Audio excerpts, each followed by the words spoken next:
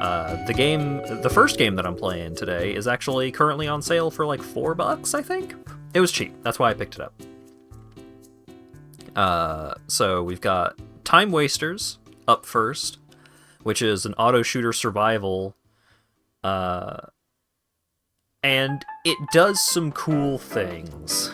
I don't know how much I like it. I don't know how good I would say it is. It's kind of hard to judge. But it definitely does some interesting things with its mechanics. And it having interesting things to talk about was just like, ooh, I just get to talk about game design for an hour. Let's fucking go. And then we have Noita, which I understand a lot of people are probably excited about, and a lot of people will probably like that game. Well, a lot of people probably like that game a hell of a lot more than I'm going to like that game, but I've been meaning to try it out. Gotta keep an open mind. It seems like you can do some cool stuff in that game. It's just the premise didn't latch me back during its heyday, when it was far more popular than it is now. I know it's still got quite the community around it, so I'm looking forward to trying it out.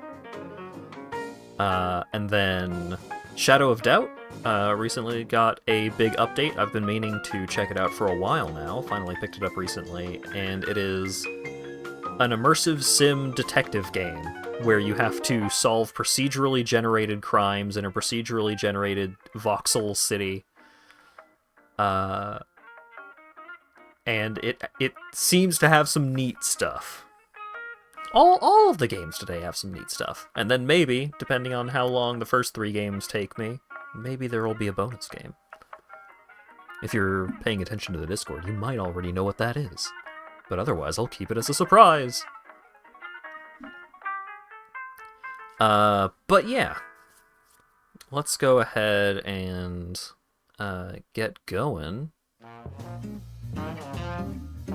Yeah, I know Toast streams it every now and then and is a big fan, so happy to see you, Toast. Shwanana. Alright. So, Time Wasters. You control a little spaceship in a set map. So it's a run-based game with a set map with set waves. And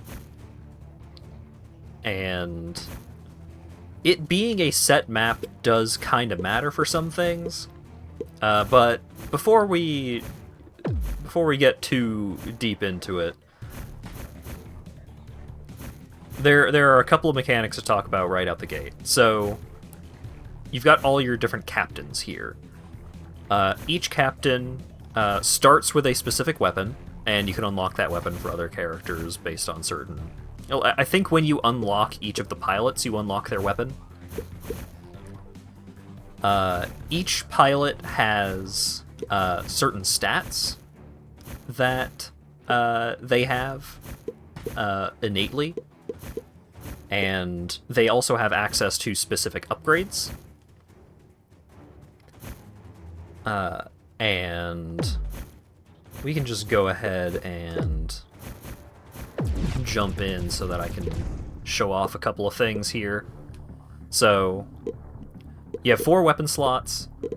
All of your, like, even the character-specific upgrades just fall into certain categories. So, like, you have hull upgrades, shields upgrades, and once your shields go down, then you take hull damage, as you might expect.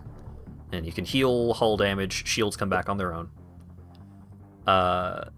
You've got a boost, you've got a dash, and so this is the pile that relates to, like, what all upgrades you have to make your boost better. Gold magnet is how much money you earn from pickups and how far you can pick up the items. And then this is... there aren't any upgrades related to critical damage that I've seen, but there are some, like, meta progression upgrades related to crit damage. But you can also have additional pilots as part of your crew. So you can have, like, you have your starter pilot and you have your pilot's starter weapon, and then you can, if you pick up like the fireball weapon and you want to make it better, and you have the fireball pilot available, you have to unlock them in order to add them to your crew.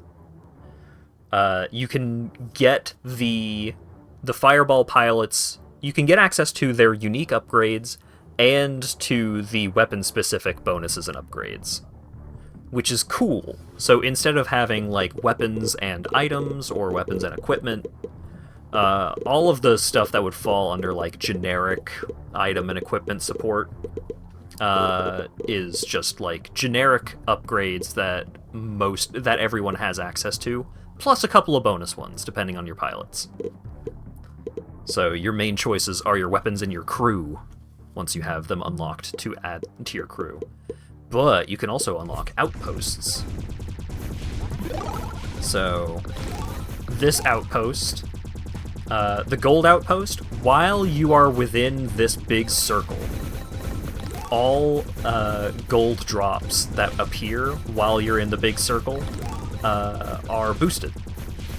And then you can unlock the gold refinery, which just has a periodic drop of a little extra money. So, like, you've got these icons around, like, in a ring around you.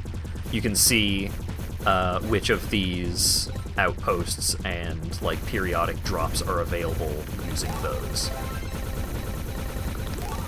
So over here you've got a time cube mine, and your time cubes can be used at the shop, or they can be used to re-roll or banish upgrades. So here in my upgrade menu, I can choose to upgrade, like, you get 3 options. This one lets me improve one of the outposts. The Super Plasma outpost is when you're in the radius, some turrets are active to help you out. I can get the Katana's weapon, which really sucks. More on that later. And here it shows who the pilot for the Katana weapon is.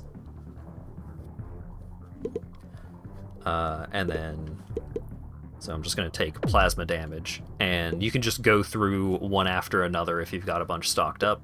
So I've got 6 stocked up right now. But you can actually back out. So sometimes it's like, oh, I don't want any of these upgrades. I'm going to go try and find a time cube so I don't waste my level on any of these upgrades that I don't care about. But over on the left there, you can see the 3 upgrades that I have available for the current weapon, and I can just press up, left, or down on the D-pad to buy one of those upgrades without having to go into the upgrade menu. This outpost just sends out a big wave of damage, so it's a nice panic button. And it's nice that it is right next door to the plasma outpost. So we've got these turrets to help us out. Here I am using my dash. This outpost gives you a super magnet, which just drags in all of the money that's in the world towards you. This one drops a healing item for your hull. This one causes a space cube portal. You go over to the space cube portal, you try to pick it up, and you've got a chance of getting 1, 3, or 5 space cubes. And the space cubes are your meta progression upgrades, or a meta progression upgrade resource. So if you already have all of the meta progression stuff, you can just ignore the space cubes, and it doesn't matter. But yeah, so the time cubes, you can use them for rerolls, you can use them for banishes, but you can also buy a pile of 4 upgrades for one of a couple of different options from the time cube shop for 5 time cubes. And you could also use time cubes to re-roll the time cube shop.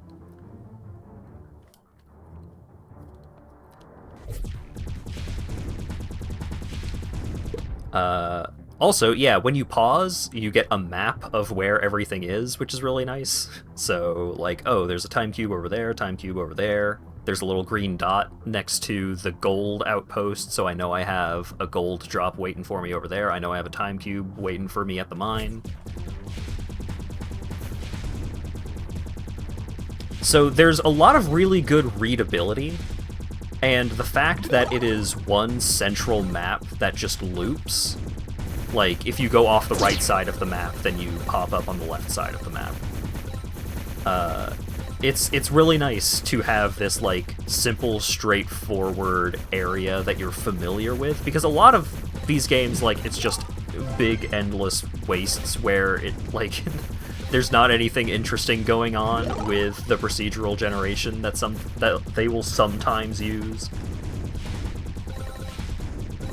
So it's just like, hey, I know the layout of this area, and so I can kind of just focus on the moment to moment instead of thinking about, like, where the fuck was the gold mine again? Where the fuck was this? Like, you don't have to worry about any of that. Which is good, because this game is pretty hard, at least right out the gate. I have a bunch of meta progression upgrades. Let me stop for a second because the boss just showed up.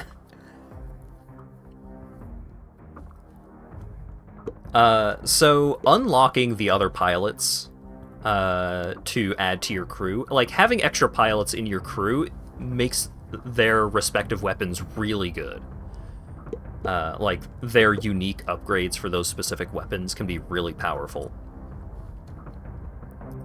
So it's good to have to like play everyone to unlock everyone to have them available as pilots to add to your crew on individual runs. You can also see, like, while you're in this menu, you can see which upgrades are pilot unique. So, like, this upgrade, it increases the damage of my plasma shot and also increases the shots per shot of my plasma shot.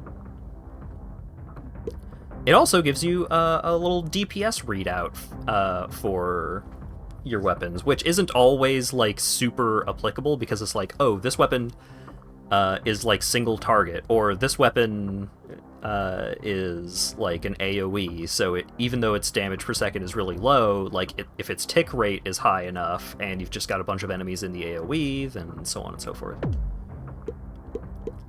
So max shields. Oh, let's get the wolf pack. The wolf pack is fun, and also the pilot is a wolf lady. Whoa.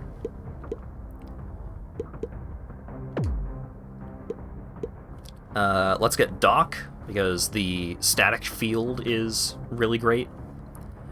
So, like, here are all of the upgrades that having Doc on your team as a baseline give you.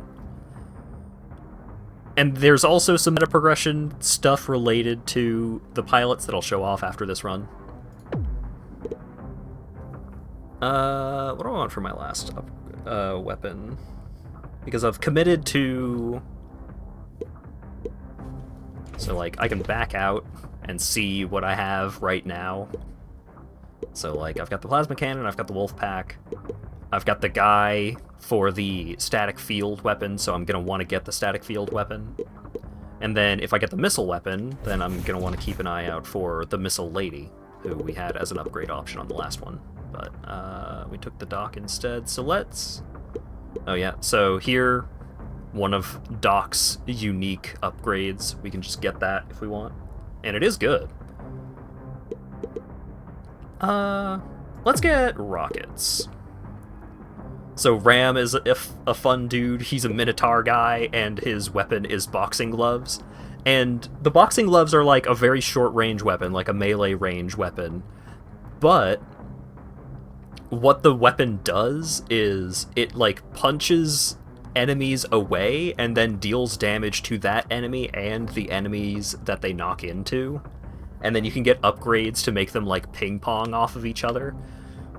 It's not super good, but it is very funny. Yeah, the katana... I'm probably gonna do a run with the katana lady after this, so I'll get to show off how the katana weapon is bad later. Recharge delay, so reduces the time that it takes for the shields to start coming back. Wolfpack ships, sure. Plasma per second. Magnet, love that. Vermilion, we don't have the fireball. Chain lightning, we don't have the chain lightning dude.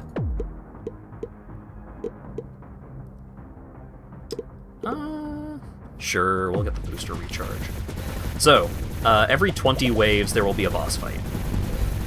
Every wave, like, in the default mode, every wave is the same, and the bosses are the same every time.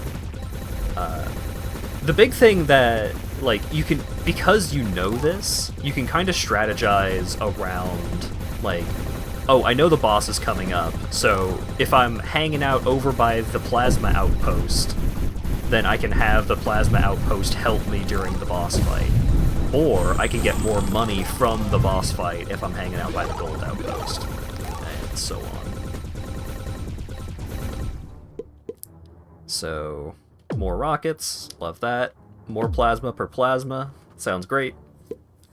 So you can, like, a lot of the outposts you can upgrade in various ways. So the gold refinery, where you get the periodic gold drop, you can get, like, you can increase the amount of money that you get from it, and also how often it refreshes. For the Nova outpost, you can increase the damage and the cooldown. For the turret outpost, the plasma outpost, you can increase the number of turrets and then how much damage they do. So it's neat that you can, like, spend your levels on making these environmental effects better to help you out. And you can, like, really have a playstyle based on just using these using these outposts as much as possible.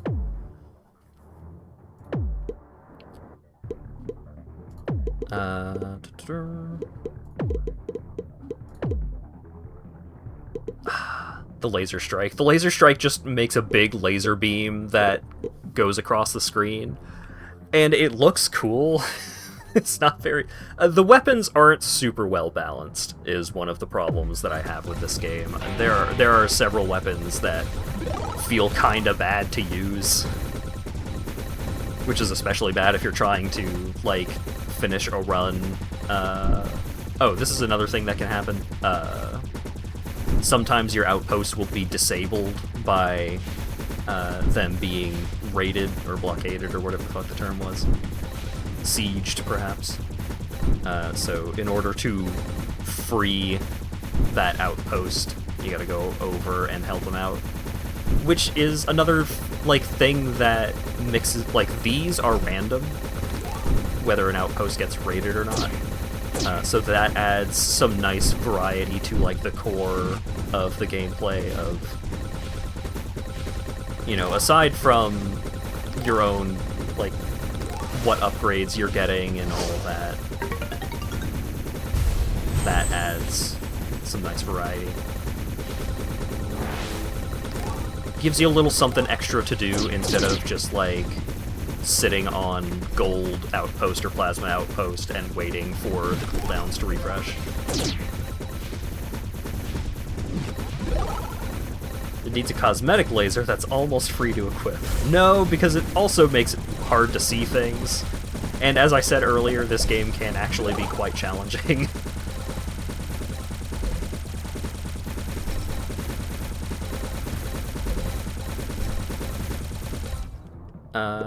I don't want any of these. The slime trail is really good.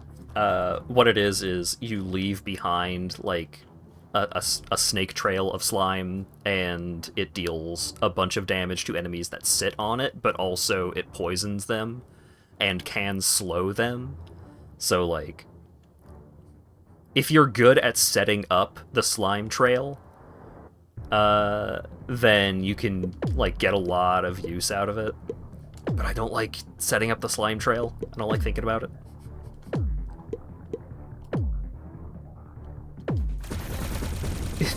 Where's my static field?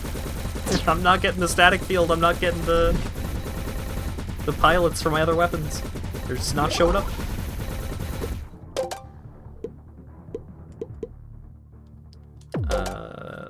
Sure, give me better missiles, better shields.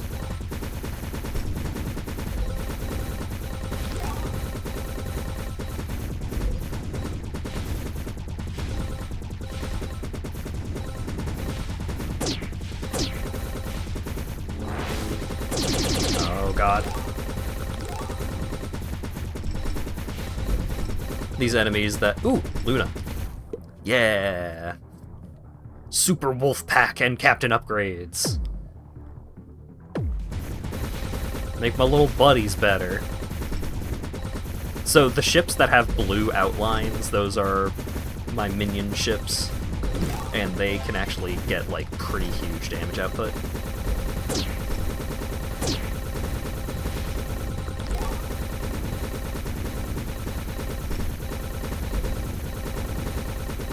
Right now, they're just getting killed because I don't have a lot of upgrades on them. And I'm, like, getting them pretty late, but here we go. Go get them, little buddies. Yeah!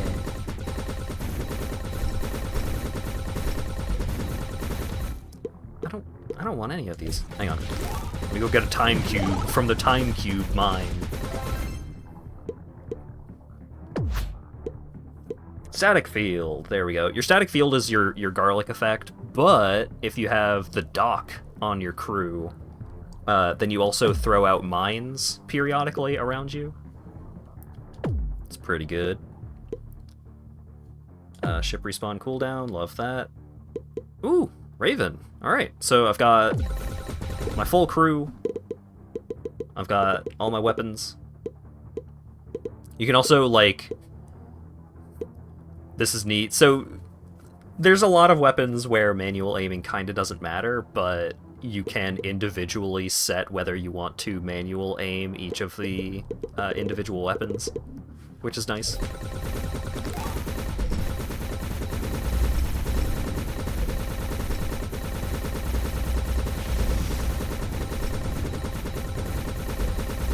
Static field damage.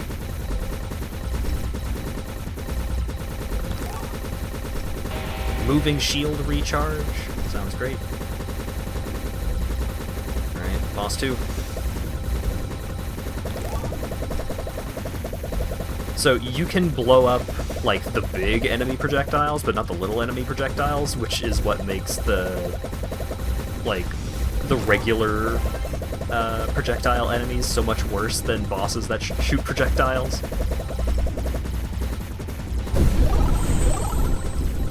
Let's improve the hull for our little buddies so they're not just constantly dying. Let's see if we can get a space cube! Woo!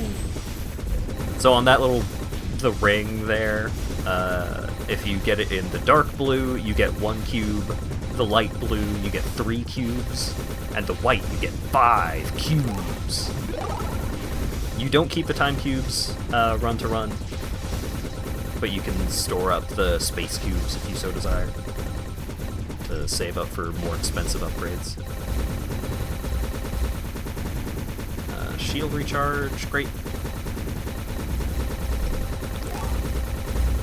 Thought the entire point of these games is not manual aim. Yeah, so I rarely ever manual aim, even in these games that allow it as an option. And usually, if you have to do manual aiming type stuff, like, there's a bunch of weapons in Vampire Survivors that I don't like, because... Like, I don't like the knives in Vampire Survivors, because you, in essence, have to manually aim those. Generally, I'm not into the manual aim. But also, for the most part, I'm not into...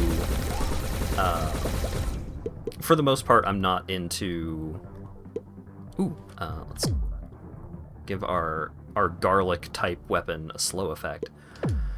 Generally, if you have to use a booster in a game like this, like a dodge, or a boost or something like that, if you're expected to use some kind of mobility, I usually don't like the game as much, because then it becomes, like, an action game that I have to pay attention to, instead of one thing that I like Vampire Survivors about for so much is just a game where I can like I can mostly just zone out. Like, I have to pay attention to my positioning. It's not just complete turn my brain off kind of gameplay. But if I have to be actively playing the game, then I am less likely to come back to it. Because either I am going to be playing a regular game that warrants my full attention, or I'm going to be playing something like this that requires less focus, less active action on my part.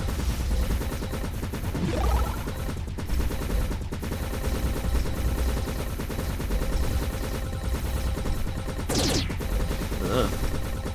The worst weapons in this style of game are the ones that you can only aim by walking towards enemy. Yeah, I really don't like those. And the boxing gloves have that kind of effect, which is sad.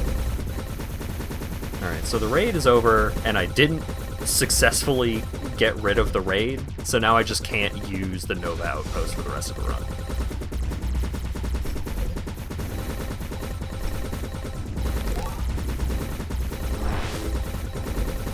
They blowed it up.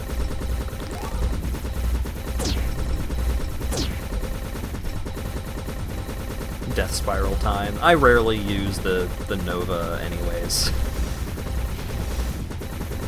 The Nova is... It worked out that they were raiding the Nova outpost, because that's the one that I use the least. So I could show off what it is like if you just let it die.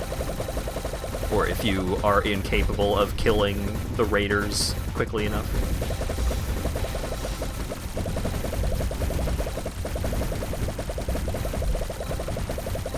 We gotta kill the elite Hellbird spaceship.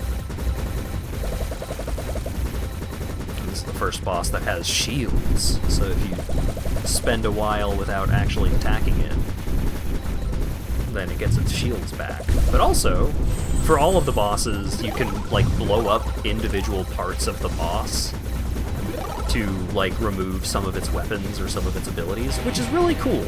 I like that.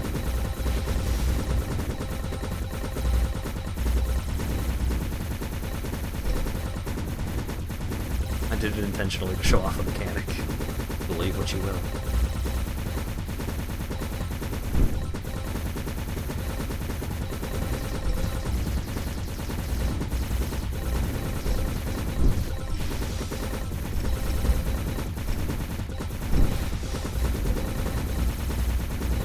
This looks like a very intense Asteroids game. Though, when I first started playing this, the first thing that came to mind was Geometry Wars.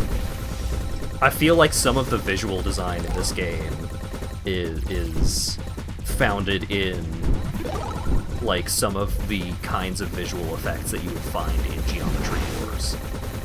Which I think is generally a pretty good place to pull from. Geometry Wars was a big game for its time, and I think it still holds up fairly well. That is a traditional twin-stick shooter. So it's not one-to-one for gameplay, but if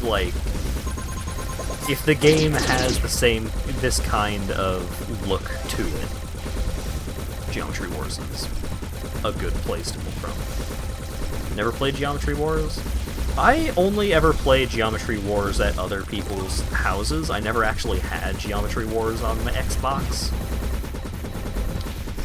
I think, like, the first game that I got on the Xbox Live Arcade was...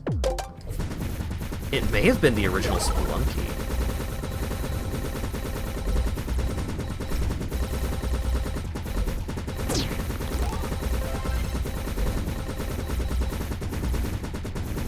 Played Grid Wars, which was a clone that was very close. Yeah, it's kind of familiar. Ouch. So, when you take damage in this, you don't have much in the way of iframes. Like, this game when you start taking damage, if you do not get away from the thing that is dealing damage to you quite quickly, then you can die real quick. The big way to prevent something like that is there is a hull upgrade that gives you a window of invulnerability after you take hull damage. But there are also upgrades that will reduce the damage that you take while you are boosting to make your boost have a little more utility to it.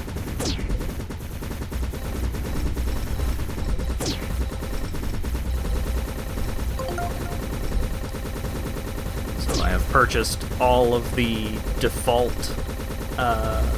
missile upgrades, so now I have access to the super missile upgrades.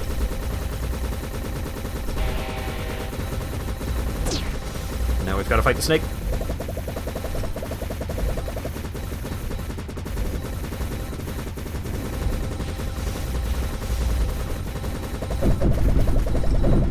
And the snake can use the laser weapon.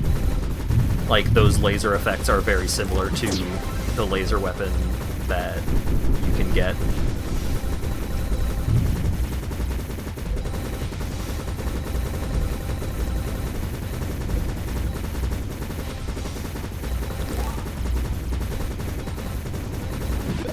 More super missile upgrades. Make my missiles huge.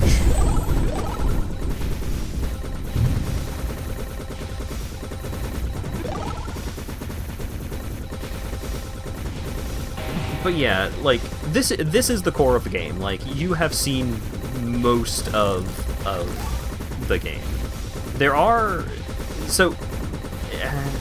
It's not necessarily fair to say that you've seen most of the game, because each character also has unique missions they can go on, which is pretty cool.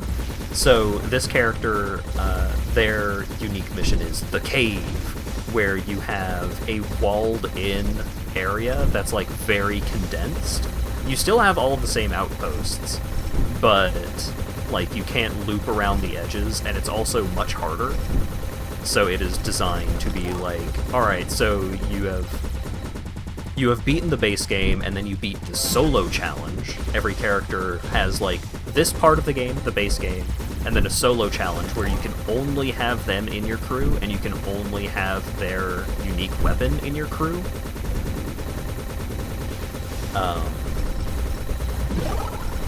Some characters, that solo challenge, I'm not looking forward to trying, because their unique weapon sucks.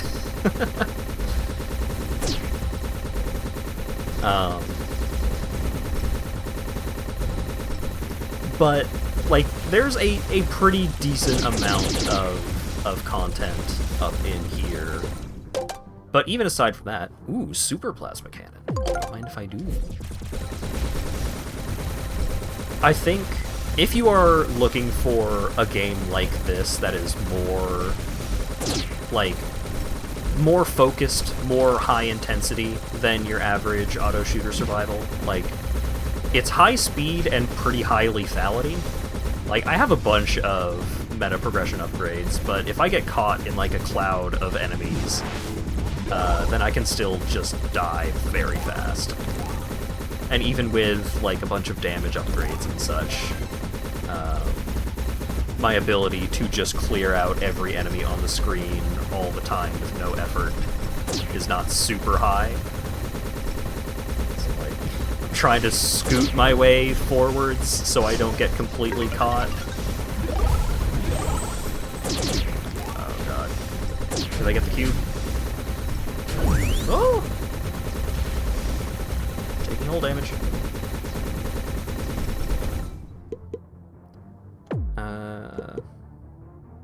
Make my plasma better.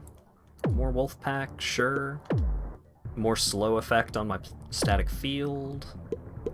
Once you have all of the upgrades for a weapon, then you get not just for a weapon, but for any category. So for a weapon or for, like, shields, once you have all of the shield upgrades available, like here you can see I have 2 out of 9 hull upgrades.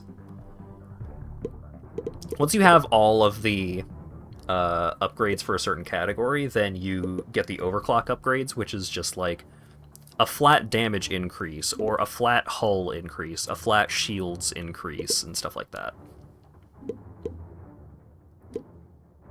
What do you get for doing the challenges? I'll talk about that when we take a look at the meta progression stuff. But one of the big things that you get for beating the game, like the base game with each character, is that you unlock them to add them to your crew. Or rather, I think you can add characters to your crew if you beat wave 100 or something like that. Like, there are different unlocks for beating certain bosses in the base game, and then there's more unlocks for beating the solo challenge and the unique mission. I think the reward for completing the solo challenge is unlocking the unique mission, and the reward for completing the unique mission is you can guaranteed start with them in your team, in your crew. I think that's the reward, but I can't say for sure. I do not recall. So, the fire ship is a motherfucker. You need to be super careful with the fire ship, because, like, if you just sit in the fire, then it feels like you are taking the damage from the fire, like, every game tick. Like, there have been runs where I didn't have the hull damage and vulnerability thing, and I sat in the fire for, like, a second and a half, and just dropped dead.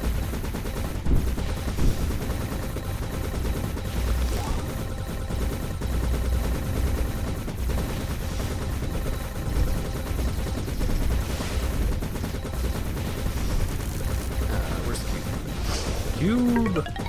Show me the money. 1 cube. But the thing I like about the space cube system of Let's Go Gambling is that if you don't get a space cube, then it drastically raises your chances of getting a space cube on your next attempt, on your next spin of the wheel. So there's a low likelihood that you will get just completely shafted on getting meta progression upgrades. And also you get guaranteed space cubes for beating the bosses, so usually it's you are getting a couple of space cubes per run. Super Wolf Pack.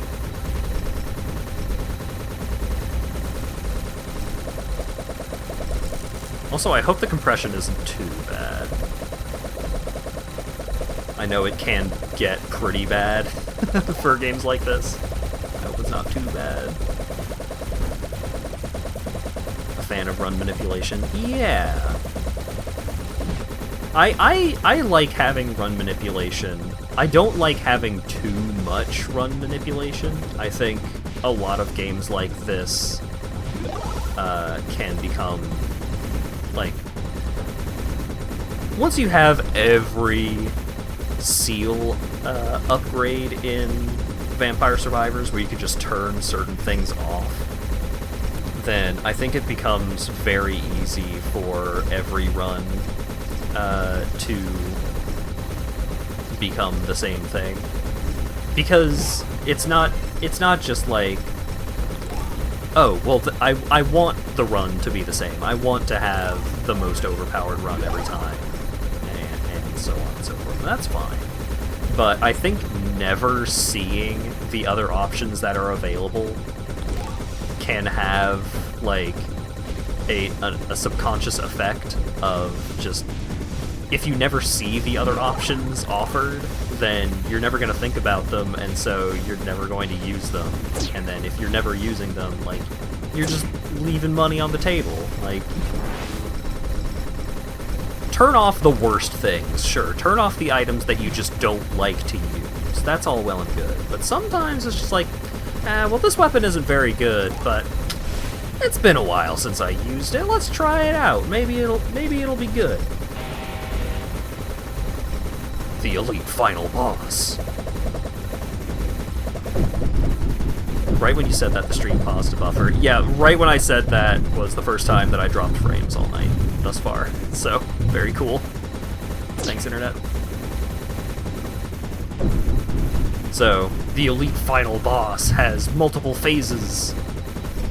And you gotta destroy the weapons for each phase one by one.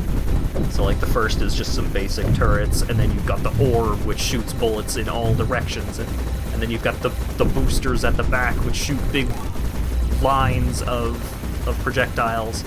And then you've got the enemy spawner, it just spawns a ton of dudes. And then you gotta break past the hull to get into the last wave of turrets to get at the core. And then you blast the core, and then you win! And then you get the space cubes! And then you can go into endless mode. But it gives you some stats. Like, here are all of the individual upgrades that you have. You can see how much damage your weapons did and all that. Frog blast the vent core! Ah! Fantastic. So, now that you've seen the core gameplay, we can take a look at some of the meta progression upgrades, which are pretty neat.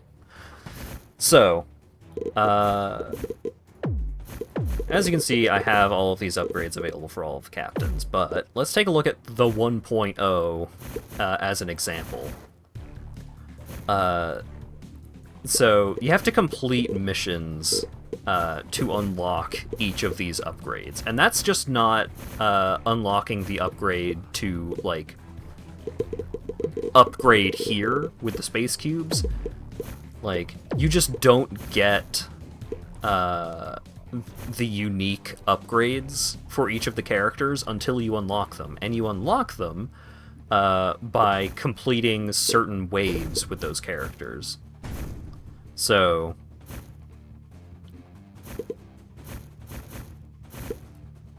yeah, so the next unlock is the solo challenge, so I have to complete wave 120 with Ram. In order to unlock the 1.0, I have to win a champion victory, which is just beat the base game with every other captain.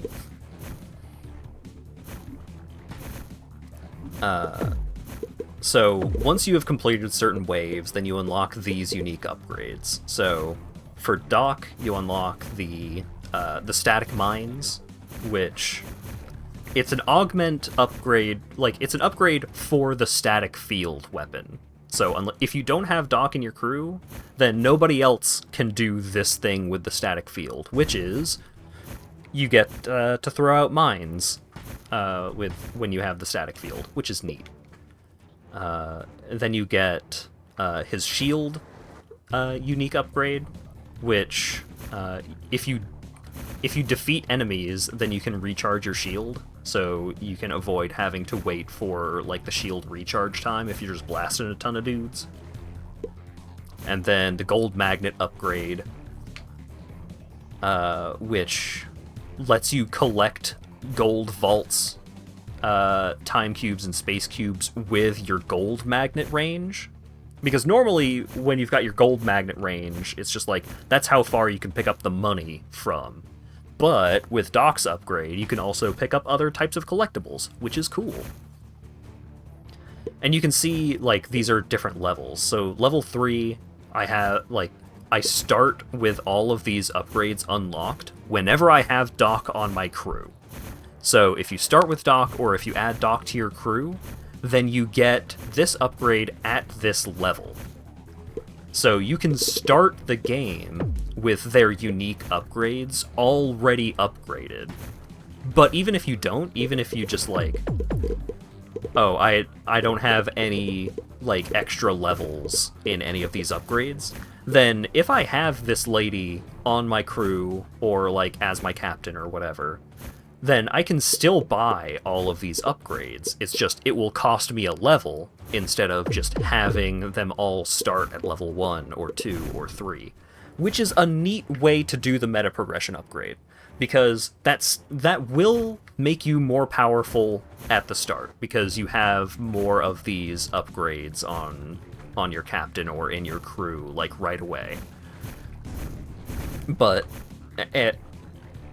instead of just, like, giving yourself a higher base, instead of having a higher top end, it just, it ends up with you, like, getting to the, like, generic overclock upgrades sooner, instead of, which is an interesting way of doing it. Like, you get access to all of the cool, like, game-changing upgrades sooner. Yeah, it's a permanent head start, and the same upgrade system is in effect for the outposts as well.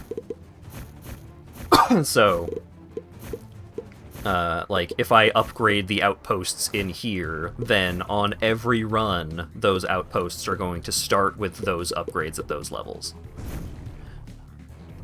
It doesn't give you a higher top end. What I meant was, it doesn't give you, like, access to more unique things. It gives you the unique things faster, and then you just get generically stronger, which is an interesting way of doing it, because, like, oh, well, I would rather just have more unique things all the way up. Well, yeah, sure, obviously. But given that, just by the nature of design, you are probably going to have a limit to how many unique things that you can have, making the meta progression a limit, like, how fast you get all of those unique things, is an interesting way of going about it. And then you can banish individual crew members if you don't want those crew members to ever show up. So, like, I am never going to take the laser strike, so I can just say, go away. I never want you to show up. But then you still have the generic power-ups. Like, these are power-ups that affect everyone, and they are just, like, fundamental like, competency increases. So gold find is just how much money you earn, and your money determines how fast you level up. So once you have this, then you're going to get to a higher level every run, and so on and so forth. Get more space cubes, so you can get the space cube upgrades more quickly. Elite asteroids are asteroids that contain either a hull repair, a time cube, or a super magnet. So those will show up more often, which is nice. Gold from asteroids. Oh, right, so I didn't talk about this. At the start of every run, you start with the SS Gold Bug around, which is... I think you can see him? Yeah. So every run you start with this guy running around, and what this guy does is he mops up your money. Like, any money that you don't collect, he will run around and pick up. But when you kill him, you get more money out of him than he picked up. So you can, like, try and you can get some of these upgrades, so the money that he picks up gets turned into even more money. And then you can also, like, upgrading him this way also increases how much health he has, so you are less likely to kill him early on. So, like, you are paying a gold tax to get a big piñata full of money later on. Yeah, it's Mr. Shakedown. The SS Gold Bug is the space Mr. Shakedown. Mr. Space Down. So yeah, that's a fun little mechanic. And then, like, base weapon damage, crit chance, crit damage multiplier, maximum hull, maximum shields, boost defense, which is how much damage you block while boosting. So yeah, these are your generic power-ups. So I do like having these power-ups available. I thought I was going to do another run, but I don't think so, because we're already getting close to an hour here. But I want to talk a bit about Death Must Die. Death Must Die is the other auto-shooter survival that I played recently, which was like very Hades themed with like a with like Diablo loot. That game has a talent tree. It has like an upgrade tree, and you get upgrade points by beating the bosses on certain waves, and like you would unlock new tiers by spending enough money in the previous tiers, just like this. But it does something that frustrates me a lot. And that is, you have a limit to how many points you can put into the upgrade tree. And to my knowledge, there's no way to unlock it so that you can just go crazy with it. You get 36 points to spend in your tree, and the last tier of upgrades has like... The last tier of upgrades for every character, like, those upgrades are super good. So the design is you can put you put points into stuff until the very last tier. That was also the game I showed off the talent tree. That was the game that had like plus 2% damage as some of the early talents. So it's like you got to spend 5 points in plus 10% damage to unlock the next tier. And then you spend points to unlock the next tier. And like as you get further down the tree, the talents get per point more powerful, or at least more interesting. And then you get enough points to unlock and put a point into one of these final talents. And it's frustrating to do that. You can't max out the talent trees in any Blizzard game. Yeah. But it's not a Blizzard game. And Blizzard games are broadly balanced, are broadly designed to have a certain level of balance to provide a certain level of consistent challenge. Death Must Die does not have that same level of consistent challenge, but also, more importantly, it doesn't have that same level, like, it doesn't have that variety of content to warrant like these varying levels of player capacity to compensate for these varying levels of challenge that you're expected to like work your way towards. You get better gear so that way you can farm harder difficulty content to get better gear. And so the talent upgrade, like the talent upgrades being so limited is frustrating in the context of a game like that, in the context of an auto-shooter survival, because those so much of what makes those games fun in the long term is becoming more and more powerful to a ludicrous degree. And having such a hard cap on your talent tree, while also forcing you to take talents on the talent tree that are very low impact in order to get to the more interesting ones, it feels like how much fun I can have is being limited in a way that doesn't make sense for the style of game that it is. So I know why they would do it, so that you don't just like farm the early levels for the meta progression upgrades and then you just become stupid powerful and then you can like breeze through all like whatever and it's super easy. And like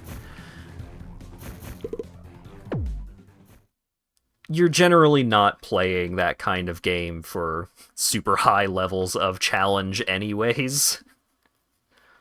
But also, it has the Obols system that Hades does of like once you clear an area, then you can add in like specific custom challenge multipliers and all of that. So like I can make it hard if I want it to be hard. It's not about removing, like it's not about just having no challenge. It's frustrating. Anyways, let's move on to the next game. Noita. Funny wizard wand game.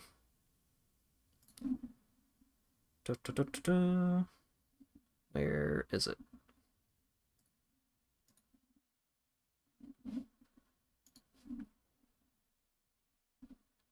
I can make it hard. Flirting.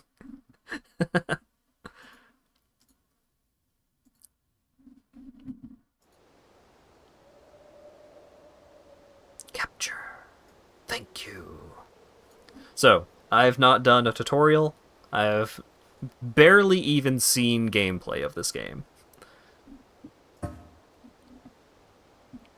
I don't know if any of these, if any options should be enabled here.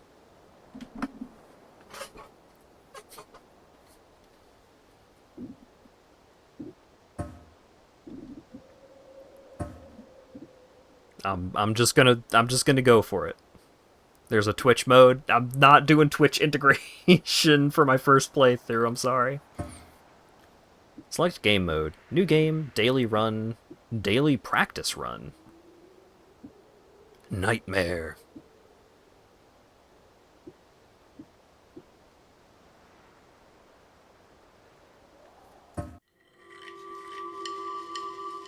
I'm just gonna do a new run.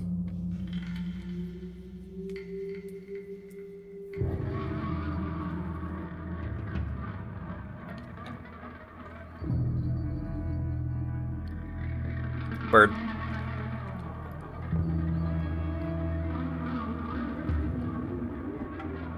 Egg hatch. Triangle. Oh, so the bird gave birth to the Triforce.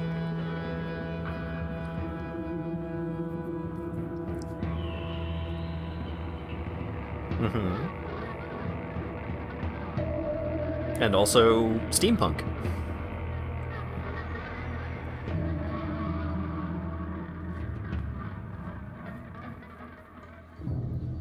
Yeah, I think that opening was added at some point. That was not something that was in the game from the very beginning. WASD. Oh, it's not jump button, it's up. I see.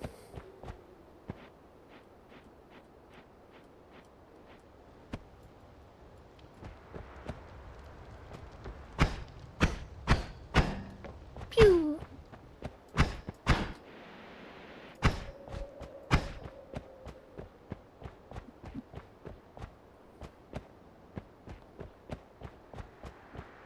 Yeah, so up is jetpack. Down is crouch a little bit, but not a lot.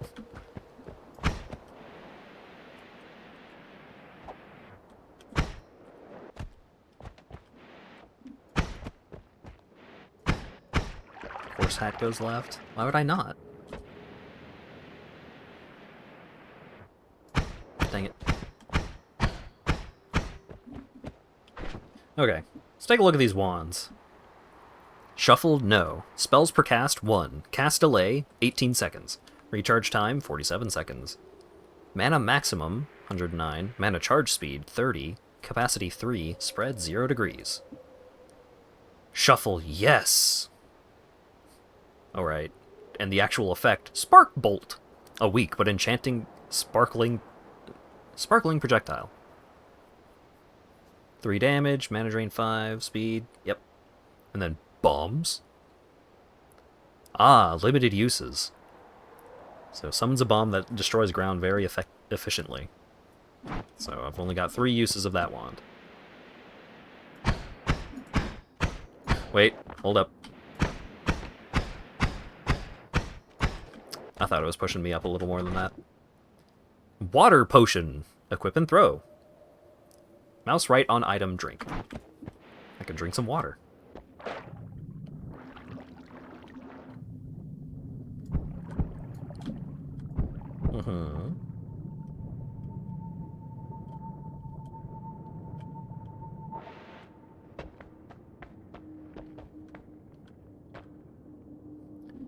Press E to pick Secretorum's Hermetis. The sacrifice of oneself to the pursuit of knowledge is the highest tribute to the gods.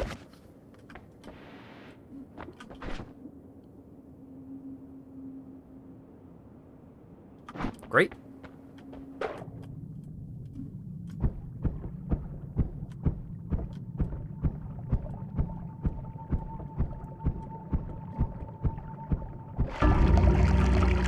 All right.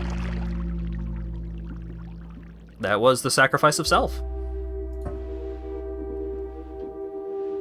Max HP, 100. Record, 100. I found a spark bolt. Okay.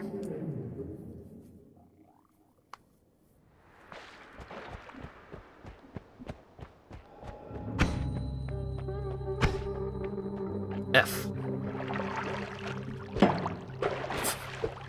Oh, I've got a Duke Nukem's Mighty Boot, huh?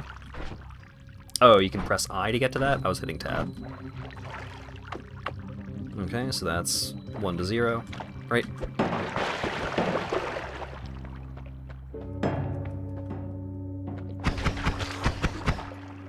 What? I have 3 bolts on this one. Oh, baby, a triple. Oh. Rusted metal, huh? Yeah, that's what I thought.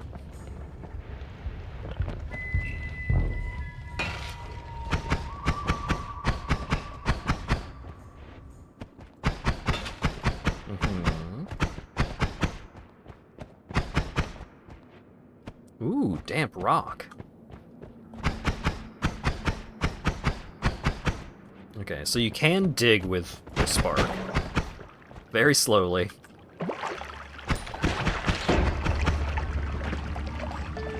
Oh, that's poison.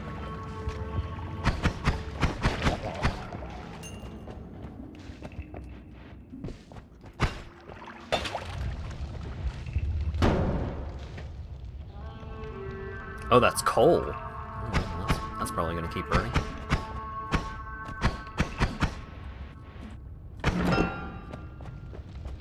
Wand! Shuffle, yes!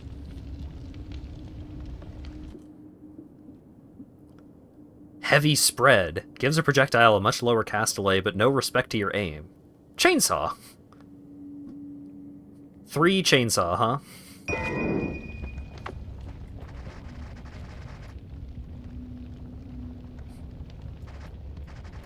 Huh.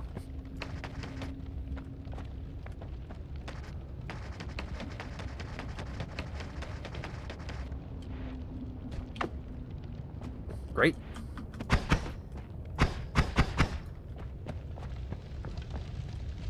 Broken wand. This wand has snapped in half, but still crackles with magical energy. Oh, you can use space to do the hover. That's nice.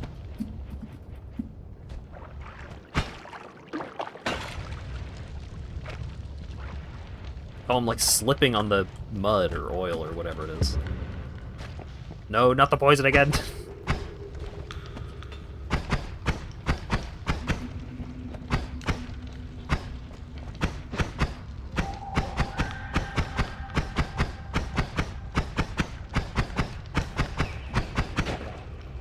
There we go.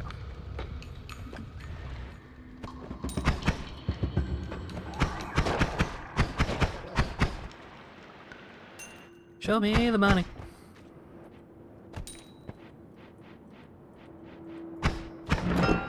Ooh.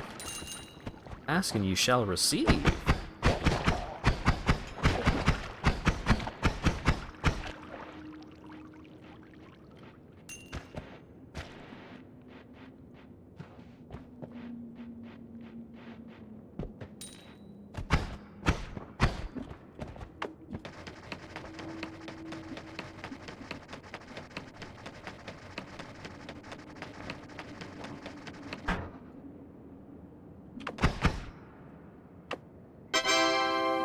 Ash_Graytree gifted a tier 1 sub to Natazergo. They have given 91 gift subs in the channel. Chainsaw is out of juice. Thank you very much for the gift sub, Ash.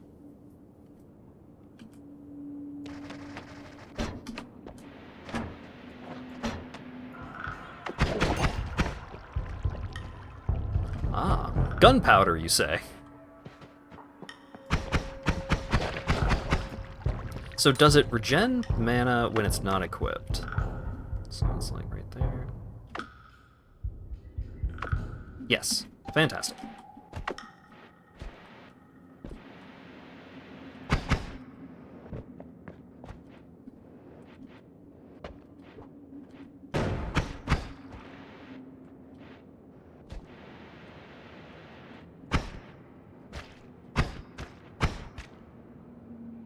Suppose I need fire to try and light it up.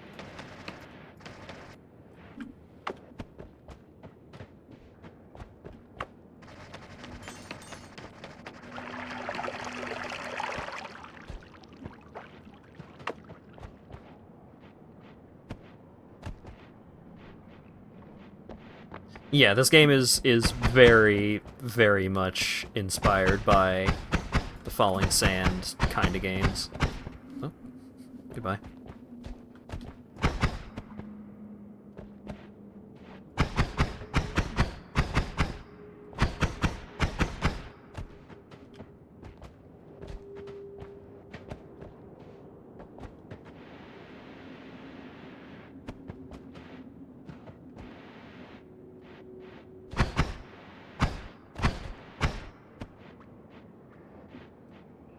You can use the engine for a kind of game without being that kind of game.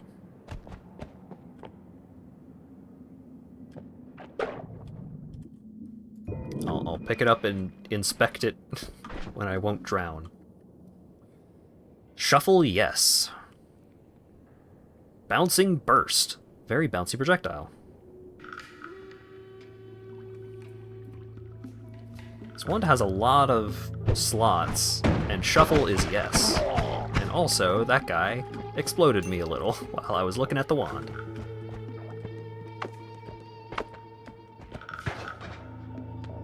Okay, so those projectiles don't hurt me, so that's nice.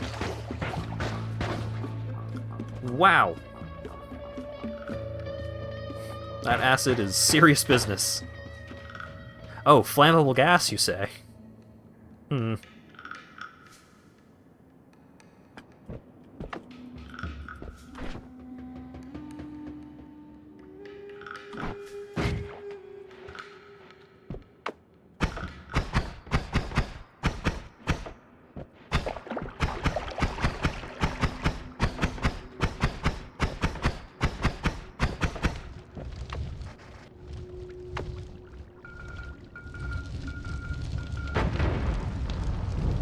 Ah, I'm on fire!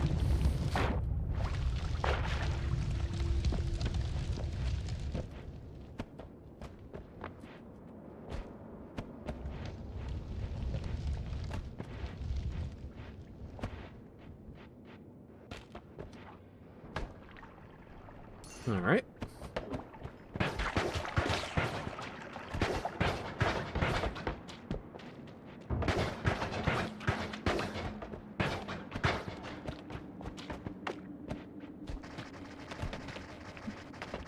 Let me in.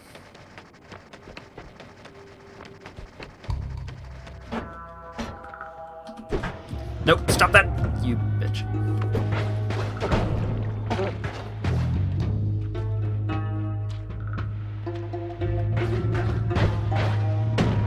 Oh my god, he's so good with it.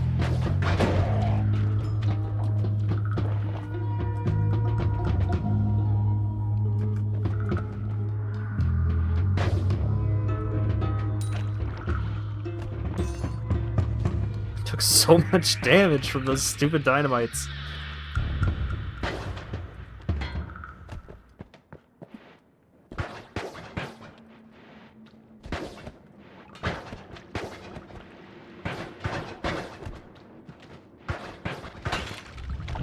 Ah! Get me out of here.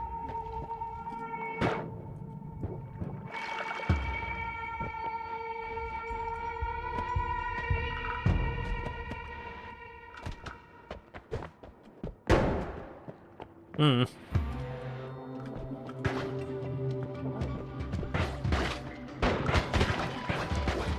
There's so much fire around here. So many things that can start fires. And that are fires.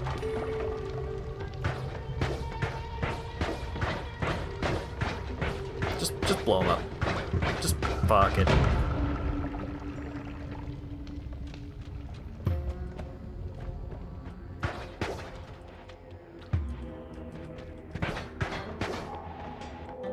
Metal, huh?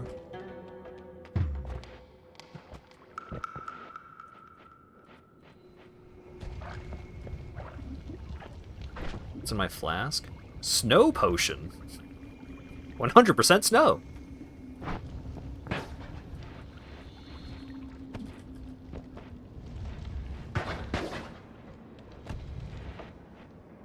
Snowtion. Yeah, you're right. When you're right, you're right.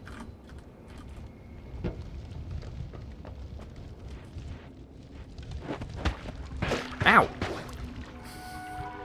Didn't realize that was a guy. Dudes are just falling from the ceiling.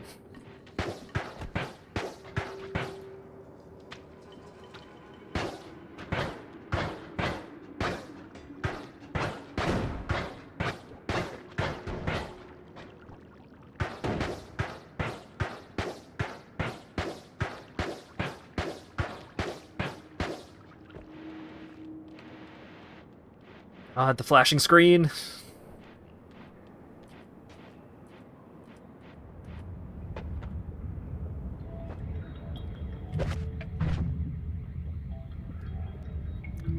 If all the mountains were made of silver and gold, what would they profit a man who lives in constant fear of death? Hence, there cannot be in the whole world anything better than our medicine, which has the power to heal all the diseases of the flesh, says Tabula Schmargishbart. Alright. Bone.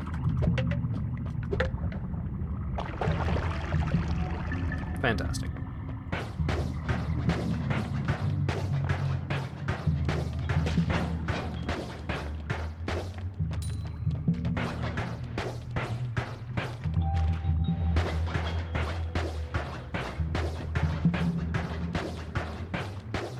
There we go.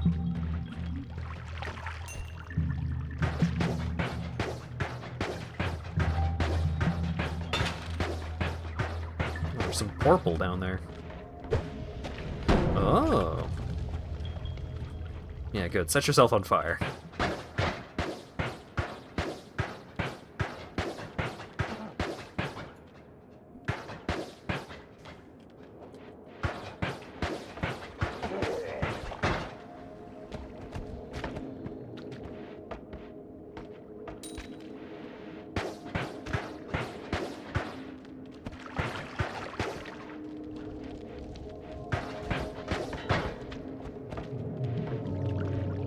Entered Holy Mountain.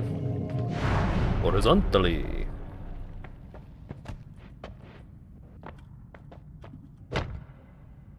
Great.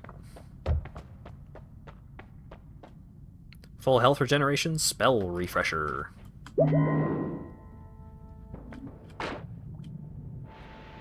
Some puddles to rinse yourself off.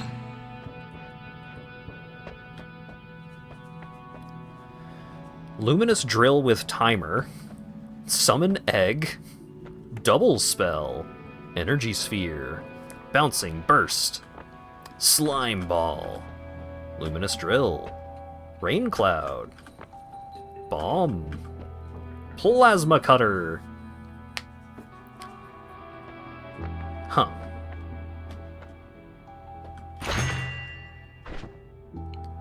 Simultaneously cast 2 spells. So... put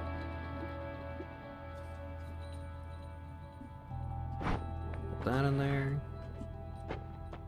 Egg is 50% off. Oh. Sure, we'll summon egg. Summons an egg that houses a friendly creature. Alright.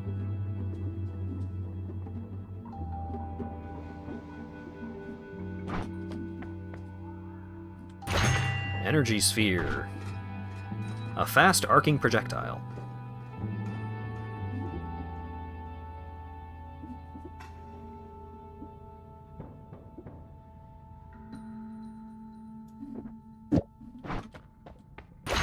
Bouncing burst.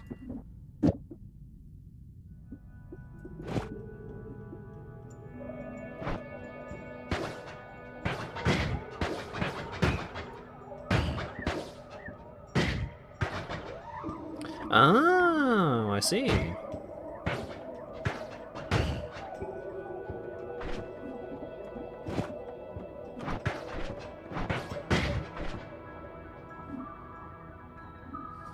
But it's shuffle. That's annoying.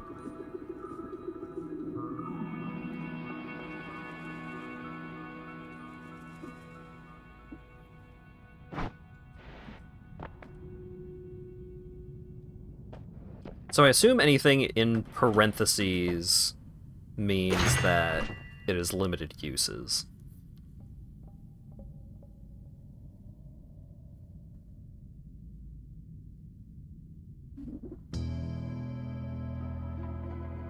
A good tool for cutting meat, also has some magical properties. So...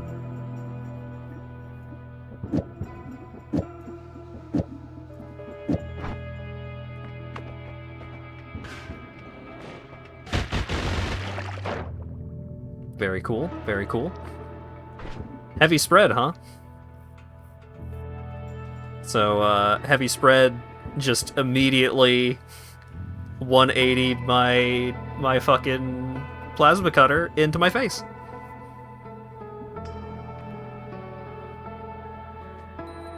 So now I am going into the next level with 26 health.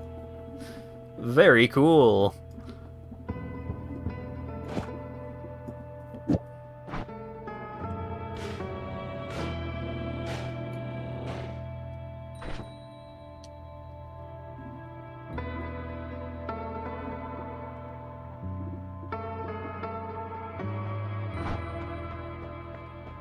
Fantastic.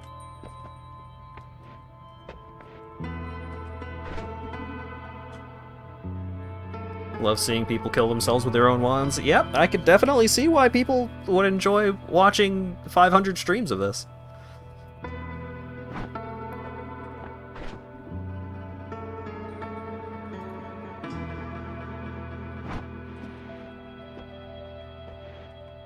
Alright.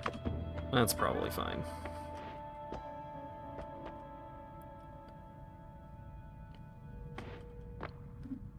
Press E to pick more hatred. Creatures become aggressive towards each other. There will be an additional item in every holy mountain that you haven't discovered yet. Every time you visit a new area, you regain 60 health. Yeah, that one seems good.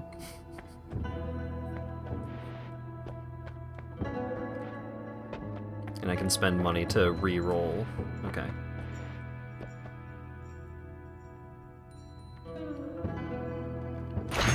You know what? Fuck it. Add these to my glossary, sir.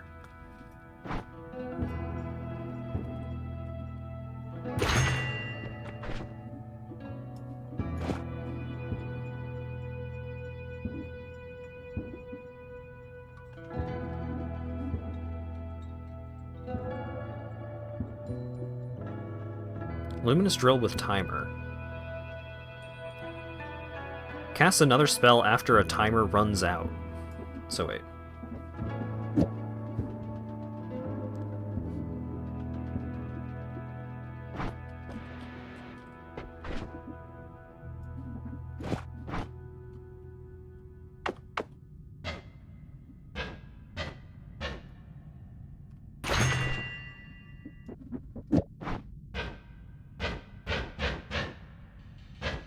Huh.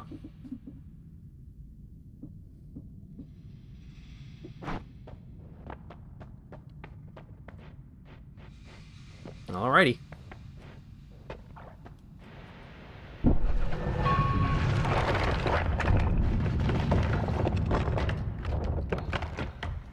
Okay, bye.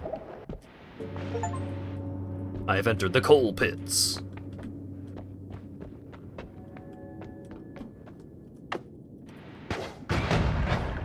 Oh. Oh. Fantastic.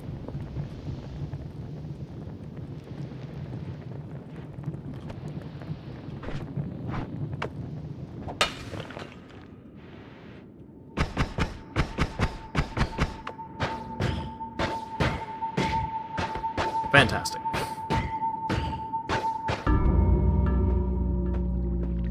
Well, cause of death, we got 100% rate of drowning deaths. The snow did put out the fire. You can't fault it for that.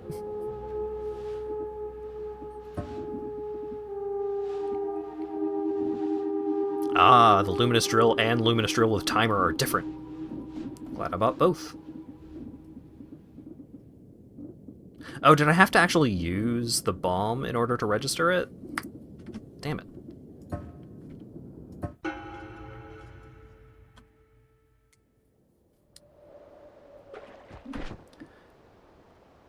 Triple energy sphere.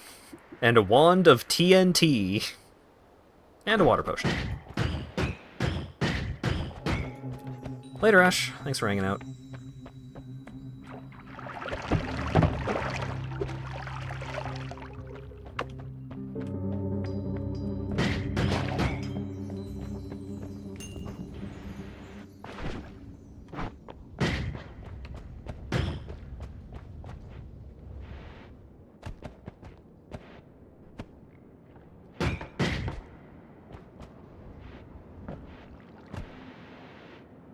Later, N.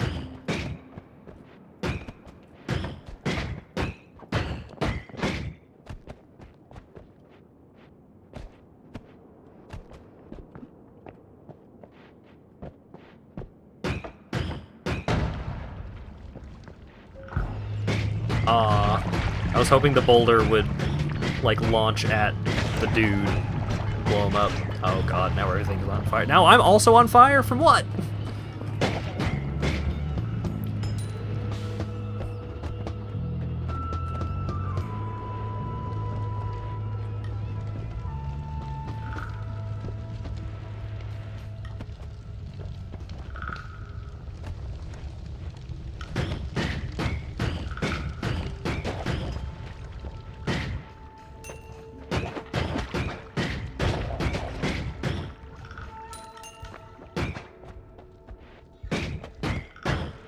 Alright.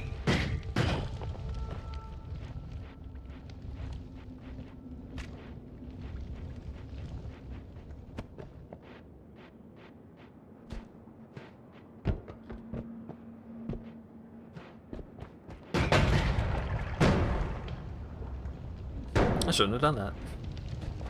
There's, not really a way out over here.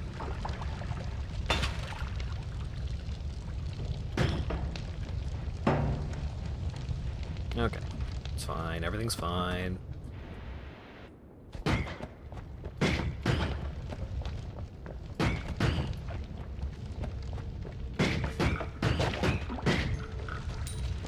Everything is always on fire around here.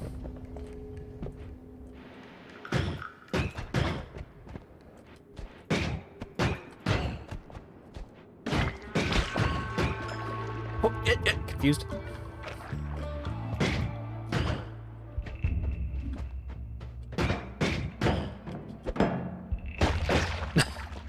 Great.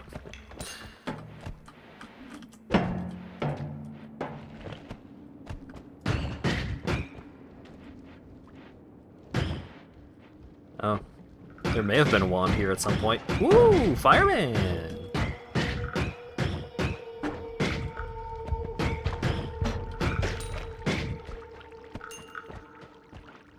There's a wand over there.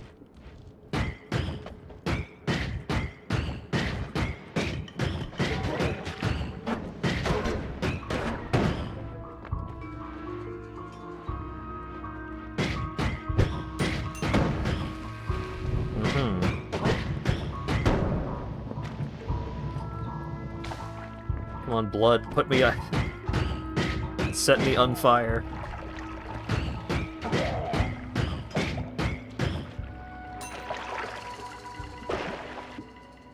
Oh, that guy yoinked the wand.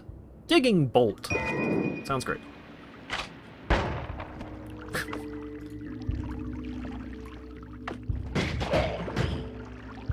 That guy had a wand of bullet slinging.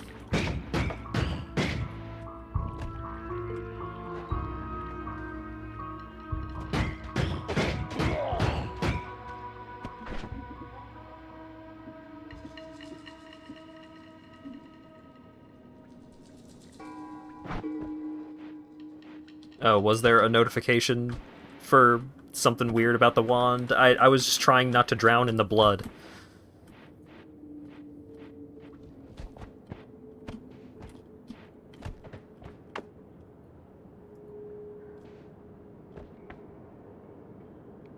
Well, it digs. It's not amazing at it. Rain cloud creates a watery weather phenomenon. Ooh, no shuffle.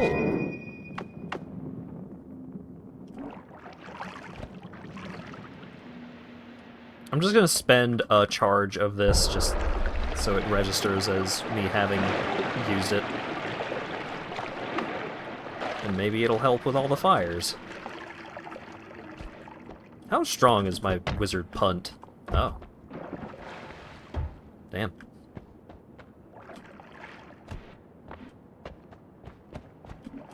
Wizard's got a leg on him.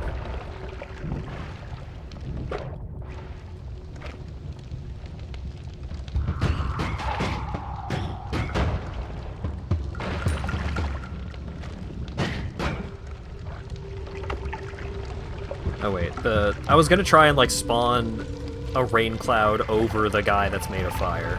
Oh wait.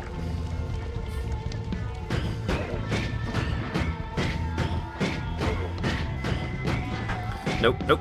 Don't you shotgun me. Frick off. I'm stuck.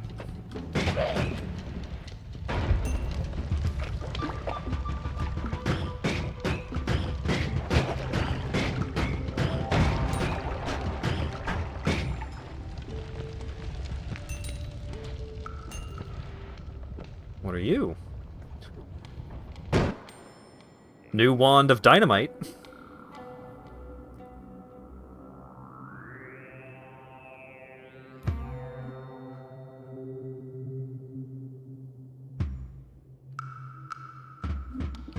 Yeah, that seems good.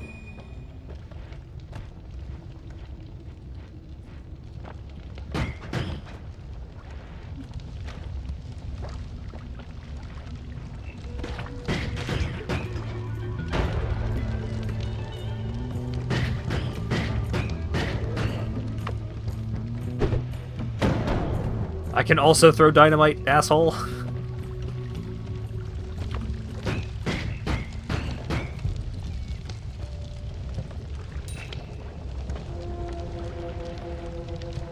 Alright.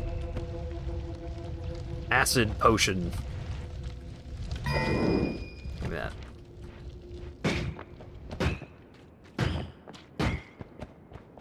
It is weird that the gold has like a timeout on it. Doesn't really seem like it ought to, but...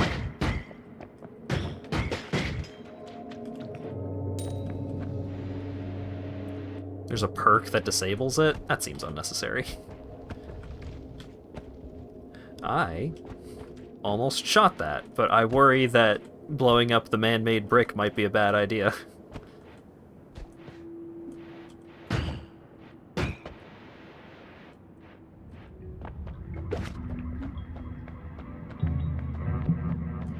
Trying to encourage you to take risks. I mean, a lot of things in the game just exists as a risk already.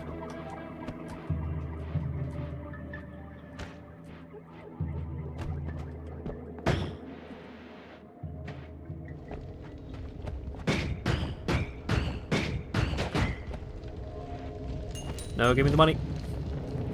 Oh, well, in we go. I'm still on fire.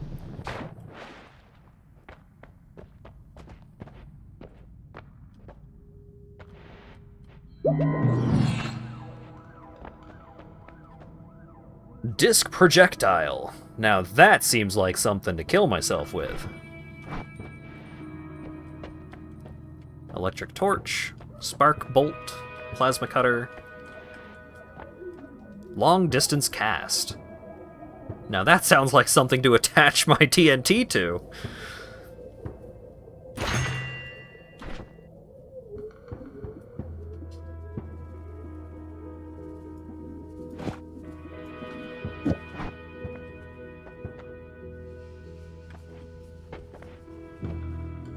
Chain bolt.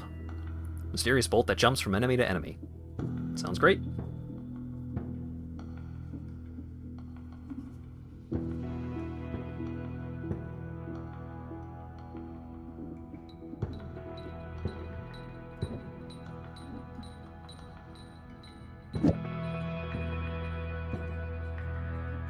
Okay, spells per cast 1. Okay, so you cast it, and then it does the next thing on the list, and then it goes through the list sequentially. Got it.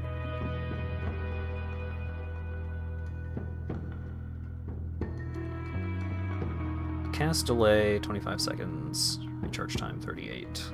Compared to 0.05 seconds. Slightly higher recharge time.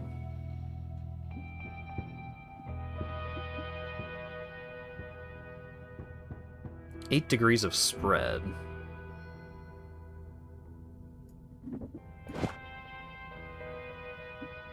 Hmm.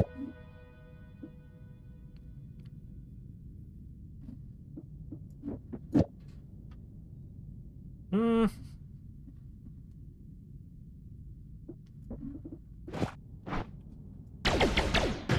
Ooh, okay.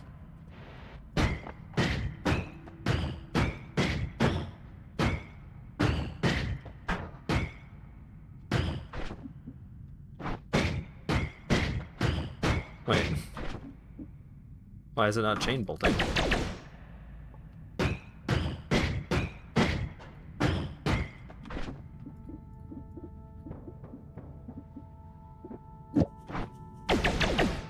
Oh, it costs a lot of mana.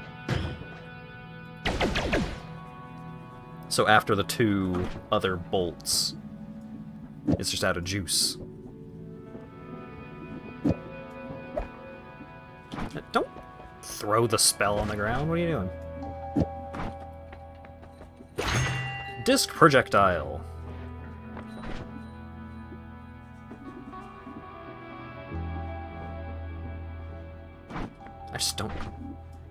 I just don't trust this wand at all. You know.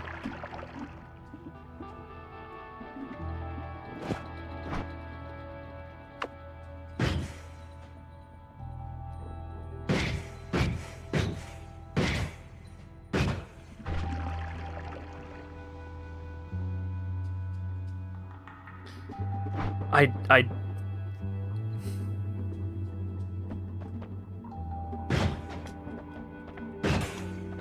Okay. It does hurt me.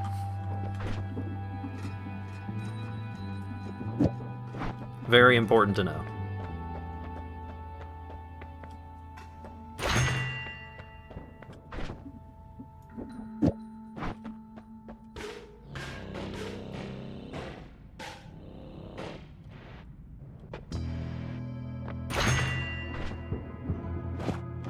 I'm going to guess this also hurts me. Yes.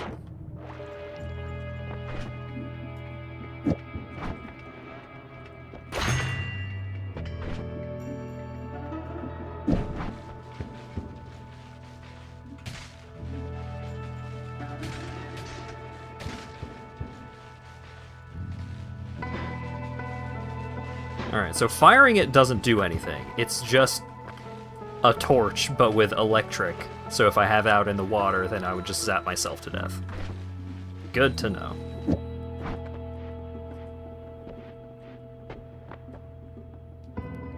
That's the scariest wand you've made yet.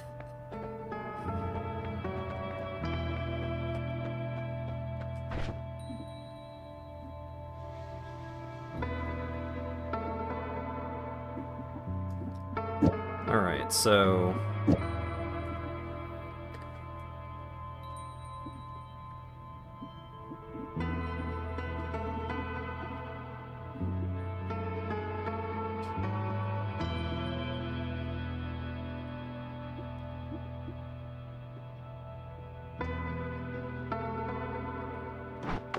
I kind of like having two different wands for, like...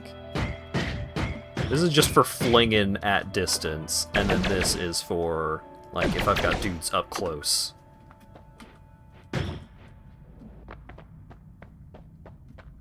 Alright.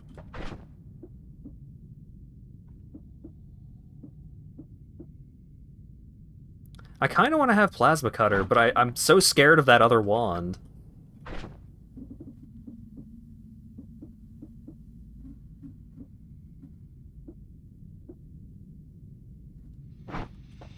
Oh well. Projectile duplication. Your projectile spells have a chance to duplicate, but you're more vulnerable to projectile damage. Slime blood. You bleed slime, but slime no longer slows you down, and you have higher projectile resistance. Phasing. Projectiles seemingly phase through you.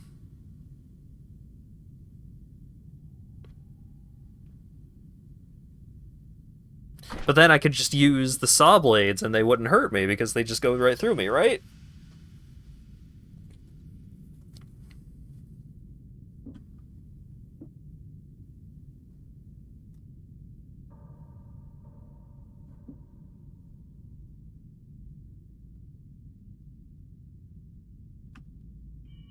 If one of these is deceptive, should we tell you? No. It's fine.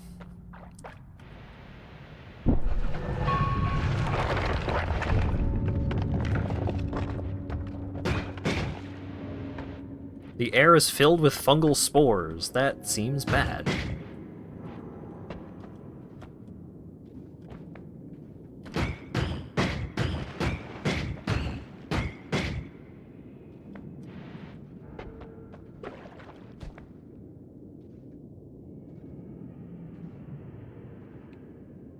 How do I get you?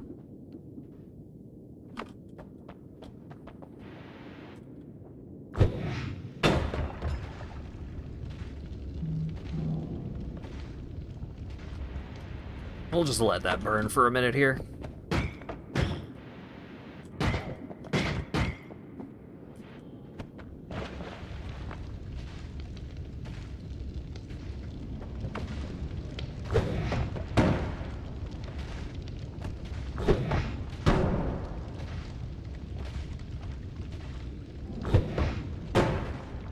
There we go. And now we just wait for that to die out.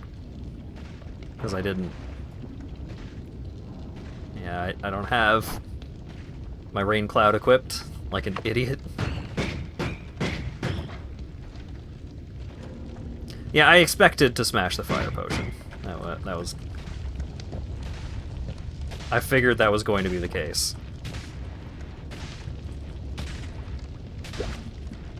Okay. I picked up a thing.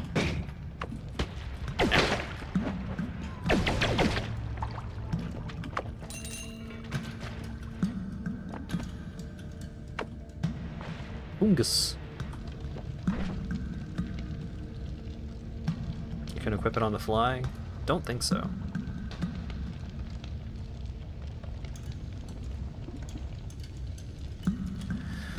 Ukoskivi. The small rock makes you feel very charged.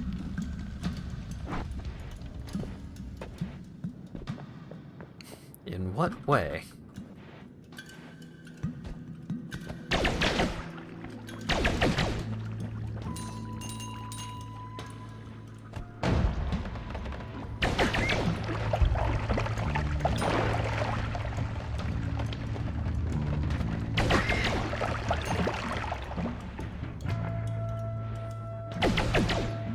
Huh.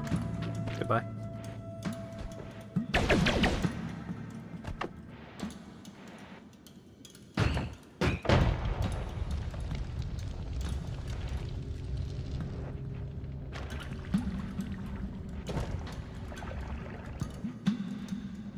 Oh yeah, I assume you don't take fall damage, but I'm not sure of that yet.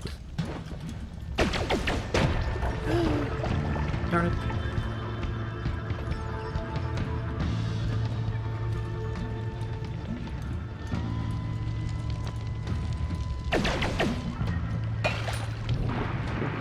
Rude!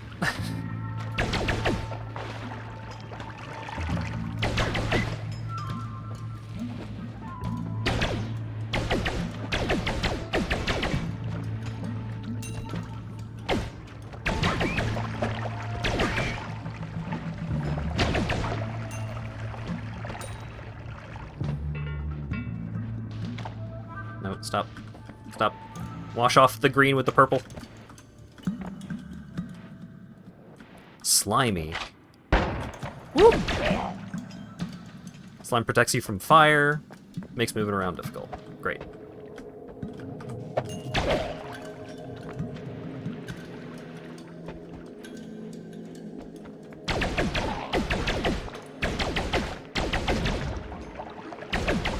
Ooh, money!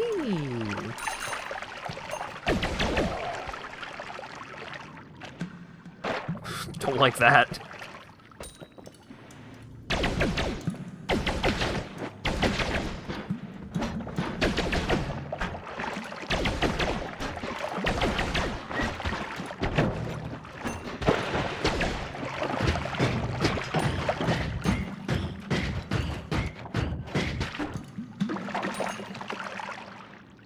Give me the money.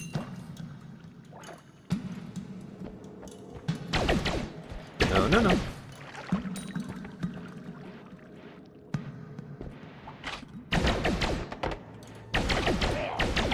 Oh yeah, this chain weapon is fantastic.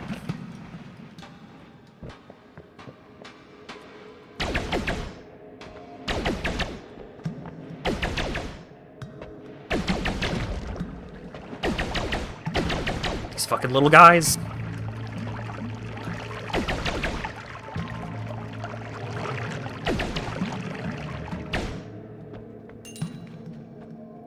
What is that? I don't want to go in the portal yet, but I want to know what that is. But there's money. Damn it.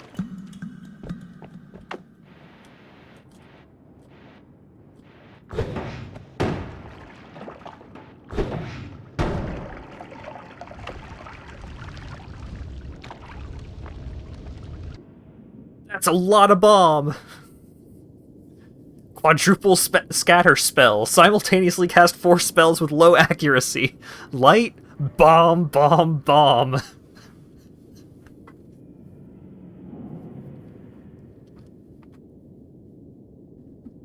Always casts Luminous Drill. Yeah, that's neat. Yeah, that's a bomb shotgun right there. I mean, I've got an empty slot. I might as well.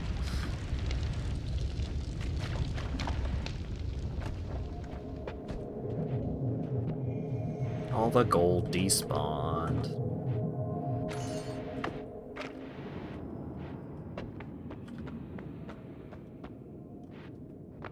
Yeah, so what I worry is that, like, it always casts Luminous Drill, but it's gonna have the drill, and then the bombs are gonna hit the drill and immediately explode. That's what I expect the sequence of events to, like, when casting that wand would be.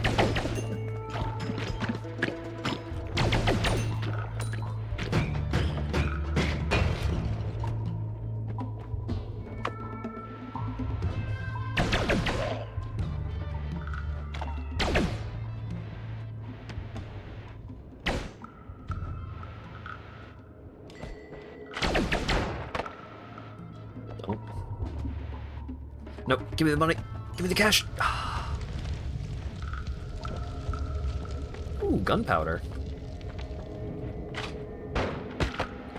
Ow.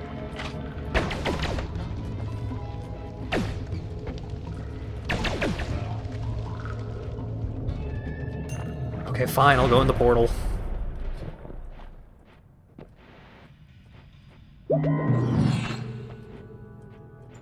Wand shop.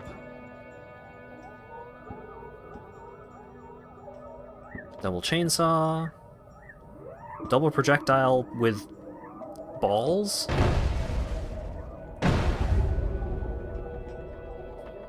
Don't know what's going on. Huh?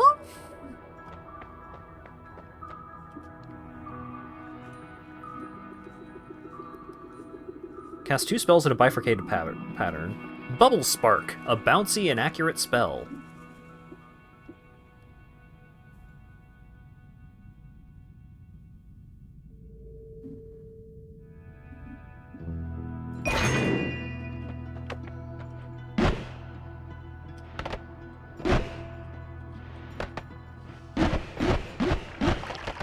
Neat. Seems pretty good. Spin! Okay, spells per cast 4. If I take that out, it's still 4 spells per cast.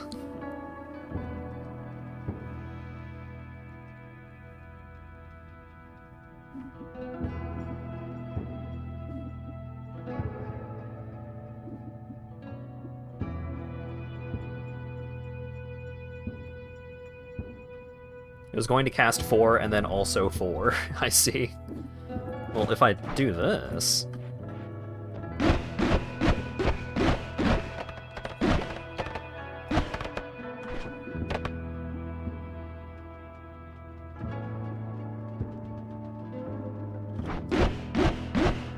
Now I get more bubbles. Love that. Oh, wait. Can I? Do they actually stack? Seems they do. Oh, it shuffles. I see. I see.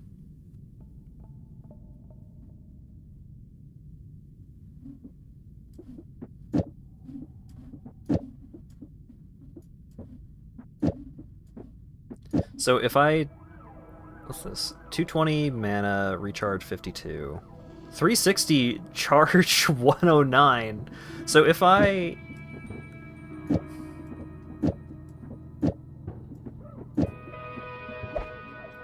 No, get the bubbles.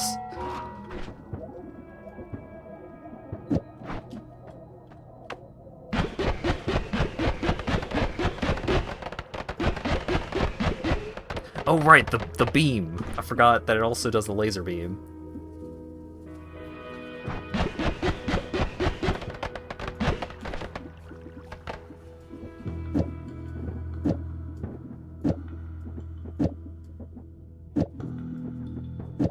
The fact that it shuffles is annoying.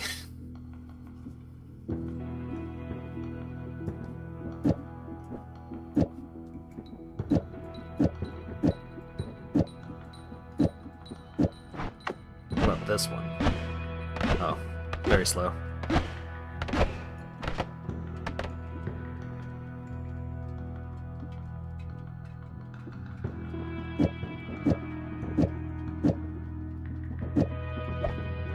Stop throwing the bubbles away.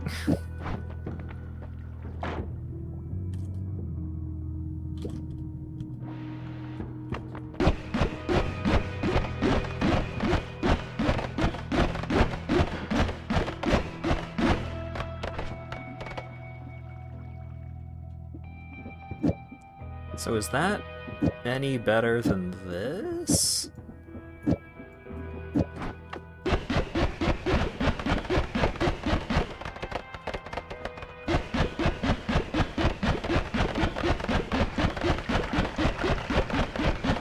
The problem with this is the always casts the drill thing.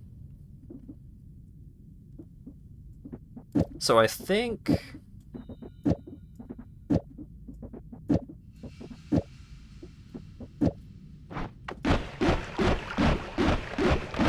I think this is the way to go, of just bubble shotgun on this wand. But then what do I do for this one?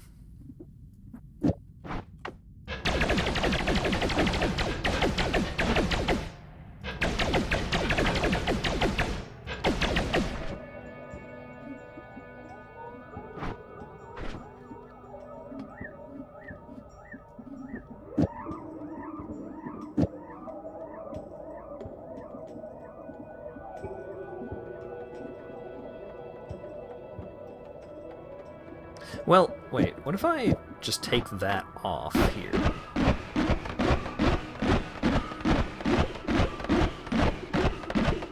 That still seems pretty alright. Really.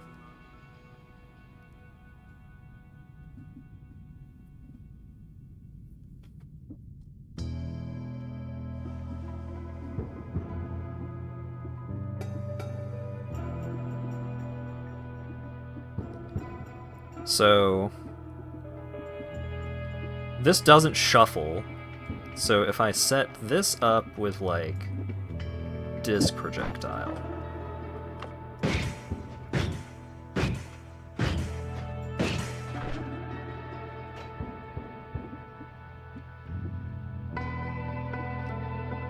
Oh, it needs to be multiple spells. So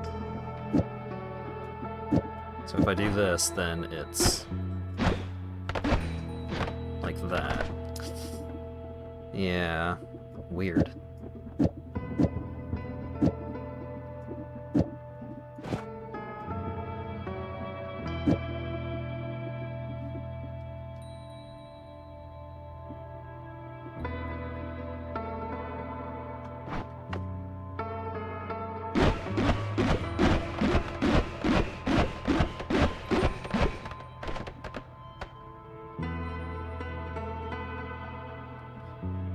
They're so quick to fire, they're all shooting at once anyways. Huh.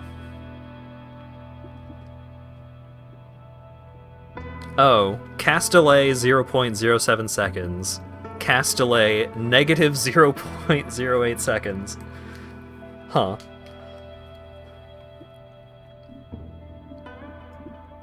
But it just seems like there's not much difference. Well, no, that's definitely more bubbles. Okay. Yeah, that's fine. We'll...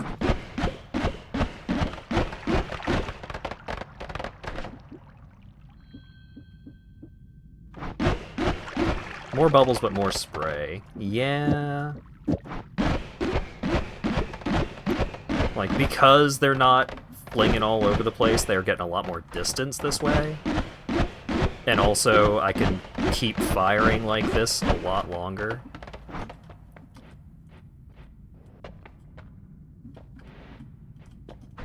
Yeah, if we add the bifurcated... No, that's still adding a lot of spray, of spread.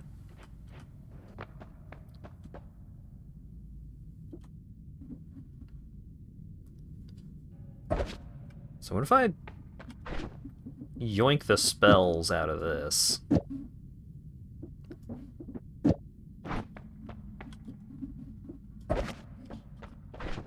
What if I shove more spells into this? What does that do?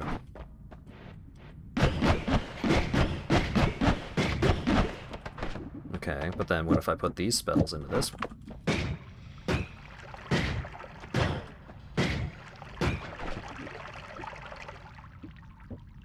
It seems like bifurcated is taking priority.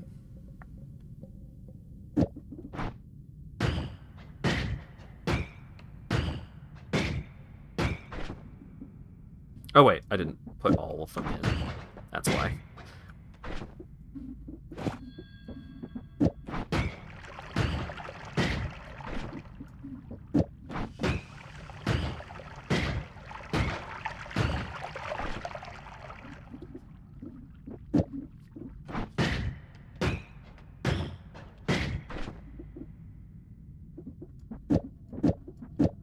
Projectile modifier.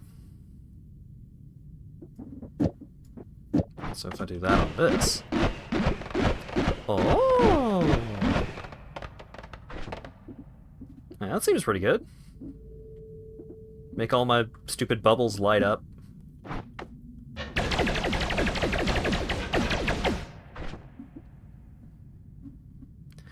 This wand seems like it has so much potential, but it kind of feels like just having it with just the chain bolt seems good.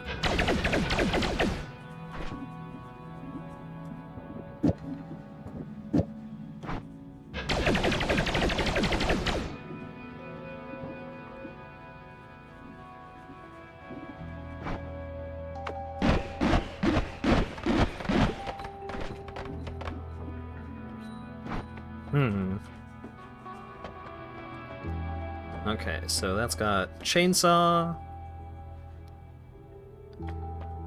It's got a bunch of nonsense.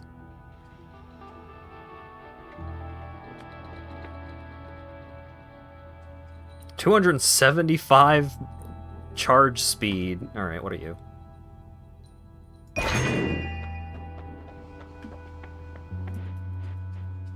What is this effect? Odd Firebolt.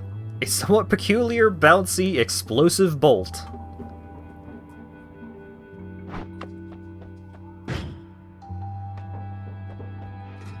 Huh. It's like a firework.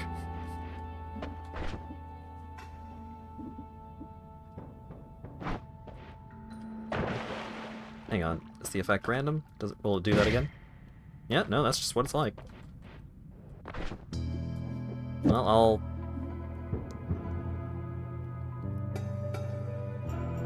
Well? Oh, the cast delay is pretty high on this thing. It's pretty slow.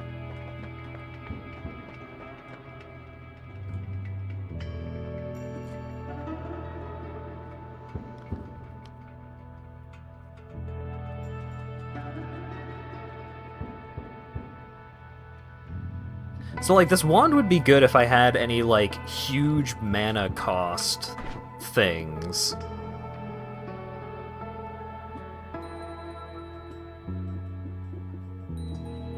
But I kinda don't. Like, I've got the plasma cutter, I guess.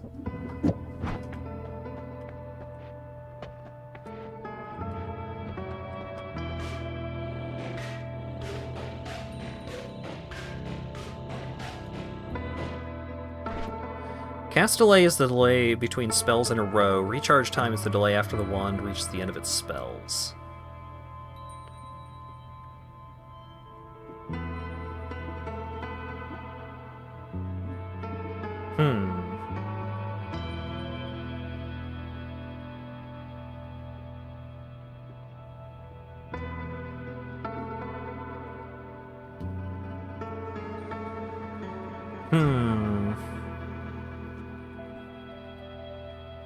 It's still pretty slow in that regard. But this is like very consistent, very reliable plasma cutter. But I do have the other one, the drill, like always casting off of this.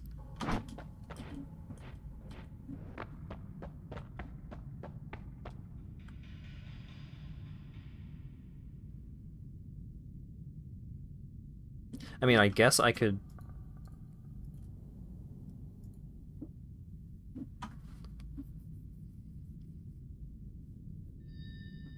This wand... It's got really low cast delay, like decent recharge time. But I could just use this because of, well, it's also got bigger spread. I don't know.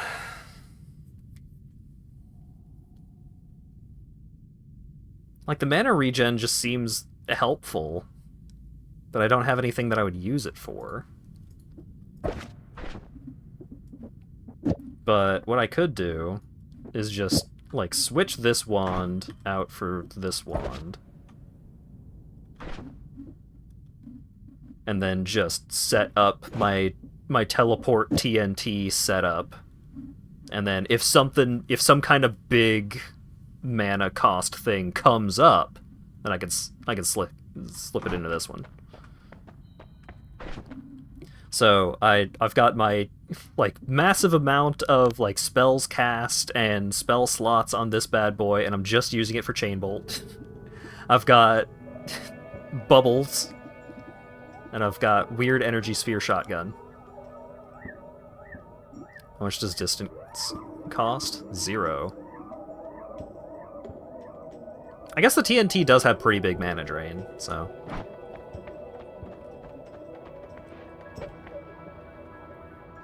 No wand tinkering. Wands cannot be tinkered with, but enemies may drop blood money.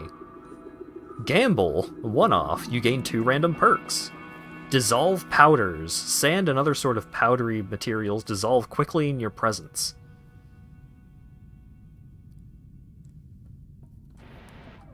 I don't have the money to re-roll. Damn it. Let's go gambling! You gain a small permanent shield. A divine blessing allows you to tinker with wands anywhere. Yeah, those seem pretty good.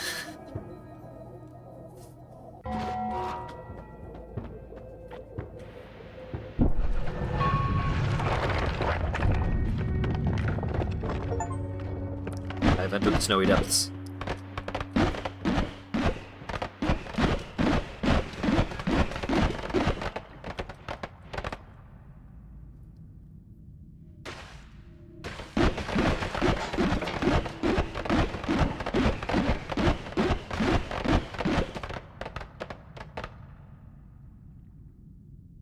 Freezing vapor, huh?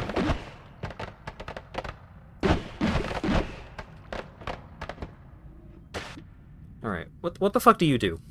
Magic missile, a fiery explosive projectile. Triple scatter spell. Personal gravity field makes creatures hit by a projectile gain a temporary gravity well that draws projectiles in.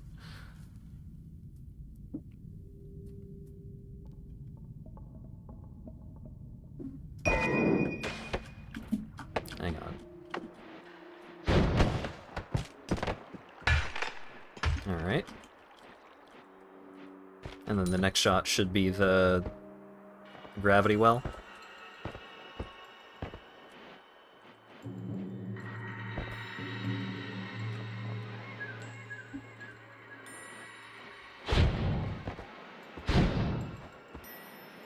It's not actually casting it.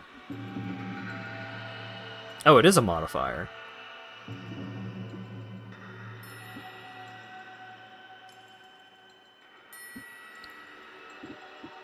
Then what is the triple scatter doing?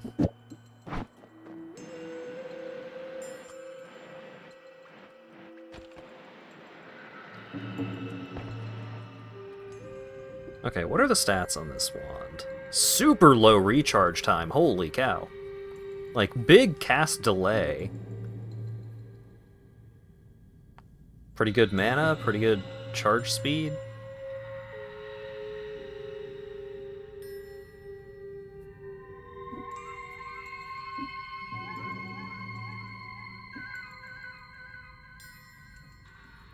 Alright, well, I want to yoink the spells off of this. So I don't know if I would ever actually use this as it is. Alright, shift click. Toast said.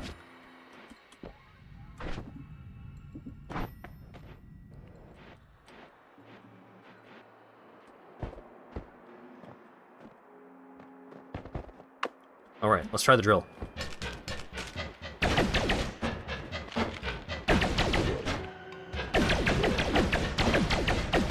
Ugh.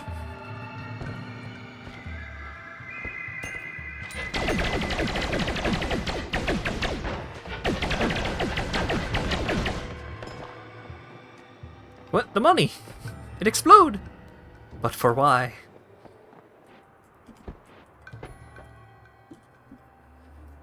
Triple spell. Simultaneously cast 3 spells. Fire trail. Give a projectile a trail of fiery projectiles. Lightning bolt! Now that's a big mana drain spell!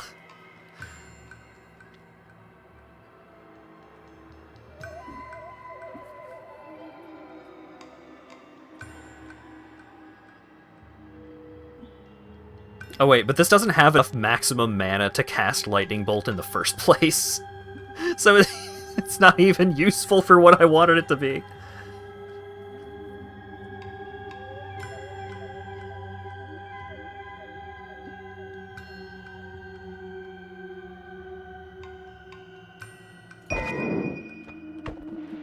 I'm gonna cast lightning bolt at something. Oh.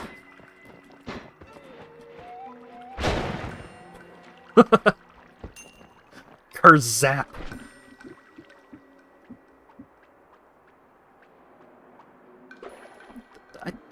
Why would I need Fire Trail?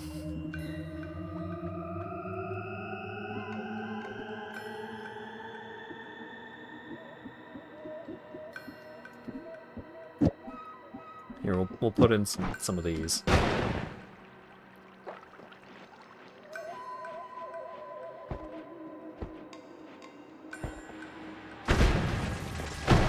Ouch!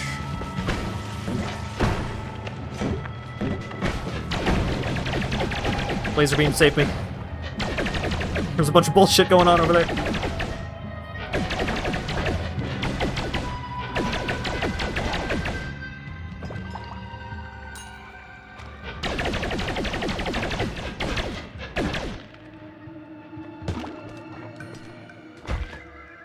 What the... Alien egg?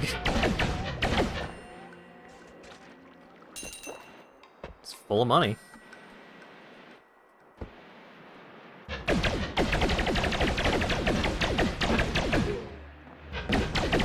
Woo!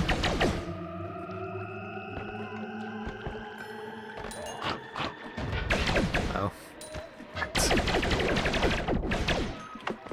Oh yeah, I should be leading the way with my bubbles. So I can see what's up and maybe zap things before I even know they're there. Explosion of... what is that? Magic Bolt.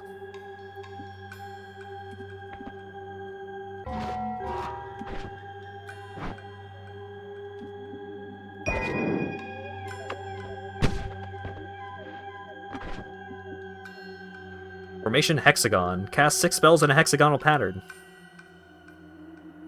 Oh, but it's Shuffle. Why?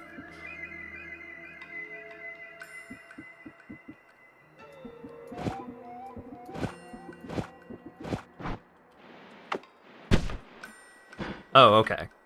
I see. Yeah, that kind of sucks. But... oh, wait.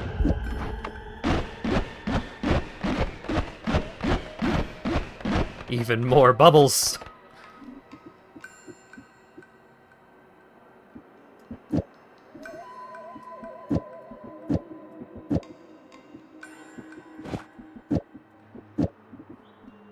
Oh, wait. How about you? What's that?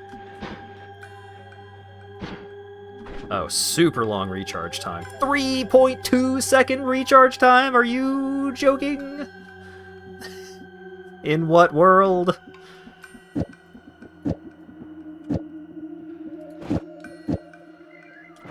the fuck out of here.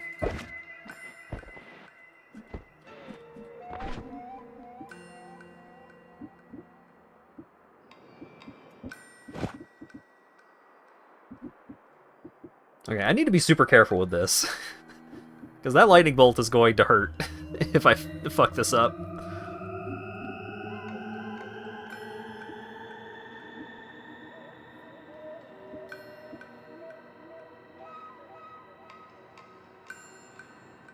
Oh, that's got huge mana drain. Huh.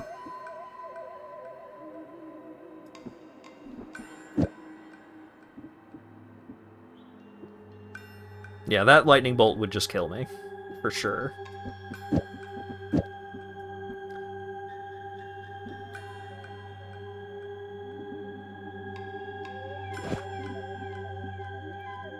So what if... I just don't touch this wand. Just pretend it doesn't exist.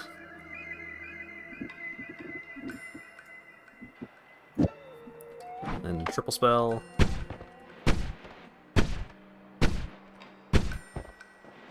That seems decent.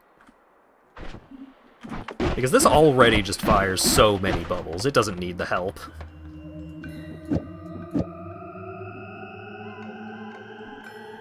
Yeah, it's pretty big recoil.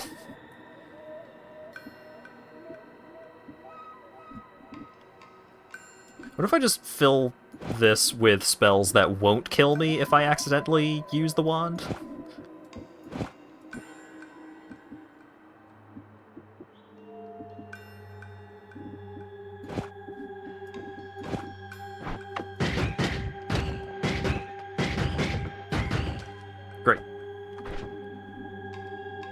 Lightning bolt on the 4th wand? Oh.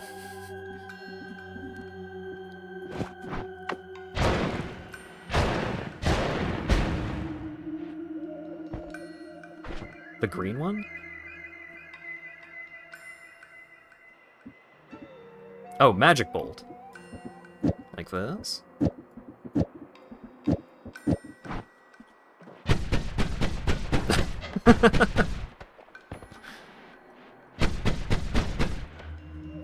Pretty good.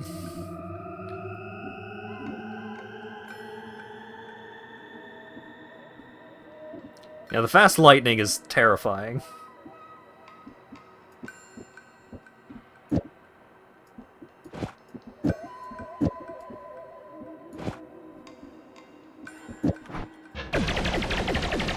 I still just kind of like this. Just, like, I can dig with it, I can use it pretty consistently, and it's got the chain zap to, like, try and hit things from a distance.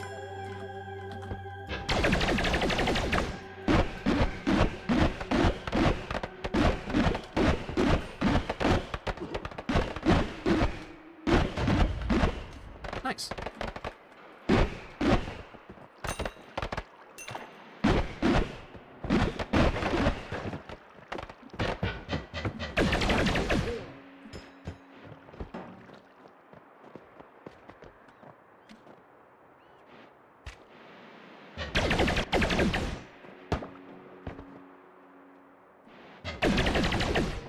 Ooh.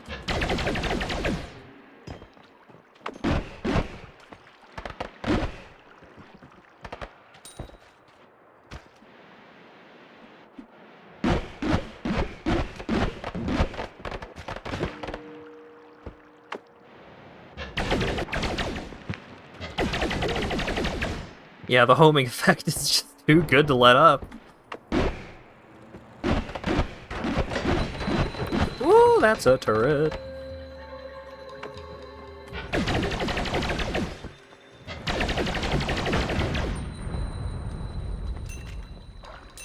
Fantastic.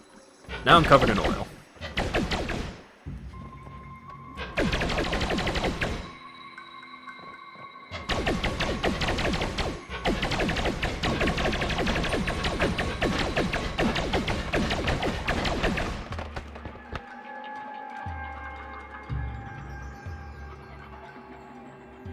That's been handed an excellent tutorial run, as is tradition. Wait, the money! Me money, SpongeBob!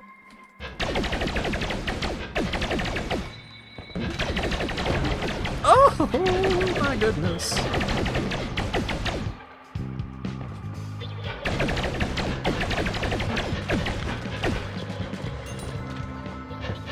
Wait, give me the money. It's my money and I want it now.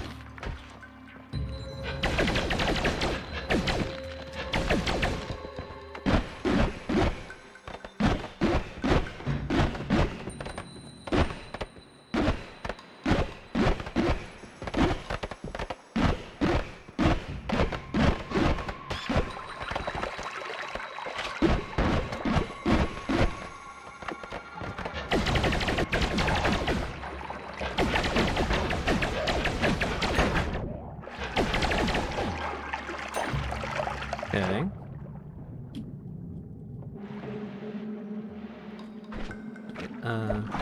Drop. There's something coming. Get out of here, ice. Invisiblium potion. Now I can hazard a guess as to what that might do.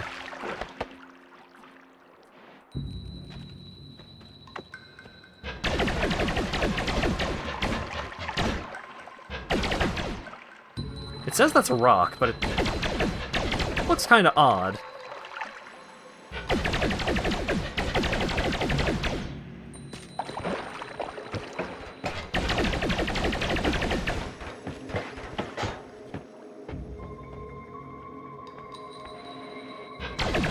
Oh, it's sitting on top of the lore thing that I tossed. I see.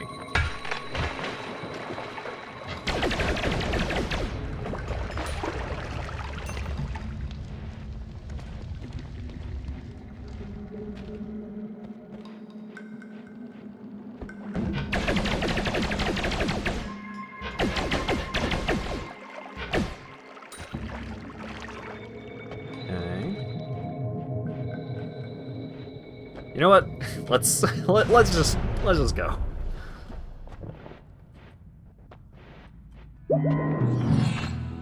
Okay. Another wand shop. Quadruple TNT.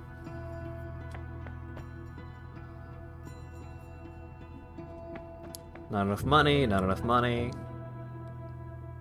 Double icicle fireballs. Whoa, that mana charge speed though. Oh, this wand seems pretty fast, just in general. And then some cool pink bubbles that I can't afford. Yeah, sure. Freeze charge gives a projectile a frozen charge that it will release on impact. Yeah, the recharge time isn't amazing, but... Dropper bolt. A very heavy explosive bolt. Oh no.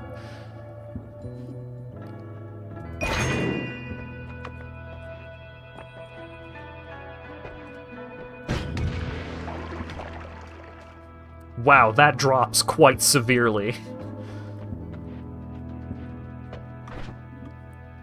Yeah, when it says heavy, it fucking means it.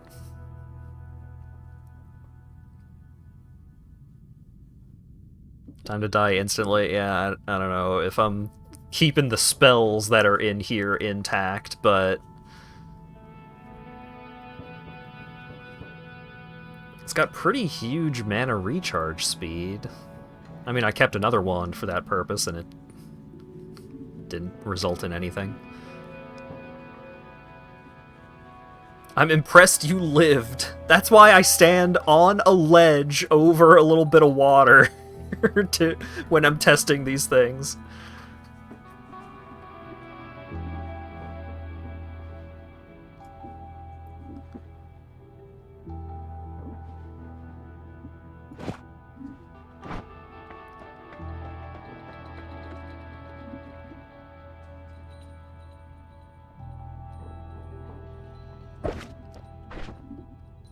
Alright.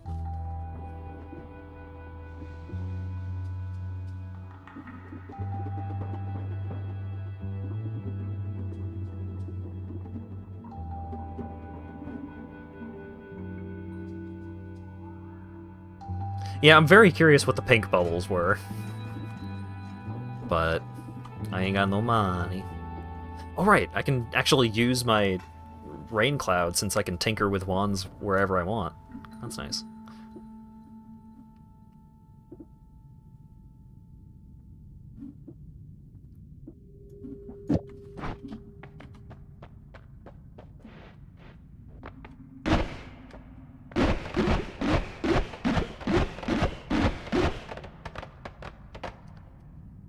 Just freeze everything ahead of me. Seems kind of neat.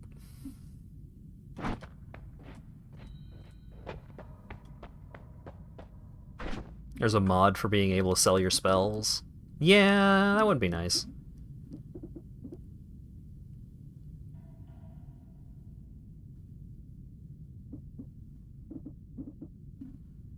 Okay. Eggplant. Eat your vegetables. You inflict more damage the more satiated you are, but start losing health if your stomach is empty. Oh. Bouncing spells. Almost all your spells bounce around and last longer.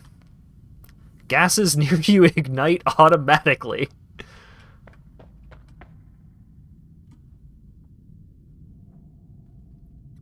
Bouncing spells seems cool.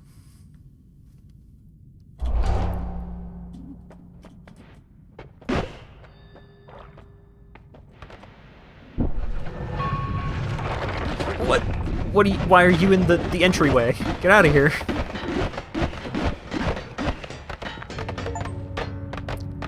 Entered Sea Base.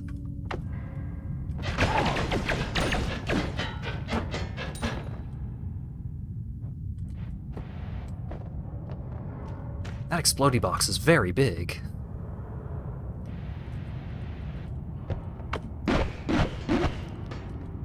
Nice job making it this far on your third run. Yeah, so the first run I died trying to get the lore to the left of the start. Second run, I don't remember what went wrong, but something went wrong.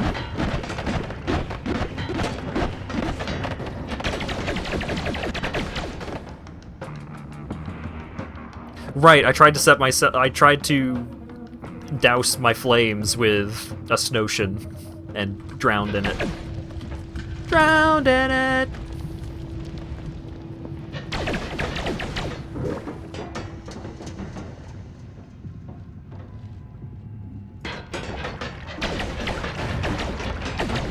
Ah!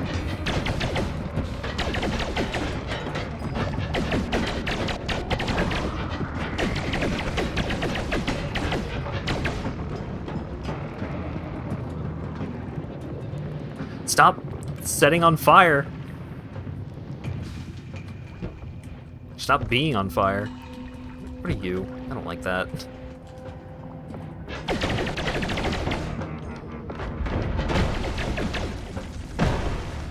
Mm-hmm.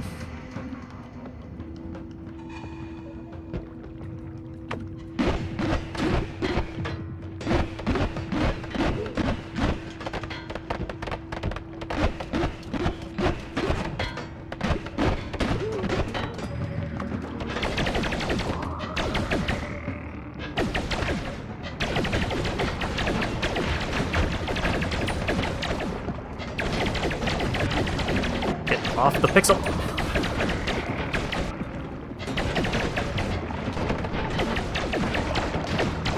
This time you can drown your enemies in snow. Yeah. It's great.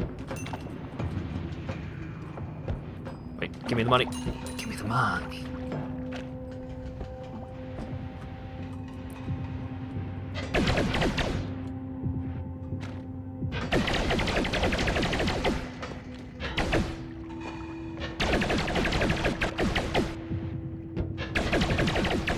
Yeah, bouncy spells seems to be going great for me.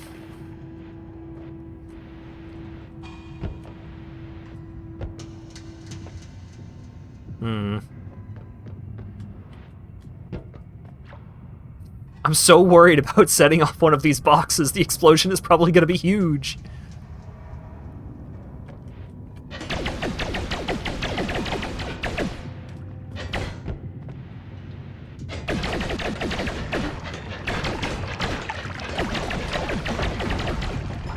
Oh dear. I want that wand though. Oh wait, can I use this to douse the flames? Uh-oh. I'm getting out of here.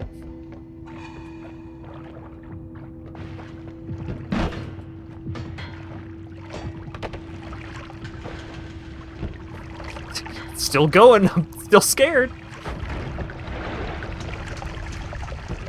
Oh, okay. That was not like catastrophic levels of explosion as I was kind of expecting.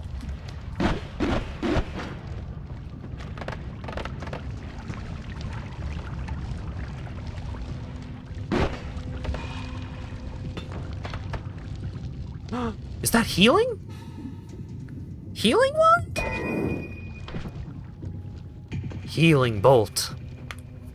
Magical bolt with rejuvenative powers. Personal fireball thrower. Makes a projectile turn the creature it hits into living fireball throwers. Huh.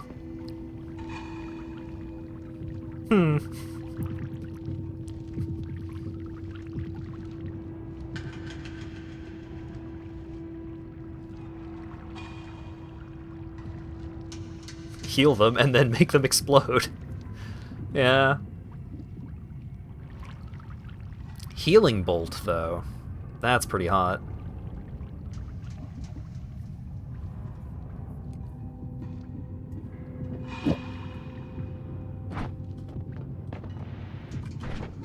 Okay, so if I do this...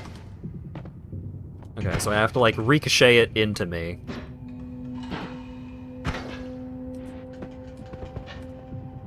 Fantastic.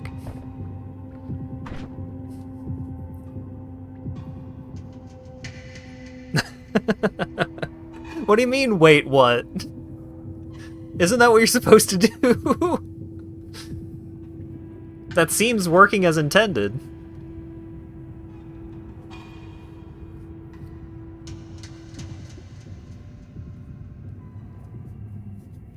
Oh, it doesn't normally bounce. Bouncing spells lets me actually use it as a healing spell. Yeah!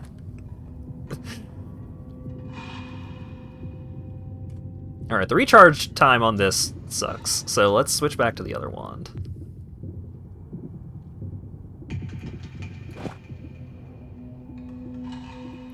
Alright, let's sort my spells a little bit. So, like, we've got modifiers over here, we've got explodies over here. We've got very danger right here.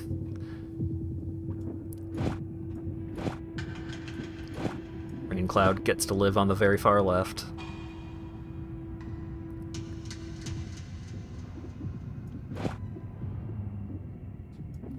Okay, so let's get rid of Slime Ball, Disc, and Torch. And then dumpster it.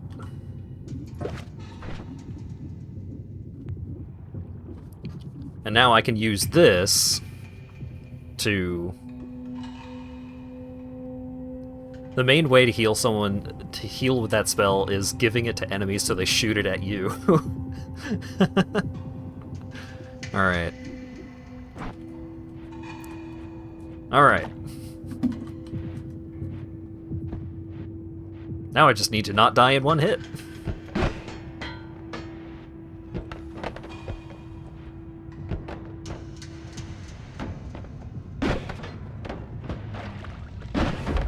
What's exploding? Oh. Well, huh. You two enjoy yourselves in there. Oh god, another... Octagonal bolt bundle! Makes a projectile launch 8 magical bolts if it moves slowly enough. The recharge time. Alright.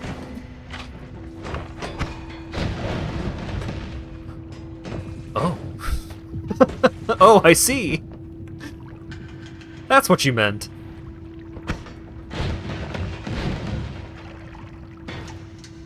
Imagine that on Bubble. Oh, you're so right. Oh, thank you. Okay.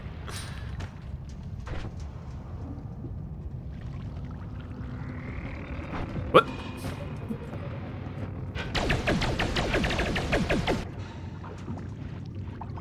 I'm scared that those... that the explode is going to hurt me.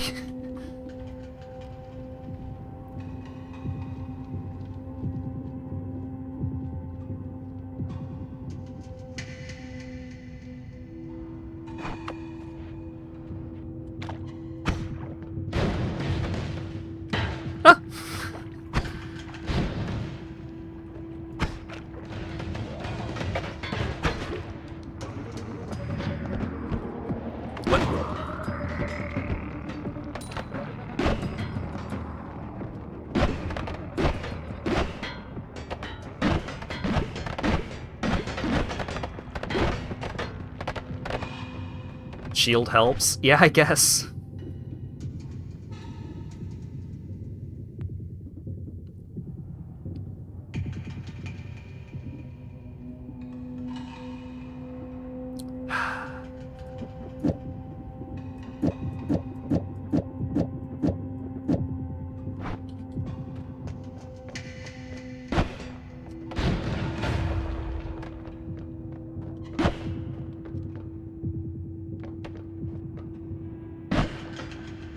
Oh, it's not consistent because it's a shuffle wand. Yeah, that's that's so scary.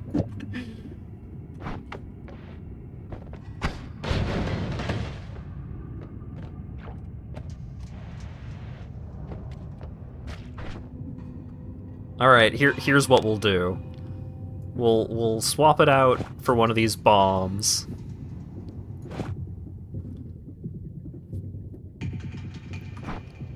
And then switch back to the other wand.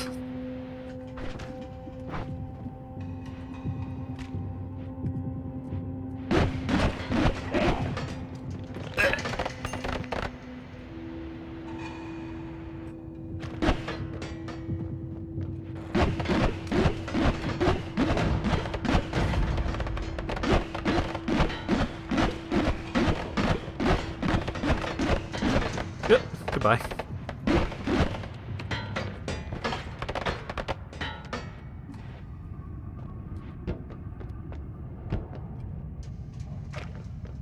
Okay.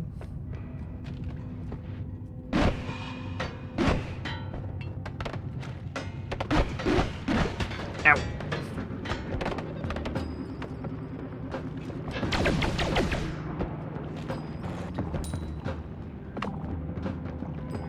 Wait. There's cash over here.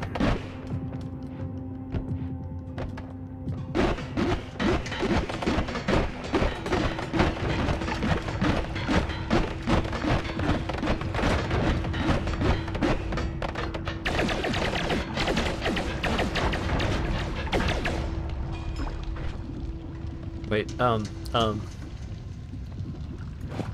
rain.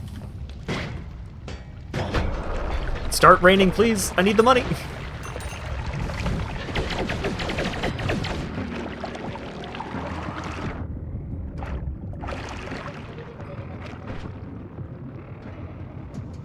Stupid shuffle.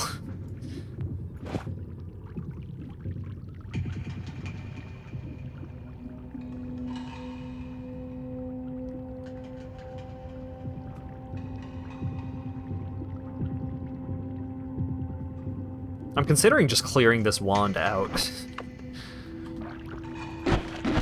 and just use it for like one-off spells.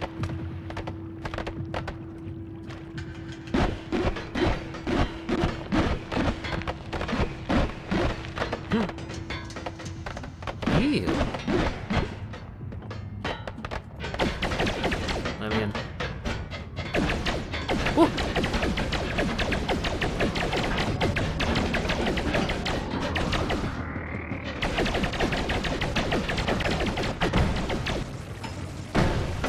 Whoa! Fucking sniper. Get me out of here.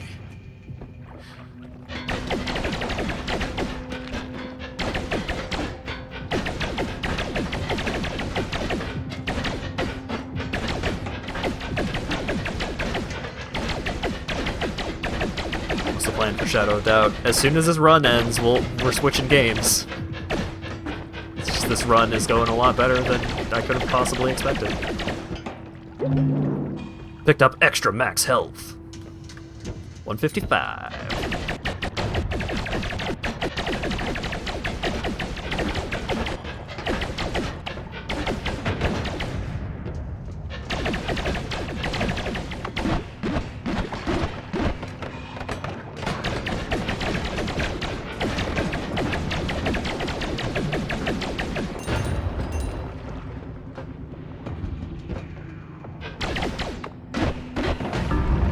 What? What exploded? What exploded? What exploded?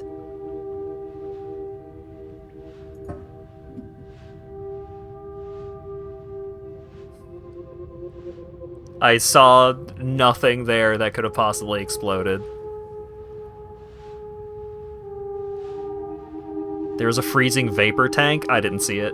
I thought I was just standing on a pile of snow.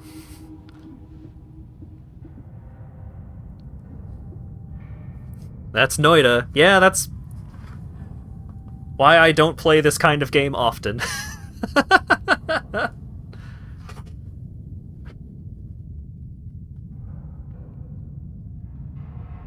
You should set the replay recorder on. Oh. Yeah, that makes sense. Well, I saw a bunch of new spells. A bunch of new enemies.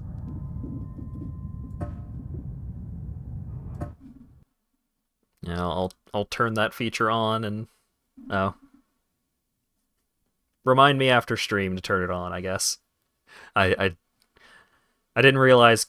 I wasn't thinking. I was just like, oh, quit to main menu. No, quit the whole thing. That's why the dissolve passive is useful. Yeah, seemed like it would have been a good choice. Alright. Goodbye, Noita. Maybe I'll play you again.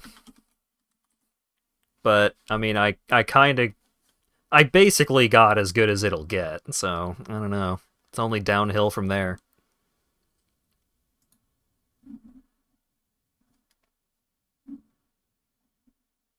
Okay.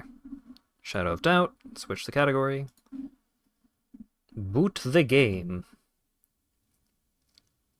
So I have seen very little gameplay of Shadow of Doubt. Where the fuck is it? Shadows of Doubt, plural. Let me fix that. Bam. You got the best run you could have to show the game off. Yeah, like, modify wands anywhere seems like some real fucking good stuff.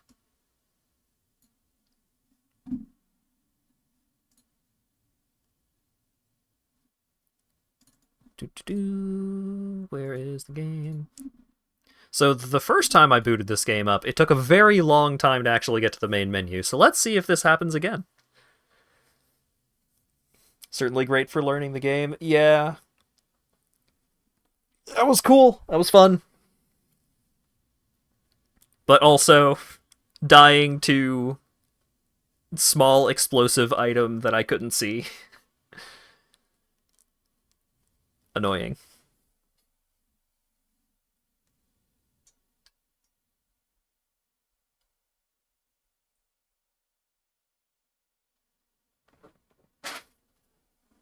That's why I haven't played Spelunky 2 since the last time I played it on stream. You got the highs and the lows? Yeah, it certainly seems that way.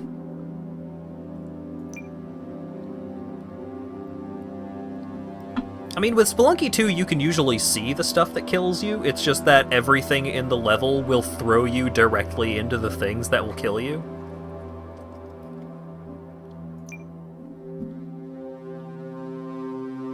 Amogus?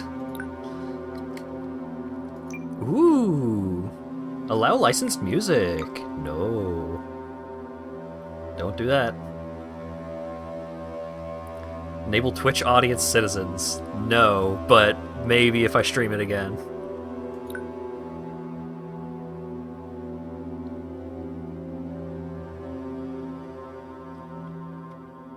Okay. Gameplay. Start time, evening. Seems great.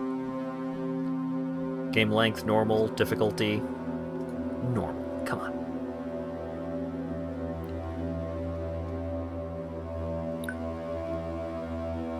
Great. New game, The Dead of Night, a specifically crafted case to introduce the game. Select city. Play in a pre-made or previously generated city. Yeah, we'll play default mode. Player name, Harlan Vickers. Gender, dude.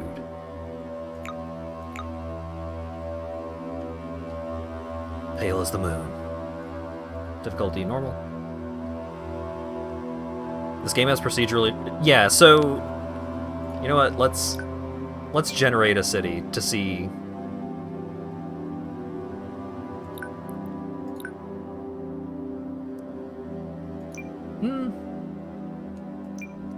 Yeah, let's generate a city. Size medium. Name Shaoguan.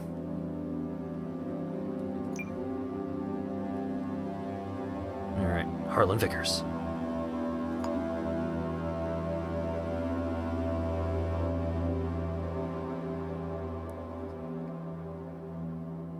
Oh wait, maybe I should have turned on the city editor. I think that's what shows you the 3D model of the city. Generating air ducts. Creating evidence. Creating interiors. Starch Cola was founded in 1900 during the Mustard War, when their cola was... Follow the cables from security systems to discover a breaker box. Use this to override connected devices for a short amount of time.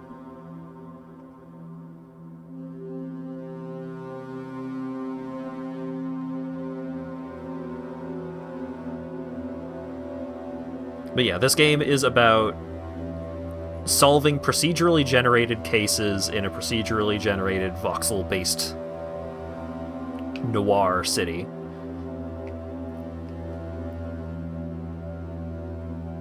Subterranean levels. Ooh. Phenolizing.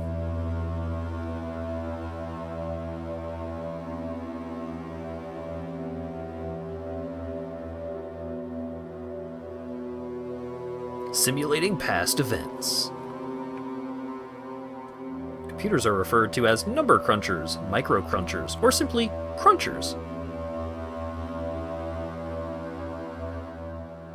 Enable tutorial. Would you like to enable the tutorial text to guide you through how to play? This is recommended for new players. In Shadows of Doubt, the tutorial will guide you through how to use mechanics through connecting the dots throughout the case. Though connecting the dots throughout the case is on your shoulders. Detective help can also be accessed at any time through your detective handbook through the main menu or with F, and selecting the help section. I will enable the tutorial. It's the late 20th century.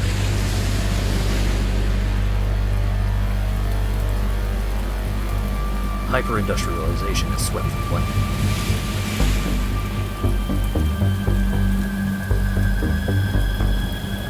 The old Bourbon Empire has crumbled, giving way to the United Atlantic States and the first elected megacorporation president in history, Starch Cola.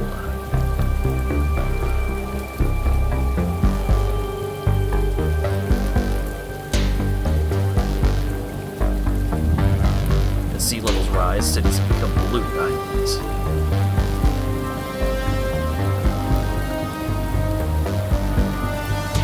Workers dream of escaping to the fields, an exclusive retirement district few will ever see. No. Rival corporations vie for power, policed by the privatized Starch Cola enforcers.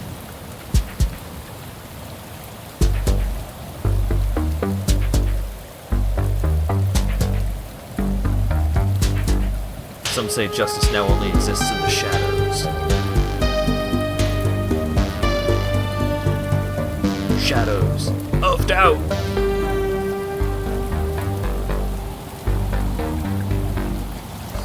Oh, I was dropping a few frames there. Great.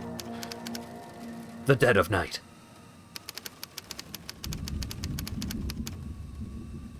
Four past midnight.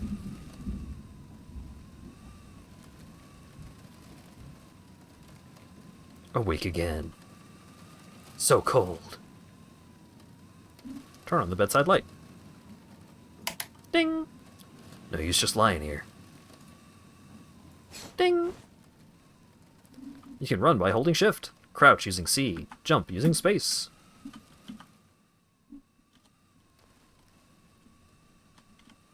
Oh, I just tried to use that, but it's click to use and Q and E to lean.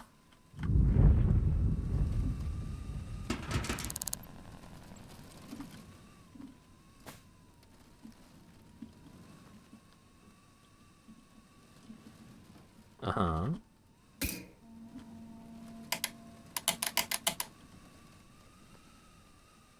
Uh-huh. Hey, Lamp, why are you like that?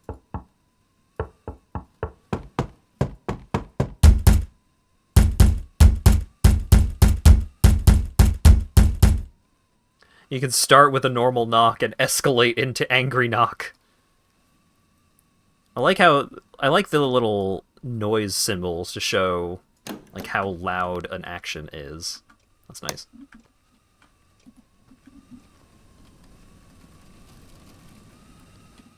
Oh wait, hang on. Gameplay. Weather change frequency, yeah, that's all fine.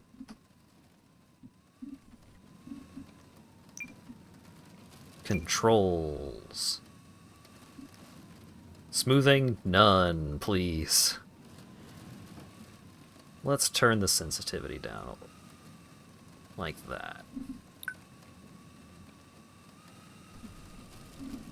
Okay.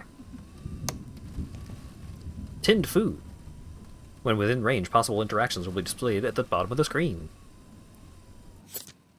Tinned food. Cheap and long-lasting. Various tinned foods are very common around Shuaoguan. Mush mush. Yeah? Hello, who's this?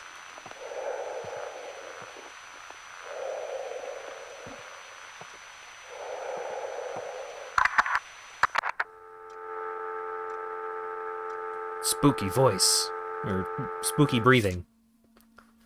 You may find telephones throughout your exploration of the world. Each telephone has a telephone number, and you can perform several basic actions, including finding out the telephone number, finding out who last called this telephone, or calling an enforcer squad.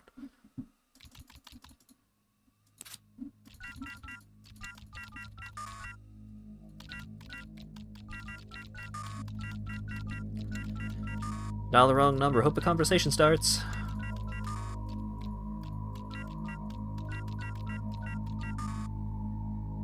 Okay, fine. Oh, wait. City directory. T. Adabi. Or Abadi.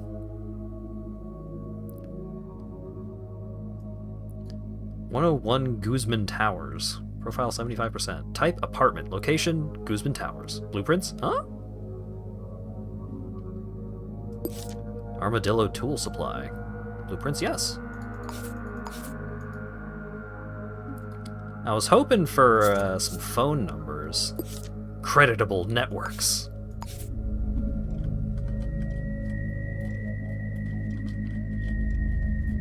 Oh, I'm attached to the phone because I still had the thing on. Ooh, lockpick. Keep an eye out for paper clips and hairpins. These can be used for picking locks. Search the trash.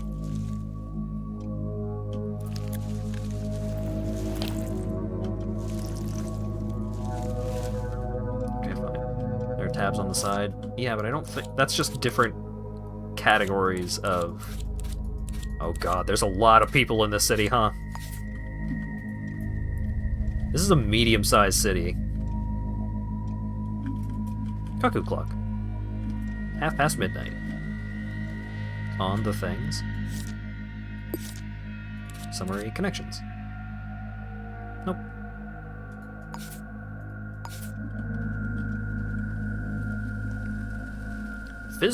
Fizz soap pads. Box of scouring pads used for cleaning dishes, made from steel wool immersed in soap. Former Police Officers Welfare Association. We're here for you. Free basic housing for those in need. For more information, contact Seo Hyun Han. We can no longer help with money or social credit claims. Harlan, I set the password to 1234. Take care of yourself. Sam. Does directory not have phone numbers? What, you just give people your phone number? All willy-nilly? Codebreaker. Ooh. Access your inventory using X. Got 2 fists, 3 watches, 5 coins. All I could possibly need to crack this case. A device used for breaking numeric codes can be used on keypads or even keyboards. Ooh. There's a note under the front door. I'll go check that out.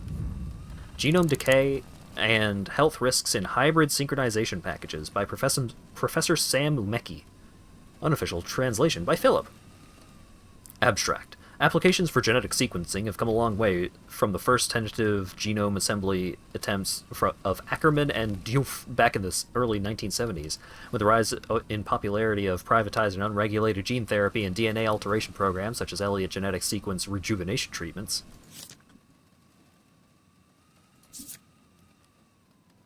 Have come new challenges.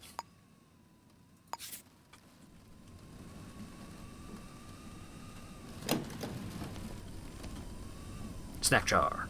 Wrench. A tool used to provide grip when turning objects.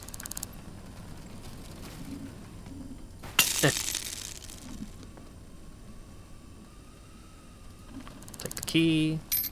Another lockpick. Kitchen roll.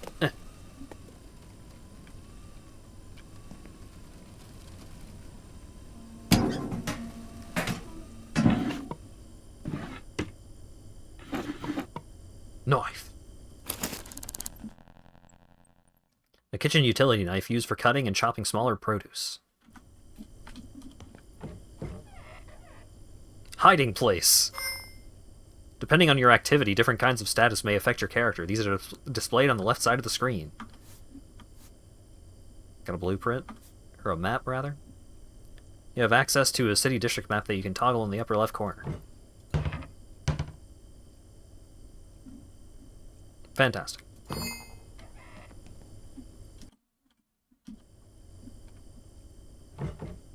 It's so weird for just left click to interact with things.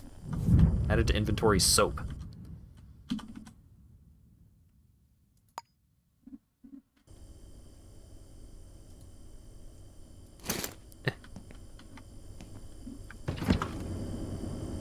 Synth pork. Synth beef.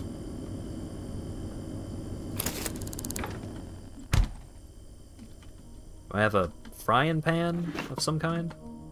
Shopping list. Chateau Dark. The Dark House. Tin food, pepper. Turn on hob. Alright, so then we take the pork.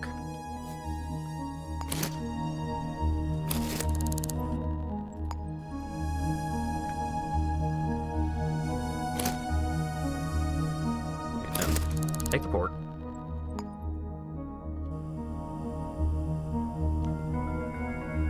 I don't want to put it back. I want to put it... God damn it. I want to put it on the stove so I can cook it.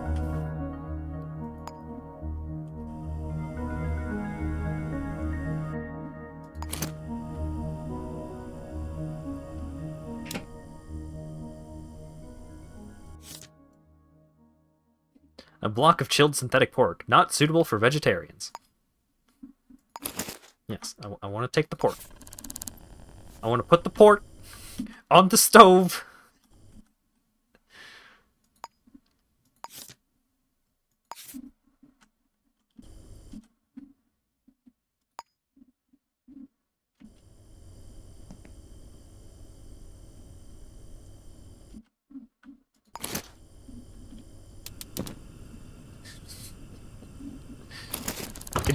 Fine.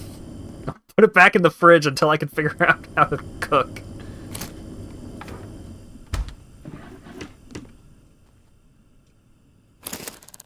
Battery. Ooh, advertisement. The Fields. No mixed corporation households will be permitted.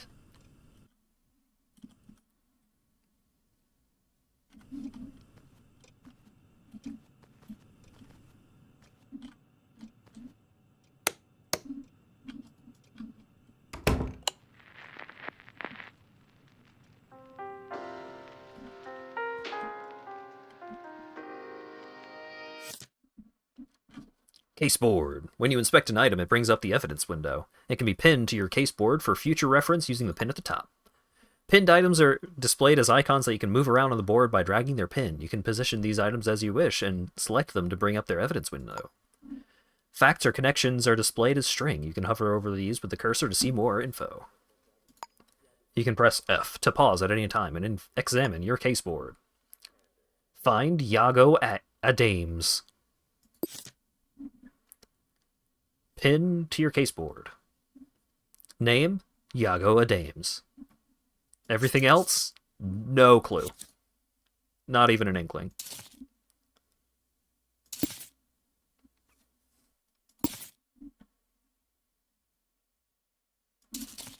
Alright. Who's Iago Adames? Iago Adames? Never heard of him. This is a job, it's a lousy way to do business. Look up Iago Ames in the directory. Wait, hold up. What's in the box? You can pick up boxes, and you can stand on boxes. You can stack boxes to get up into windows. Fucking knew it.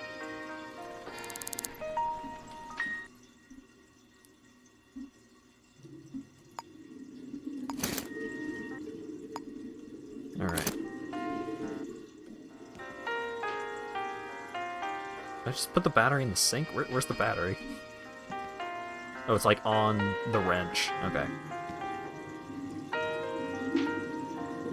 Dental plan. Paxidol. Common painkiller used for mild to moderate pain relief. Sounds great.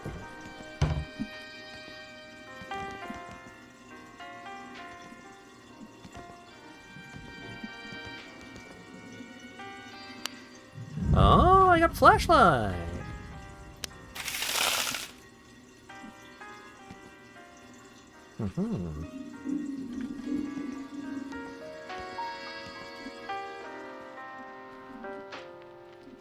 All right.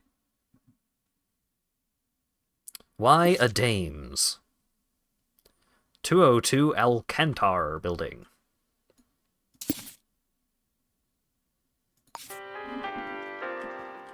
Wherever it is, I'd better go prepared.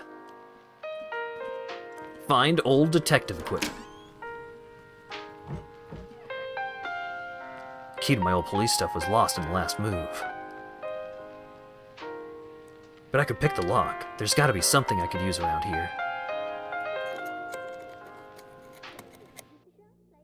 Lock picking. Keep a lookout for paper clips and hairpins. These can be used for picking locks. Each lock has its own strength. When you start the process by interacting with the door handle or lock, the indicated bars will tell you how many picks you need to complete the lockpick. You can also use lockpicks to sabotage security systems. Fantastic. Detective stuff. To access your inventory, use X. The top group of items do not take up inventory space. These are for vital tools of the trade. The lower section features slots that can store other world items. You can drop or scan picked up items for fingerprints once an item is selected. You can assign hotkeys to inventory spaces by selecting them and pressing the desired button. You can also view info about current status effects and how to get rid of them in the inventory screen. 30 lockpicks! Open the caseboard with F and select the pinned 202 Alcantar building. Plot a route.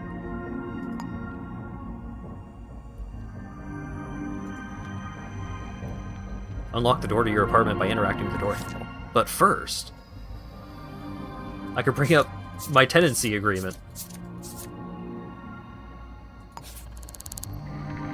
Harlan Vickers, new information, link to, name. Carl Henderson, new information, link to, name.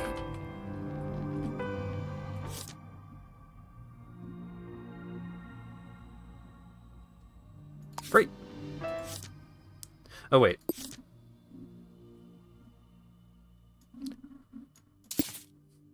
Let's pin this apartment so I know where I live.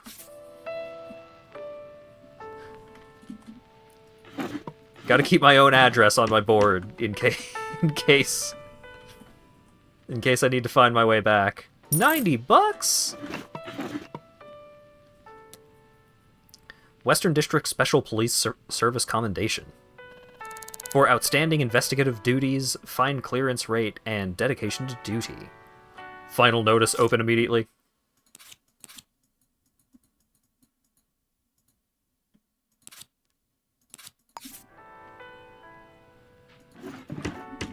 I'm sure it's nothing. Alright, what am I... Ooh, print scanner. Cool. Interact with the door handler. So, right click to unlock, because I've got the key.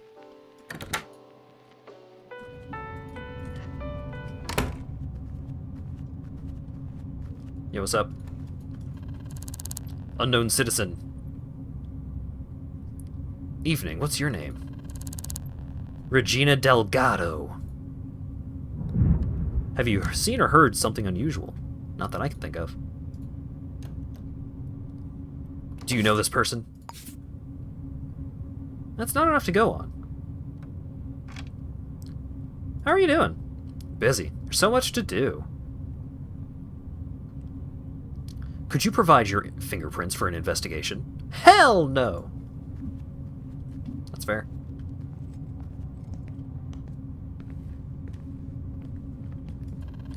Yo, what's up? What's your name? Keep your nose out of my business. Okay. Excuse me, what's your name? Nothing to do with you. Excuse me, name please. As if I'd tell you. Name?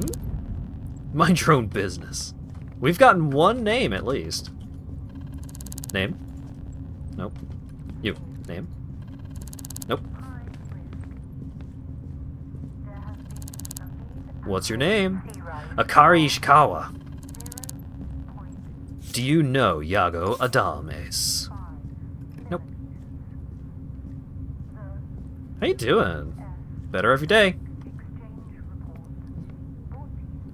Incredible shirt change.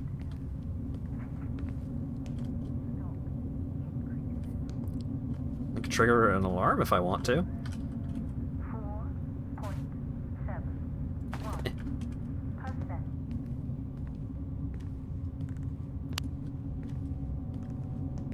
Who know the lines? Ooh, security room.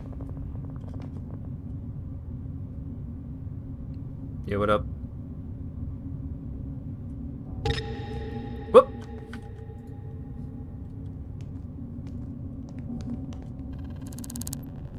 Hey, what's your name? Matvey Molnyar. Do you have a name?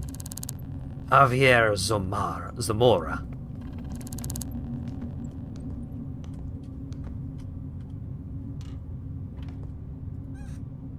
I didn't do nothing.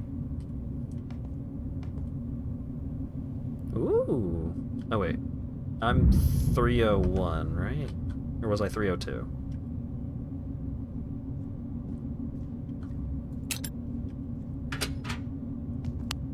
Nothing. Lost item. Lipstick. Last seen at Moser Building between floors -2 and 2. If found, please return to Mr. M. Molnyar, Moser Building, or staff at Henley Wood Company. $30? Hell yeah.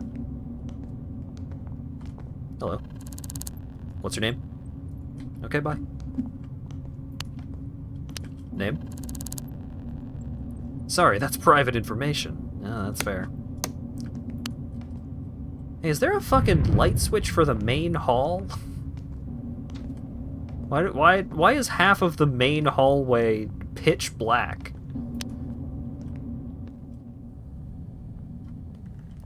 Unscrew bulb? Great. No.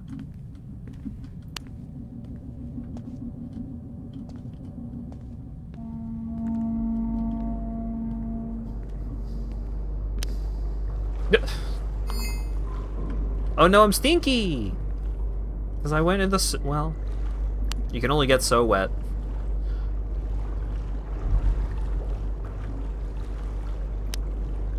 The lipstick might be down here.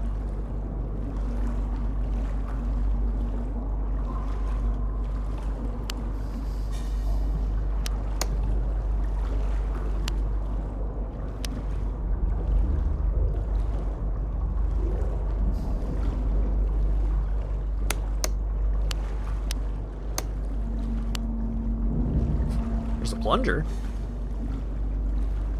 Buddy. I think the need for that plunger has come and gone. I think it's a little late.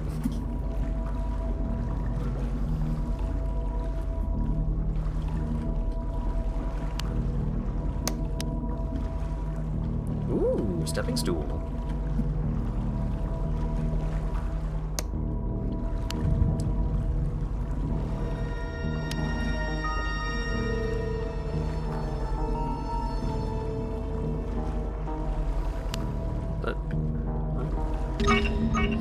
I didn't mean it. I'm sorry. I didn't know.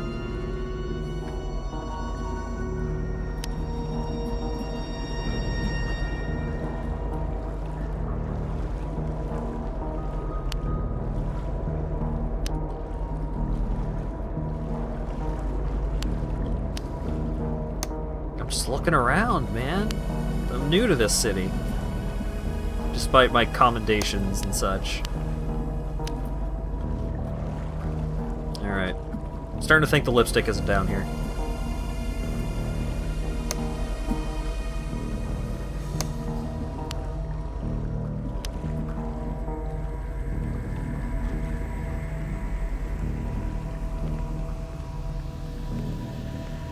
But what about down here? Power room.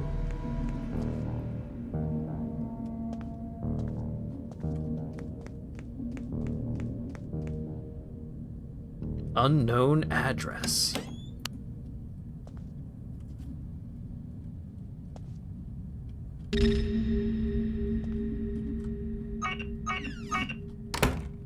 You didn't see shit.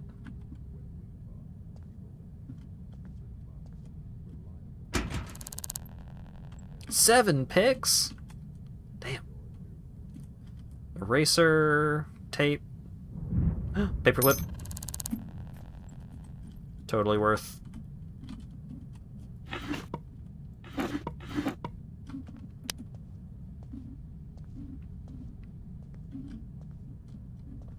Well, I ain't getting that thing open.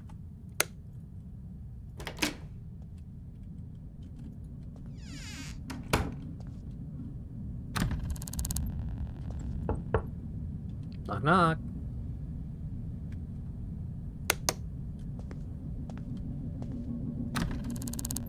Knock knock. Somebody's coming to answer the door. Yeah, what up? What's your name? Lucretia Sweet. Have you heard or seen anything unusual? Nope. Ooh. Cool place.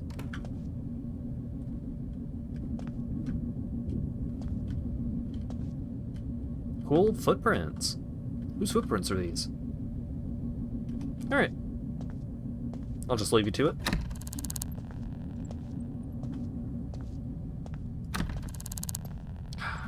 Everybody keeping their doors locked around here. But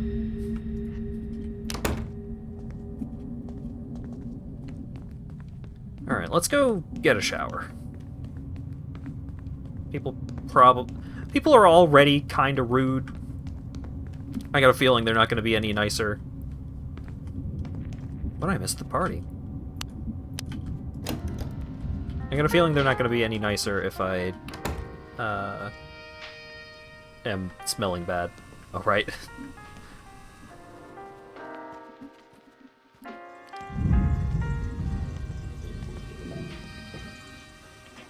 Huh.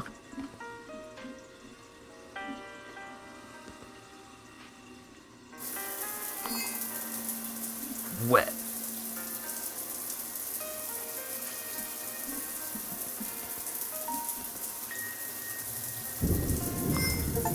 Aha! Have a shower to remove stinkiness. Now that's immersive.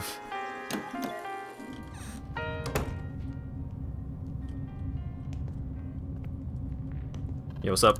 Name, please? Thank you. Name, please? Okay.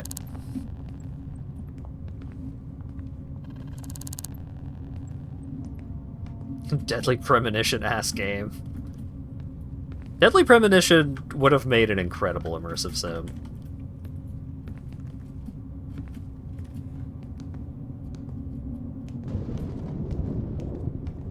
I mean, I've got soap. Remember, I put the soap in the sink.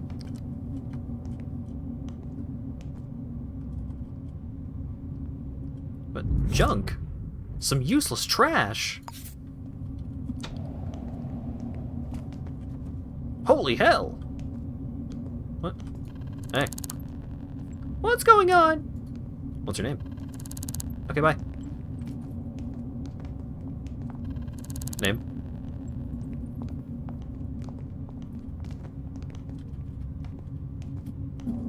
Right, I was looking for that lipstick.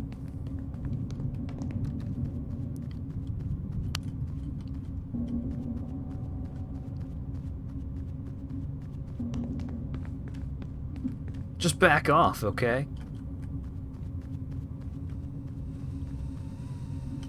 Ooh.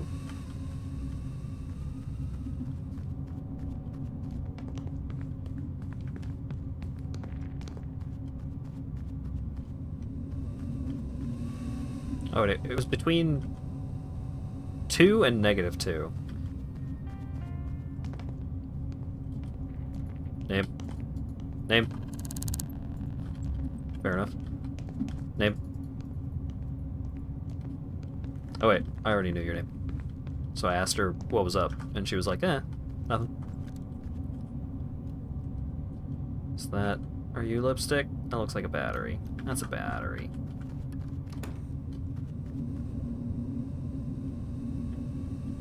Can I fuck with the radiator? Nope.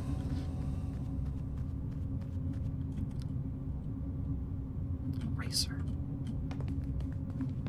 You know what? I think that lipstick is gone forever. I think it's time to move on. Unless. Nope.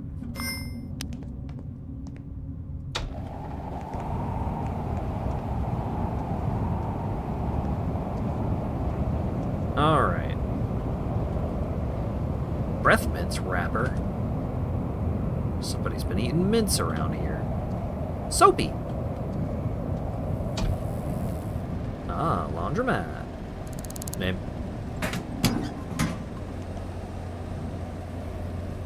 Lipstick.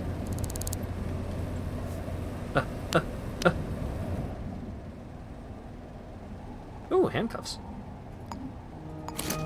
Get out of here, knife. Lipstick. Name.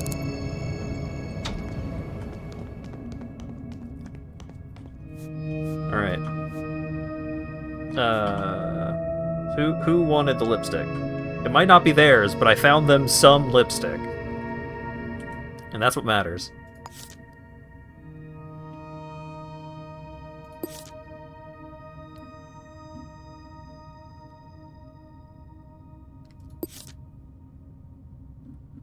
Moser building. Okay. Mr. M. Mohar. Can I check which apartment he's in my little directory back in my room?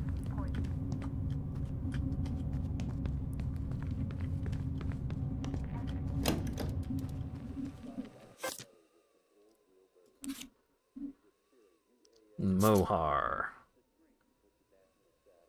Or Molnyar, rather. Right?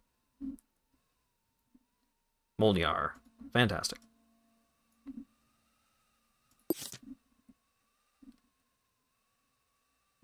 Wait. Location, it's just Moser building. Oh wait, 802. Got it. Okay.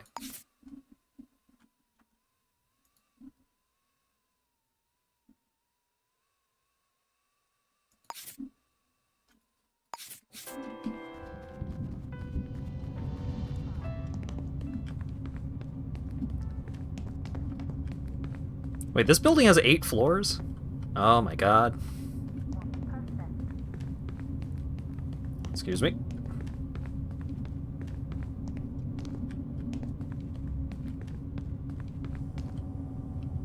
It was 802, right?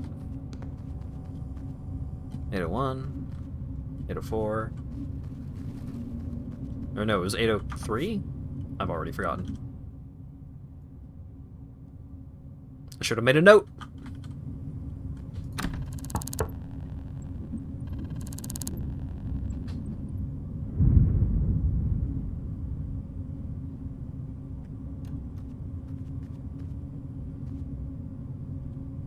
Also, if you're moving, you can... Oh, while you're sprinting, you can barge through doors if you want. Molnyar! Give item. Lipstick. Glad to get this back. Thanks. Yay! I got social credit. When a citizen has accrued enough social credit, they are invited to retire to a suburban retirement district outside the city, the Fields. How you doing? Every day is a funeral since Kruger left us. Oh. Great. I'm arresting you on suspicion of murder!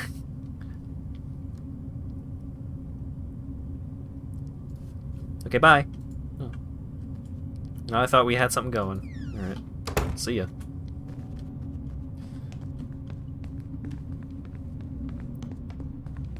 Alright. I returned some lipstick and got some social credit. Things are looking up. What are you? Synth milk? Is that like actual... Inspect. A pint of semi-skimmed synth milk in a waxed paper carton. Delicious. Yeet.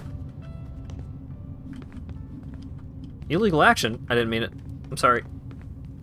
I'm leaving. I didn't mean to get milk on the 6th floor balcony. Yeah, just reach a mop over the ledge. It'll be fine. Nothing to worry about.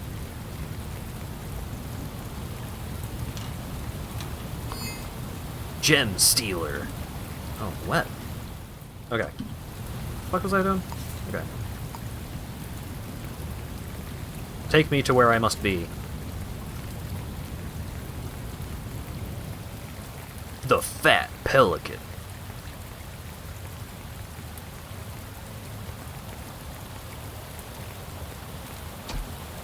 Excuse me.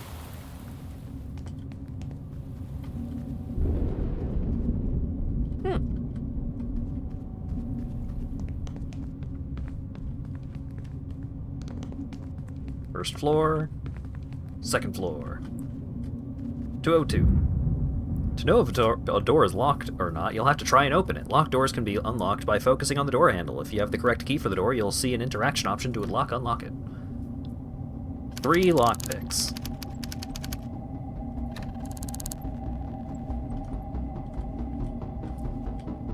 Knock on the door.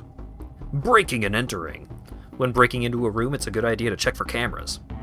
If you're worried about them, you can turn them off by using the security breaker box connected to the camera. You can trace the red wires from security systems to find these boxes. They themselves will require lockpicking.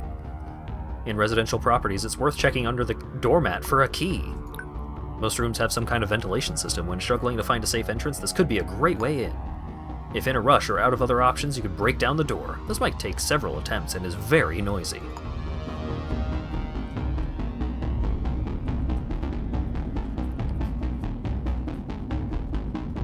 Sentry gun, huh? Boy, they take security pretty seriously around here.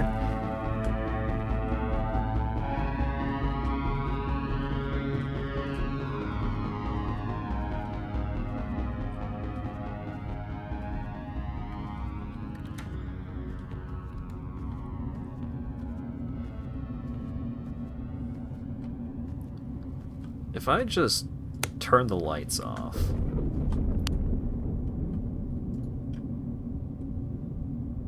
Oh, there was a key under the doormat.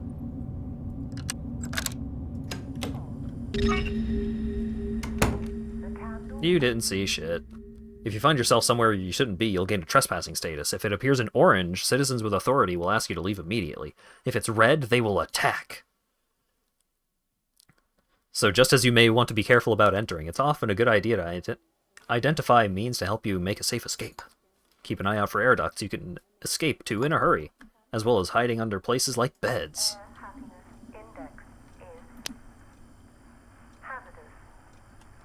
Ground for vents. There has been a mean average sea rise of 3.33 millimeters. The UAS Stock Exchange Report, brought to you by... Oh, and you can just enter like that. You can travel through buildings via ventilation ducts. Simply open the grate, then select action to climb through. 3.44. Electric Love. The notorious novel banned for over 20 years. 0.59%. Alright, got a hiding place. Got some boots. 6, 2, Got a key. 6, 7%. Remember your passcode this time. YA.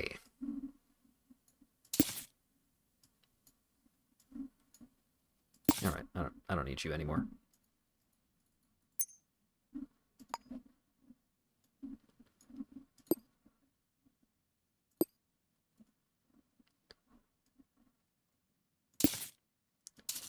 Alright.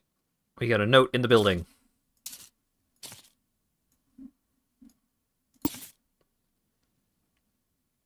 Create string.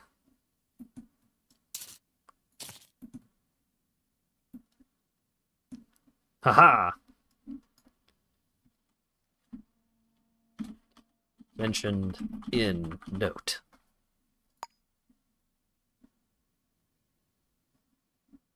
Ah, YA is Yago Ames.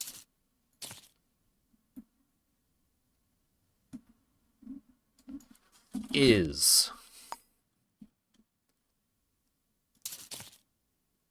Fantastic.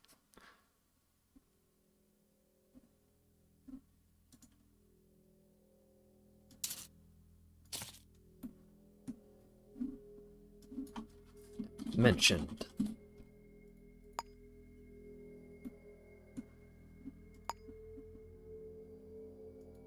You know what? We could... Ah, well. Is fine. Alright, 4753. Lighter business card. Rogue Enterprises, Yago Ames, HR Administrator. 202 Alcantar Building.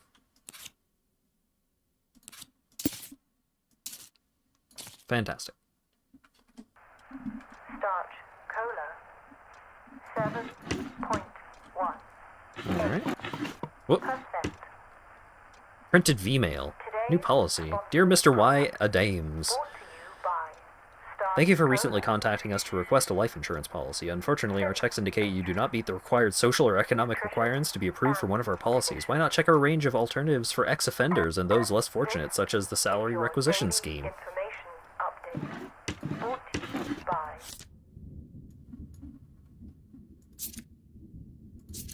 Wishing you luck. Customer Service Representative number 47. Spartan Insurance. Protection against the odds.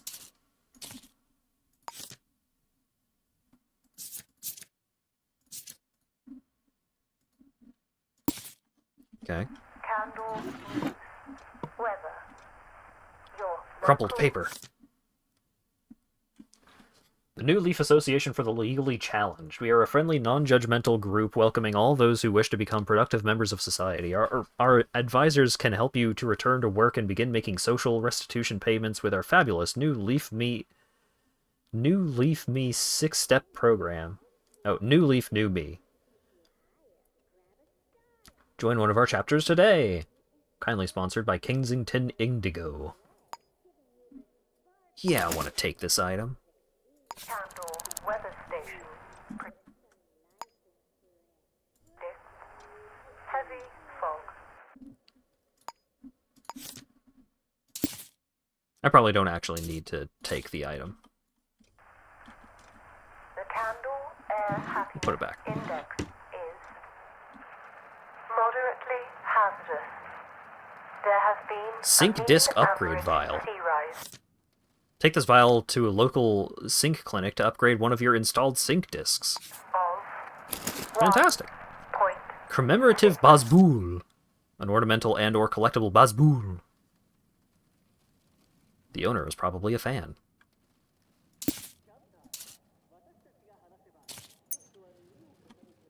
There was Bazboul. Millimeters. The Crumpled paper. Receipt. Keep for tax records. Rust Deer Tavern. 5x Gemsteader. Not paid, added to tab. Call me A.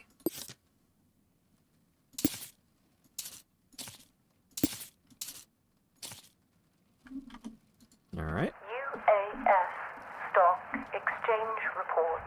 Crumpled paper. Don't forget who owns you. Brought to you by Kensington. Bazbul card. Maku Watts. Position, Tireur. Team, the Kaizen Woodpeckers. Makuku's hobby is long lens photography. Stock increases. Candle News 3. Cigar. A rolled cylinder of fermented tobacco leaves. Oh wait, I should be 9%. scanning some shit. Elliot Genetics 1. Fingerprint type A. Belongs to 4.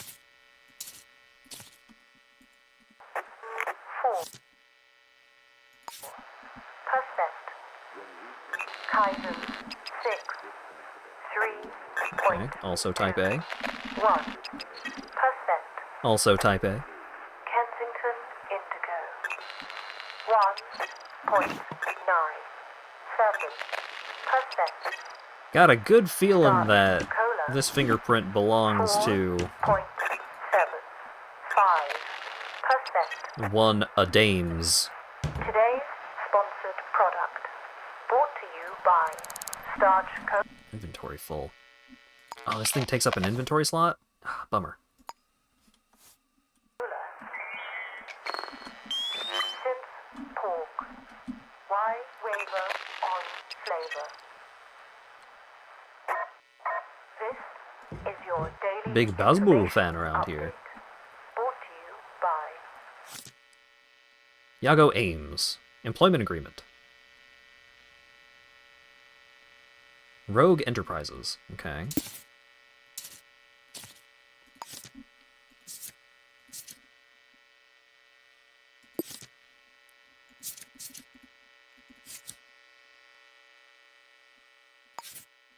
I wonder if I could, like, assign...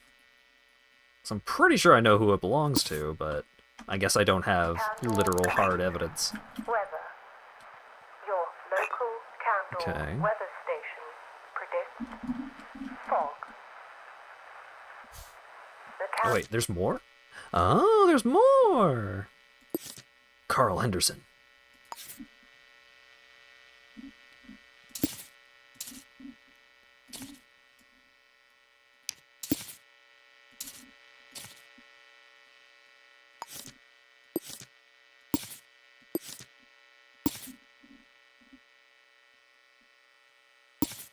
I don't know why there's no automatically connected thingy, but sure. Air happiness index.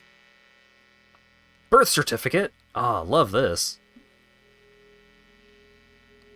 Weight, 6.4 pounds. Very lightweight.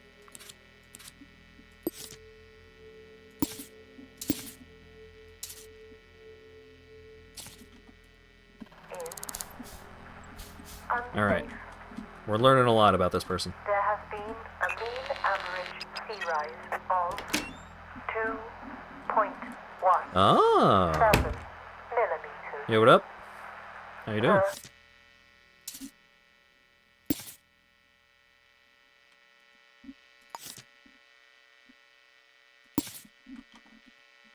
UAS Stock Exchange Report. Footprint, boots, size 6. By Kensington. Let's take a fingerprint. Stock increases. Dead. Candle Search, analyze. They've got a dirty napkin. Square paper napkin that has been used and crumpled into a ball. news. Entry wound, bullet wound from low caliber ammunition.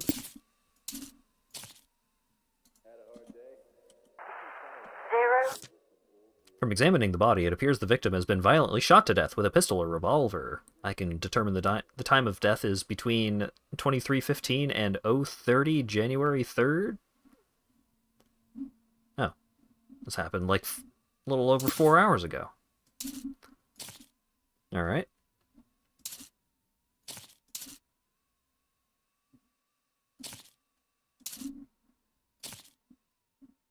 Oh.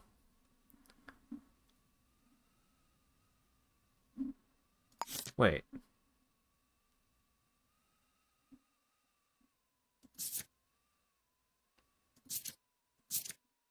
Okay, so this has got to be Yago, right? For sure. 0.53%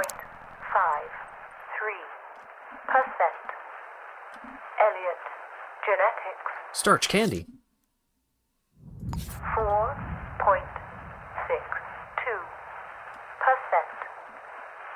Kaizen. Okay, 6. this... Stop.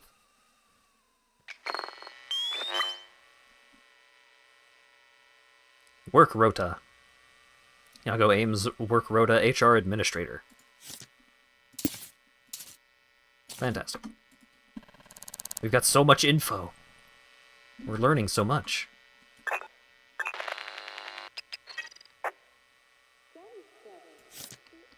Matchbook. Okay. Work ID. Rogue Enterprises Yago Ames. Fantastic.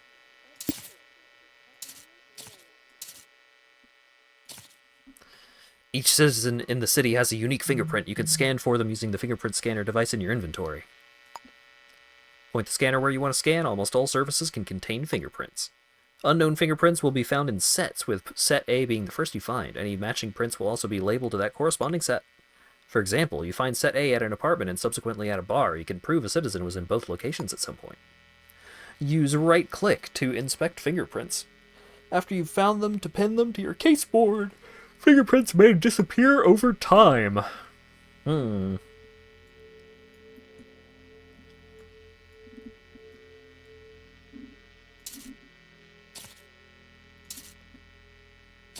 Okay.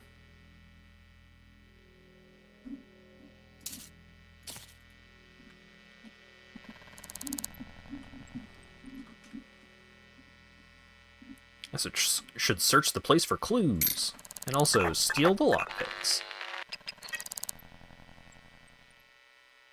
Fingerprints, Yago Ames. Boots size 12. Check for recent calls by dialing 541 quadruple O. So wait.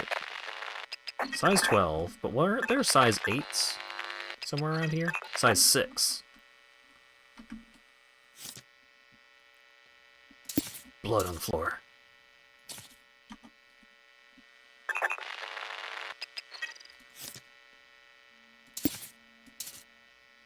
So they were size 6 boots, but also size 12 boots. Okay. Packing tape, huh? Cigar box, huh? Yago Ames wallet. Woo! Key, love that. Money, love that.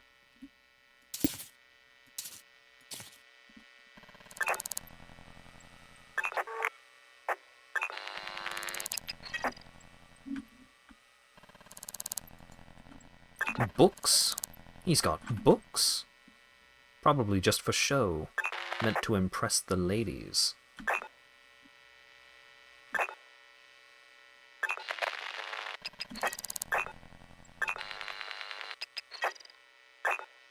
Blood in the gutter.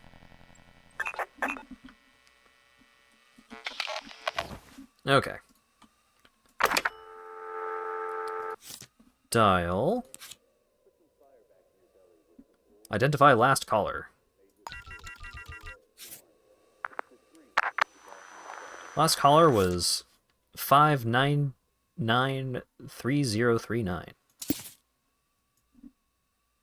Telephone call from 5993039 at 2324. From. Okay.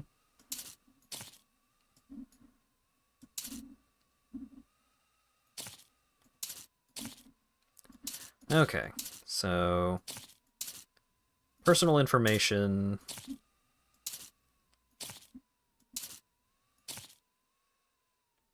Where's your Columbo voice? Yeah, fair point.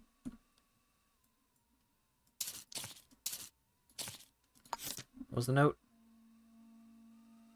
Remember your passcode. Okay.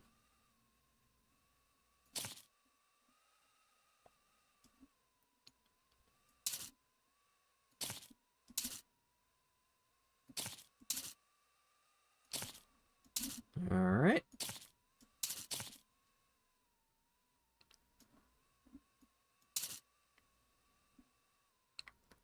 And then we'll stack up some stuff over here.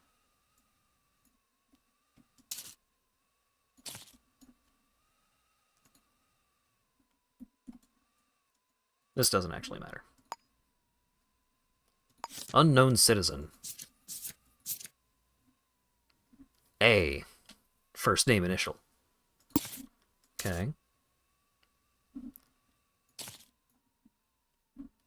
And that was on which of these? Don't forget who owns you. Call me, A. Okay. So... call me.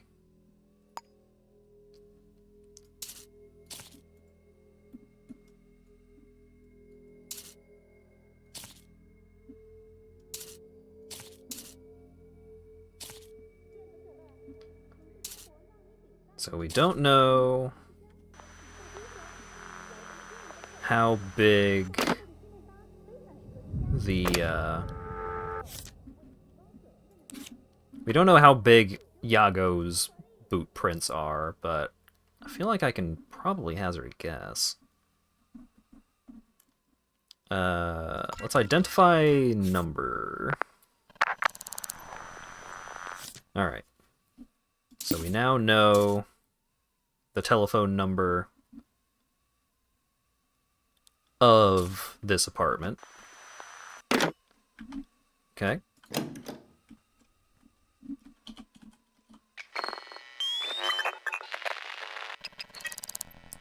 Fingerprint type B.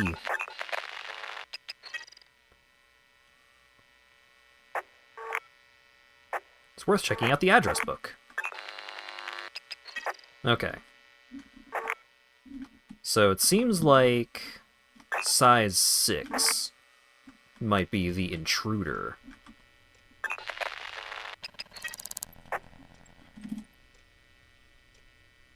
Expended cartridge.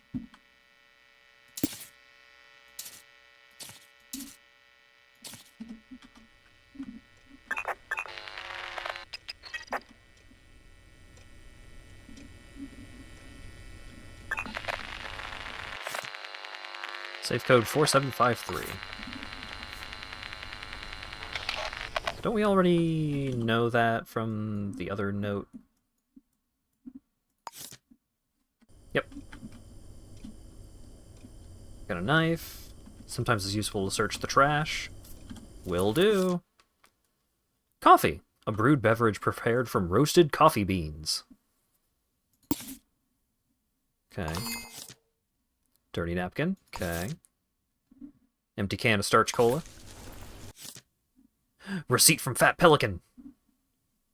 Coffee, churros, cola.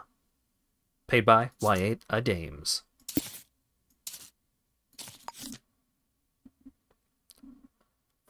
So they were at the Fat Pelican at 22:45.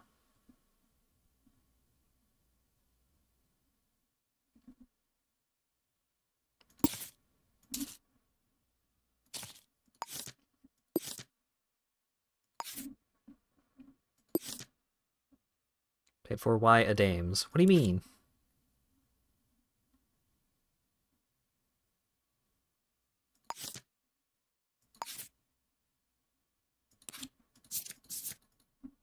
Why do I have so little info listed on Y a Dames?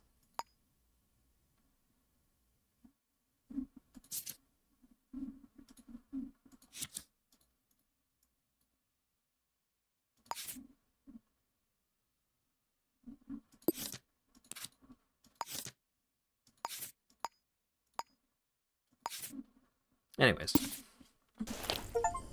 We've got some info. And I just got the achievement for returning a lost item.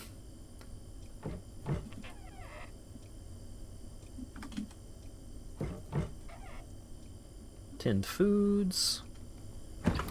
Okay. Pick a pepper sauce.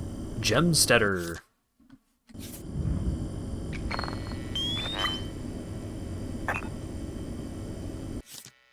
No prints on the Gemsteader, which means it's not evidence.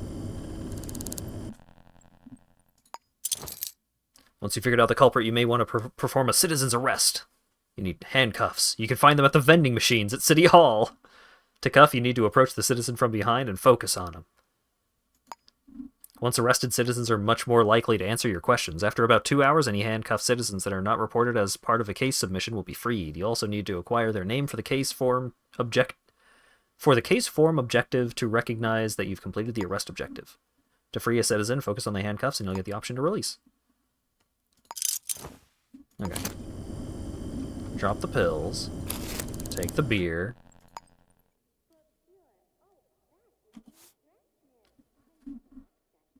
A lot of theft, a lot of vandalism, a lot of trespassing, but, you know.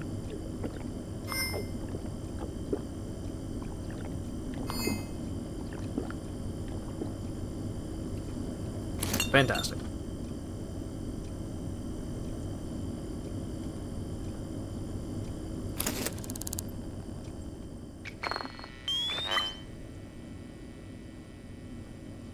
Alright.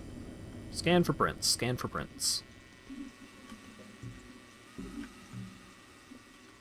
Didn't wash their hands. Aha!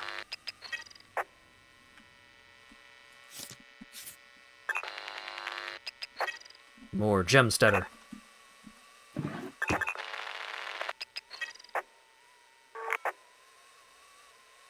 Toy car, screwdriver, shopping list.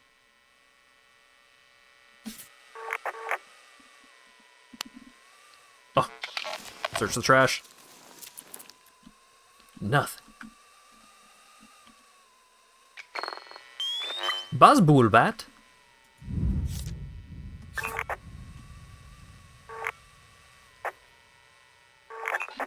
It's kind of sticking out the window, but that's fine.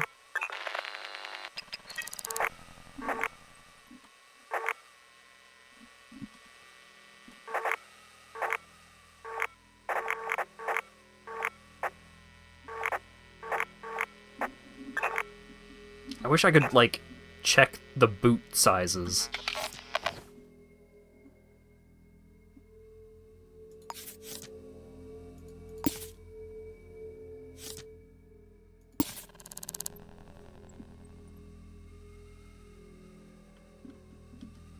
Oh, wait. Inspect the boot. Boot's a size 12. Inspect the boot. Don't hide on it. For what? Hiding from whom? Nobody. Size 12. Okay. So... bring this up. So, size 12 boots.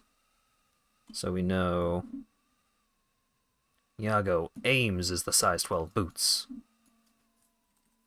Wears them.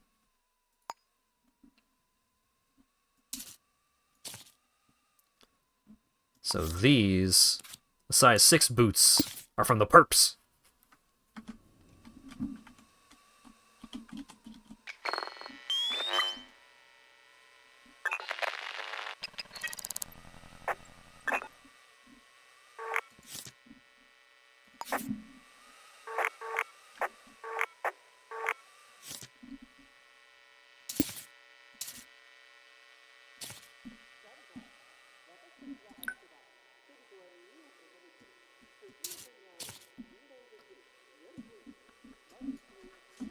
Wears. So type B fingerprints, wears size 6 boots.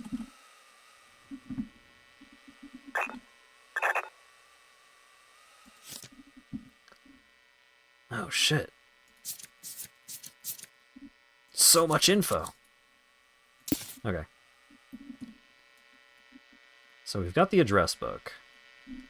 Not being seen is your best chance of survival. The central cursor displays the information you need to stay hidden.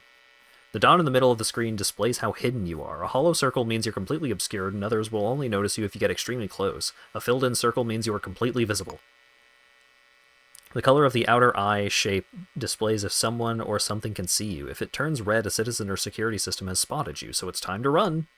When things go wrong, you may choose to resort to combat. To do this, select your fists. You can choose to punch or block. If you block at the right time, you'll automatically perform a counter that knocks out the other citizen. But be careful, detective violence can escalate quickly. Okay, so... who all is A?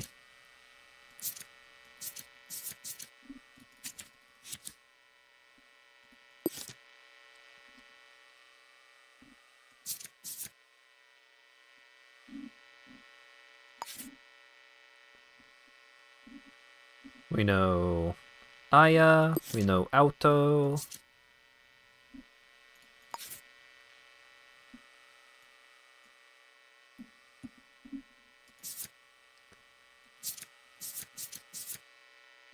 Alright. There's too many A's in there to stock up. The alarm is tripped. Oh shit.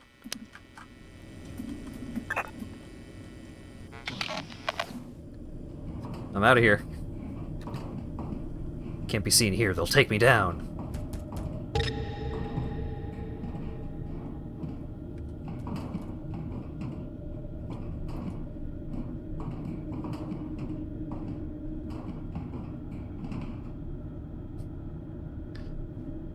This seems bad for me.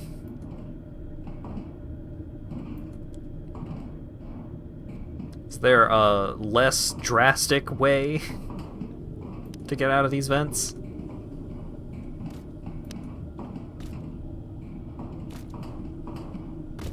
That leads back into the apartment.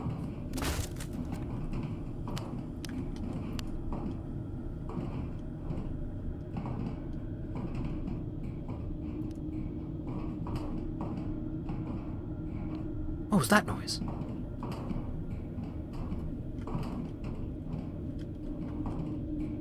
Oh, you can, like, climb down. Okay, so you don't just fall.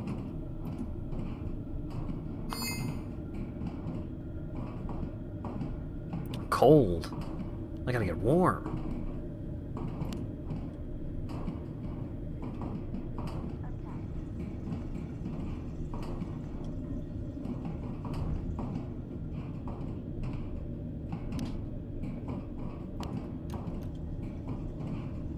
Something stinks.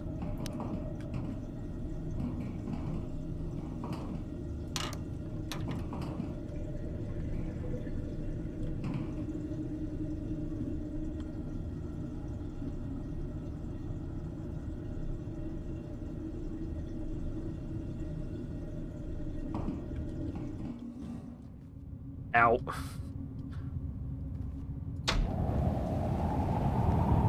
Alright. Collect a murder case resolution form from City Hall. Stop shivering.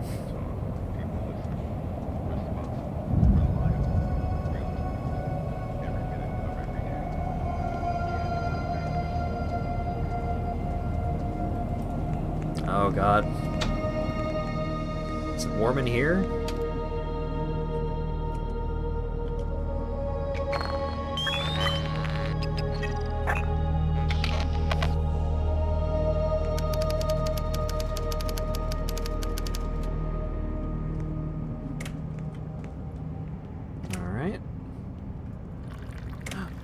Fill a cup.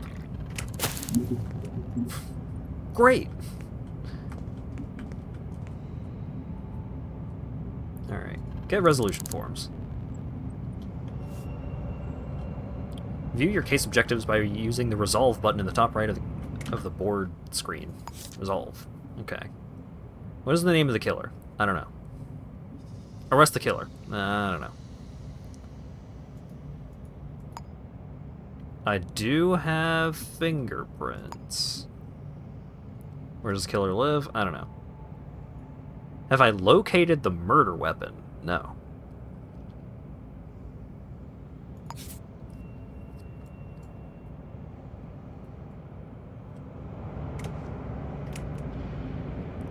I could pay a visit to Rogue Enterprises. That's where Yago works. Or used to.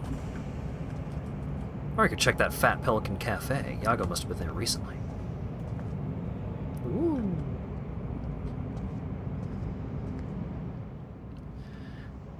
Select lead! In Shadow of Doubt, there are almost always multiple ways to carry out an investigation. Here are the current available leads. Choose one as a start to be guided through. In the main game, you have to think for yourself. In addition, due to the simulated nature of the game, some leads could lead to dead ends, just part of the job. If you think you have enough information to solve the case, fill in the resolution using the button in the upper right. Investigate phone calls.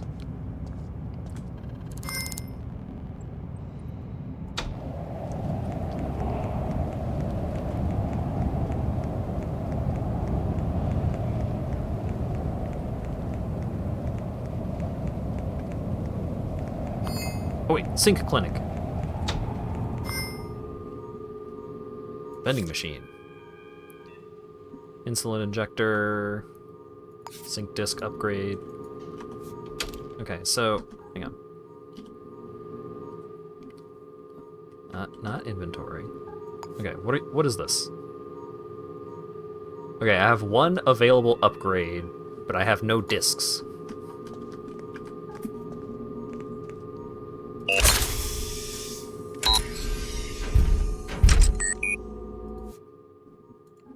Great.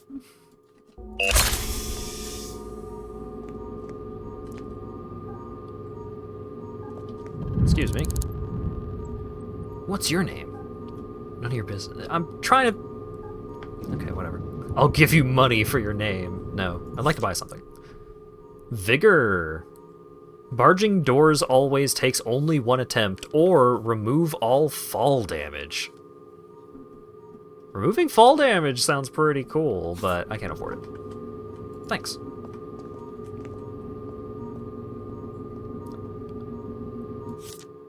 Aha.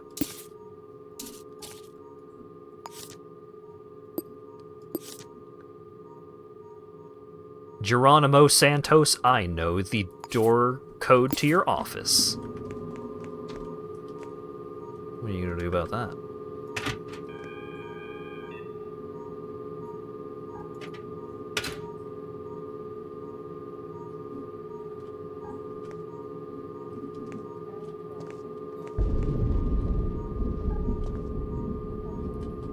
It's the bathroom. So what if I turn off the lights?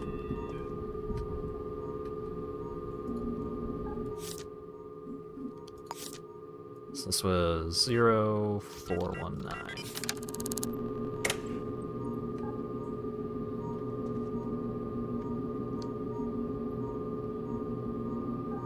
Hey.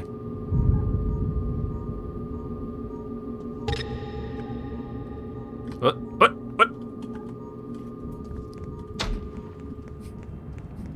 Alright. I need to go take a shower. Looting through the trash has made me... obvious.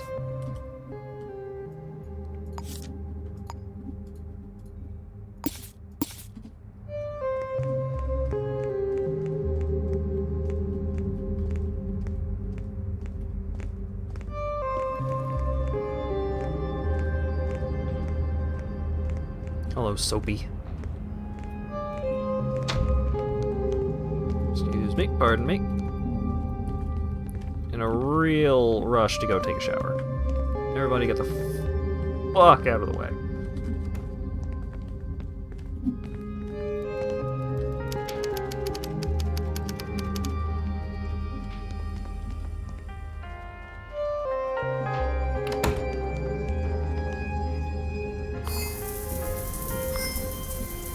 Fantastic.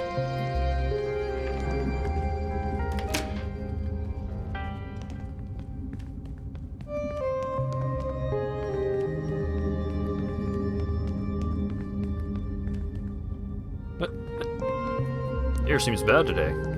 Seems bad every day. Okay.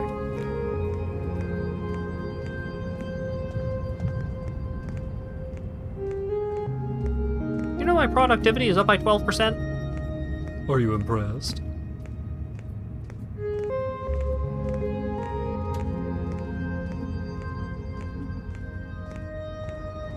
Alright. If I go back into this place, is everybody still gonna be mad at me about all those crimes I was doing?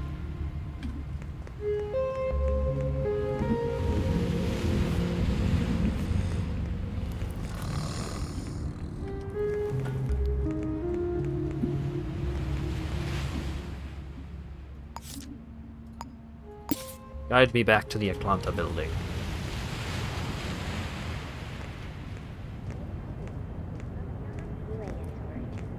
Azon.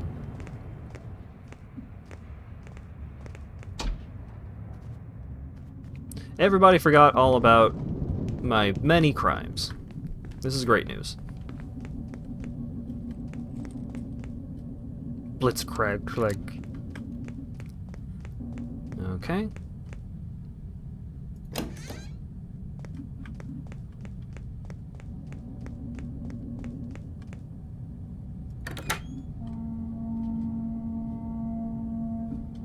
Nobody's gonna get mad at me if I go in here, right? Surely not. They will. But that's fine. Unlock or lockpick the door. Okay. 8 picks? Somebody leave the key around somewhere?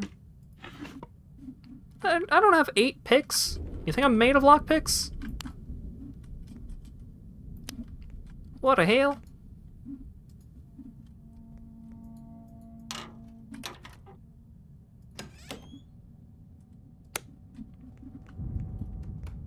No.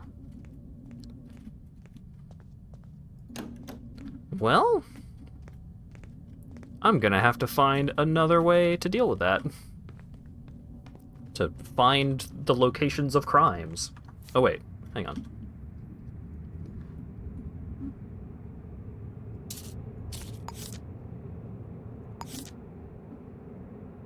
$599. Do any of you... Ah!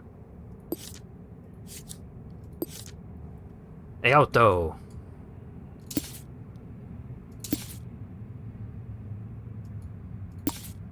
Thank you, address book. Okay, so auto is probably A.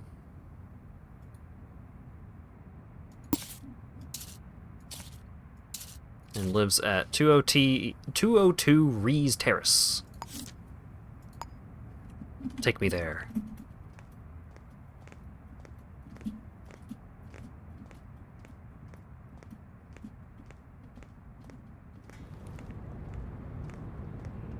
No loitering, they say to the person sprinting and jumping through the streets.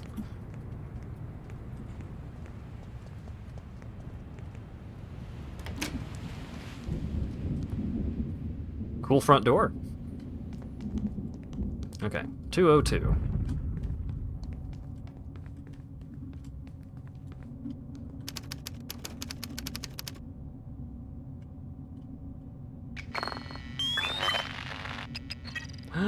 Fingerprint type B.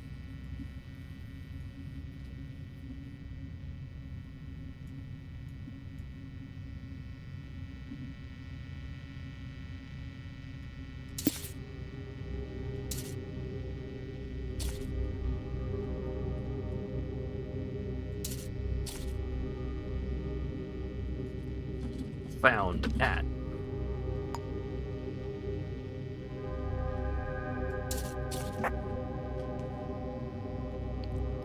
Well, now we just need to break into here and find the murder weapon. Alright. Yeah, trespassing. Pfft, whatever. You should have seen what I did to the other place.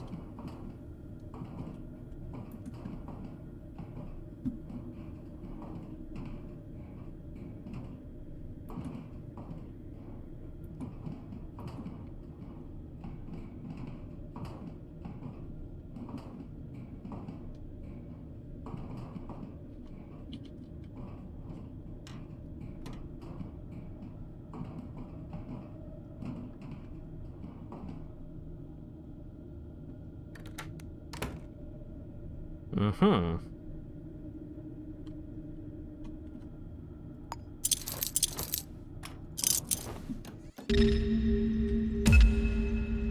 You.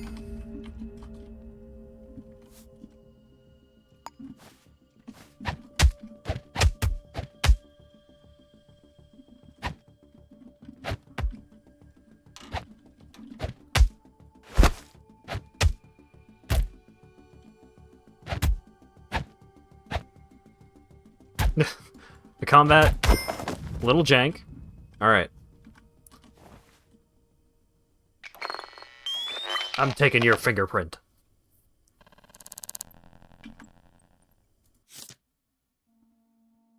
Type B!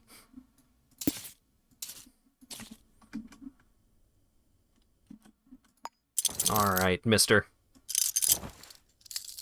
Consider yourself cuffed.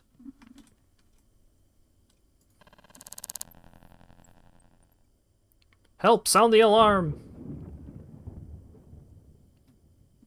Do you know this person?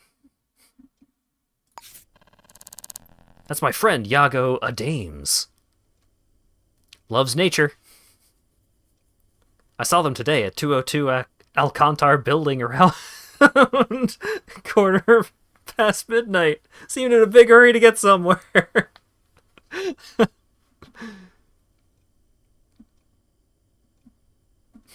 Got any spare change? Not a chance. That's fair. Can I come in and take a look around? Nope, can't trust anyone these days. Yeah, well... I'm sorry to tell you that you don't exactly have a lot of choice in the matter.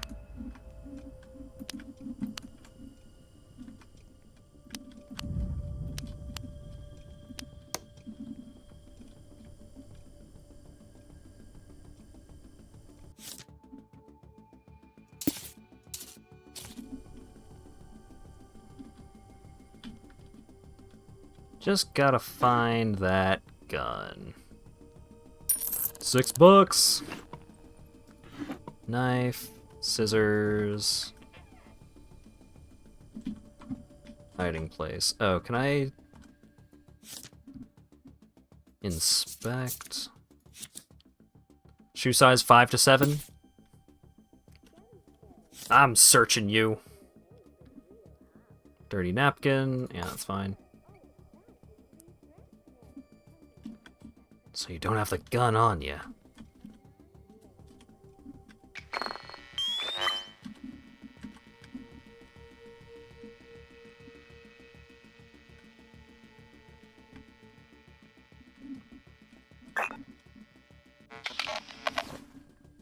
Oh yeah, what's her name? As if I'd tell you. Oh well.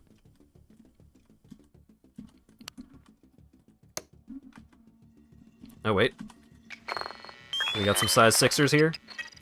Yeah, that's what I fucking thought.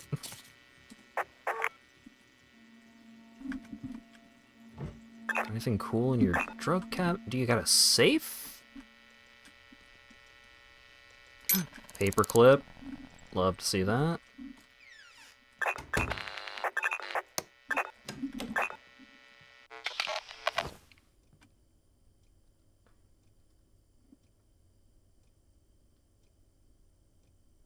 How are you doing?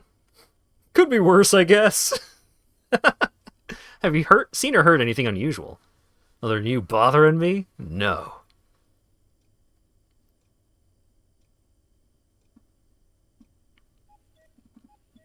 I'm arresting you on suspicion of murder. You think I'm the only killer in this city? Why did you commit murder?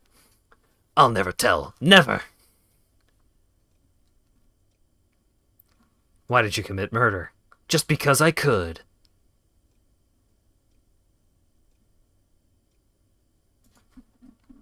Cough. What was that noise? Yoink this address book. Those are always handy. The gun! 8mm ammunition.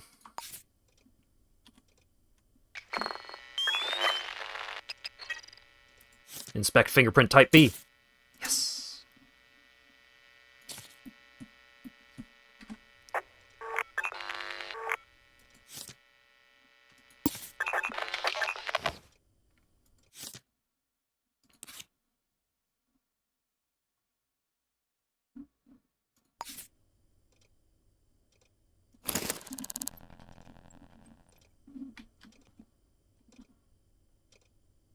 Paperclip.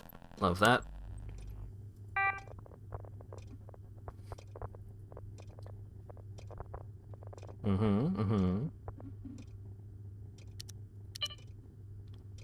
Ah, shit. I don't know his passcode. You're now eligible for the enhanced membership in our affiliate program. Business card.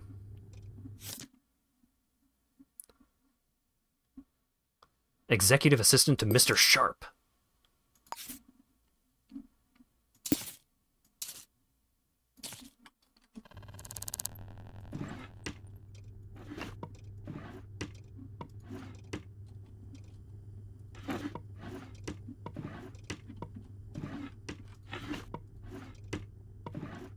Well, I've got all I need, but I do want to finish looting this guy's house.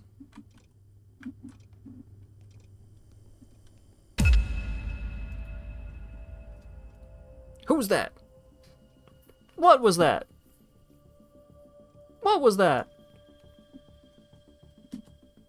I'm searching you again. Okay. So, full name of the killer.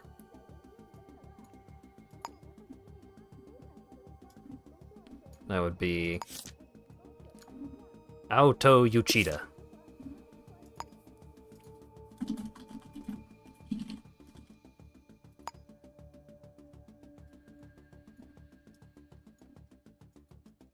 Arrest the identified killer. Where's the killer live?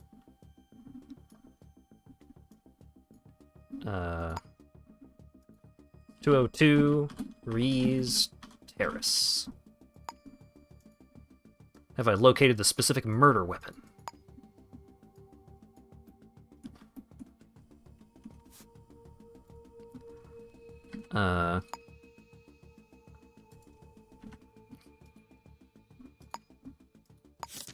Inspect. Alright, please stop putting your prints all over the murder weapon.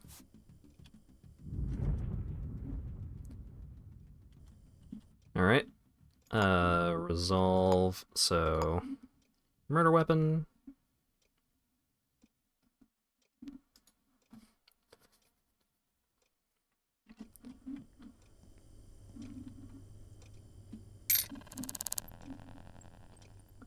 Ah, wallet.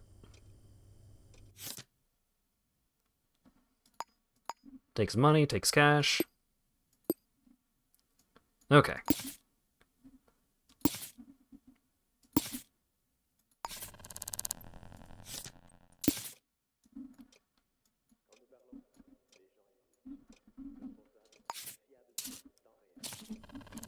Okay.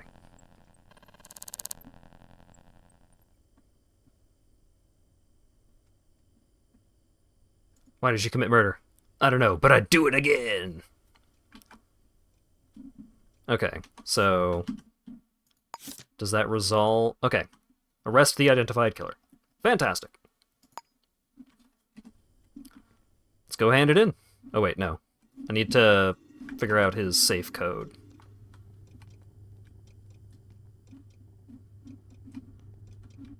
So that I can steal his stuff.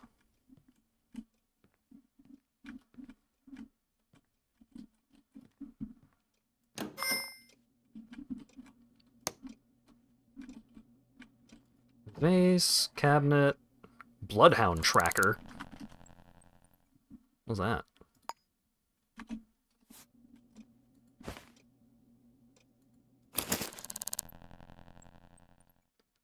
A small radio device that can be planted on a citizen to track their movement via the map.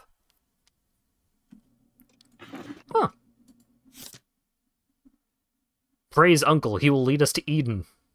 Blood is sweet, and when it is shed with reason. Alright. Oh wait, I should take these pills. I'm currently hurt. I'm fumbling.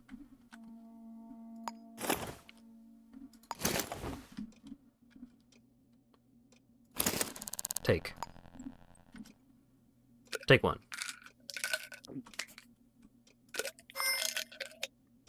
Delicious.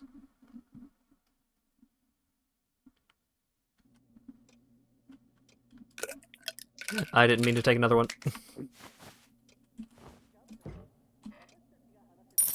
$120. Alright. What's the dude's safe code, though?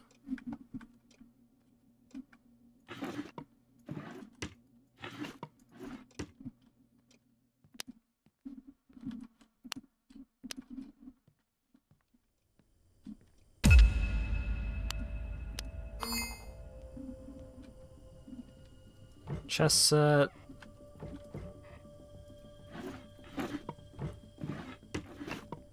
Hey buddy, if you just tell me a safe code, things would be over a lot quicker here.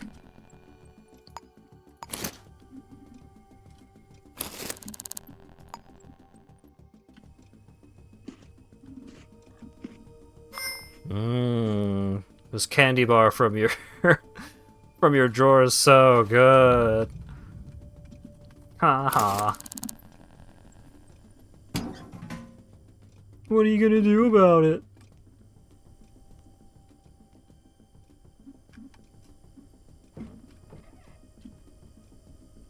Soap, tin food.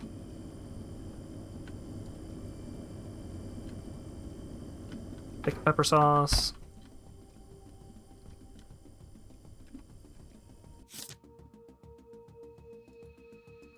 Man, I do not know this guy's safe code.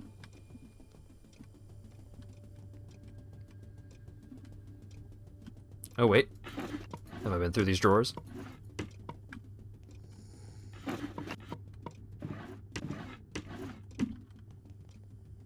Oh wait!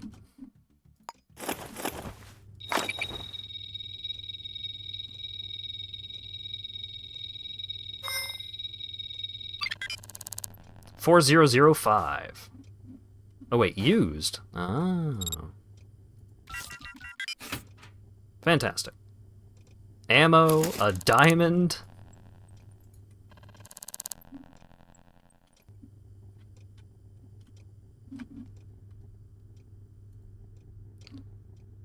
$4005.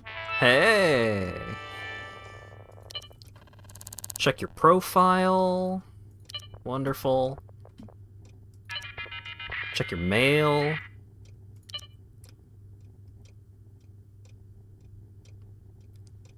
The board has formally requested the termination of a new target.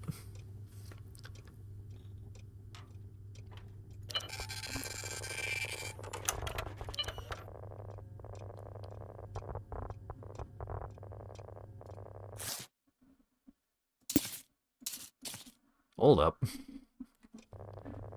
This guy's a fucking hitman.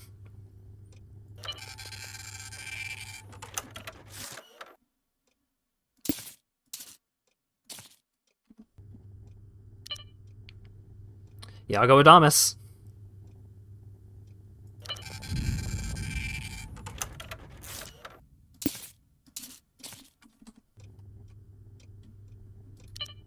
New match. You have a match. Here's their details.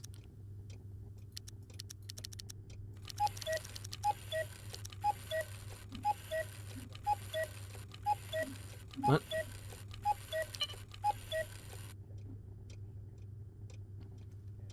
We need weapons. Wait, 2 Iago Adames. We need weapons. Revenue Tree Tool Works. Knock and give the password Blitzkrieg. Don't be late.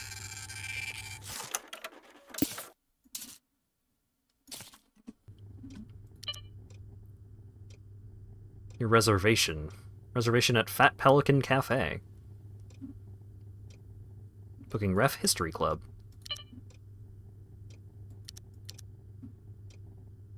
We'd like to welcome our new business members, Reggie and Reggie.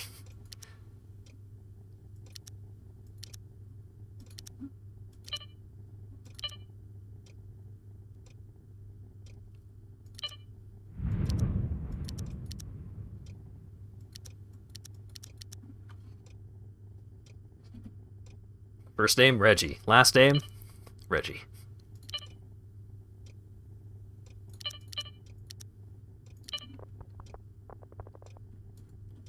All right. Well, I've learned a lot here. I also learned I can find another diamond if I come back here later.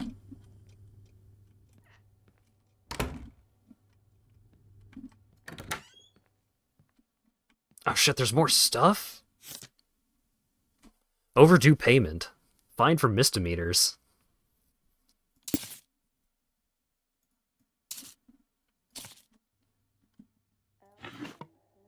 Nope. Ah. I should have looked around more. I didn't need to use that code breaker. Damn it.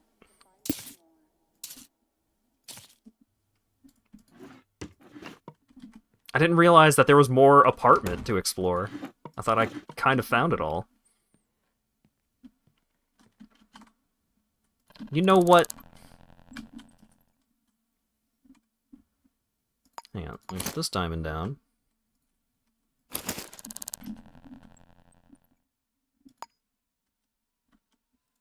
Fuck this clean and spray. Oh. Kind of thought it would go through the window. Probably for the best that it didn't. I was kind of hoping it would.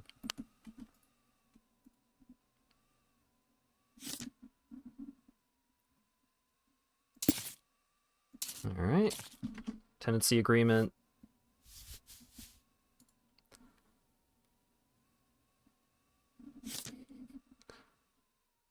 Bank statement.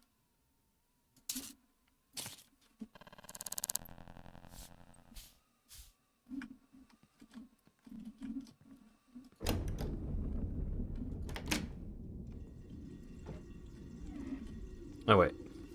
I don't actually need a shower right now. This is great.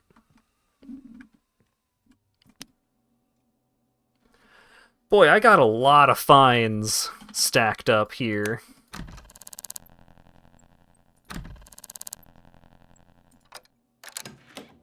What?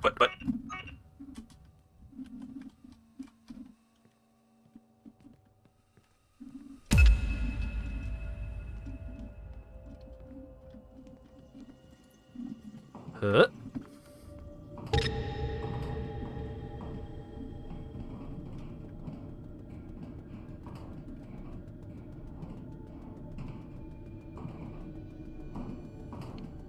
And now to go turn in the case.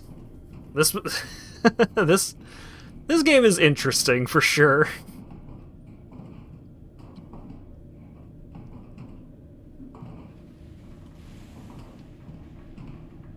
Because all three of the options for like, hey, check out these leads, and it was the solution all along was just like, wait a second.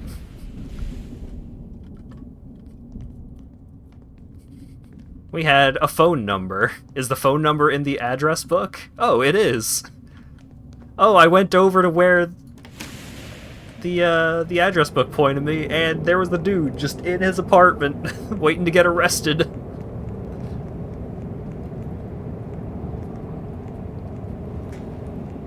But also, like, I wonder how much of that, like, how much of that stuff about him being, like, a contract killer is pre-generated for this specific scenario. And in the case, please wait for results.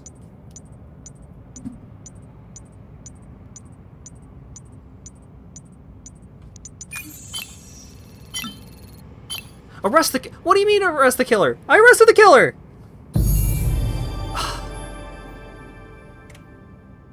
He was arrested. I got 500 social credit, though. New perk. You can now purchase apartments. Social credit level up.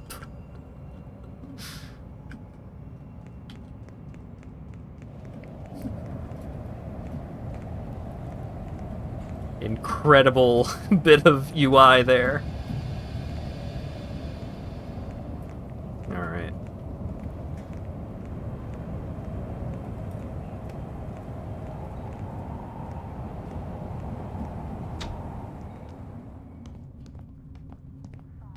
Excuse me, pardon me.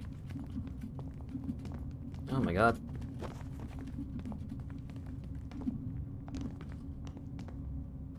This is second floor.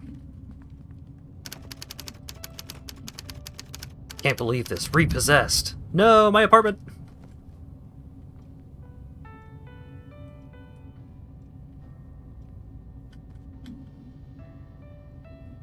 Whoop.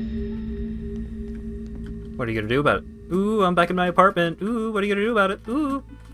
Okay.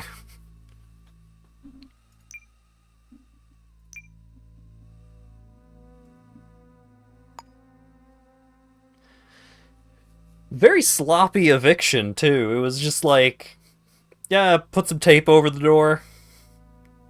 Yeah, that's good enough.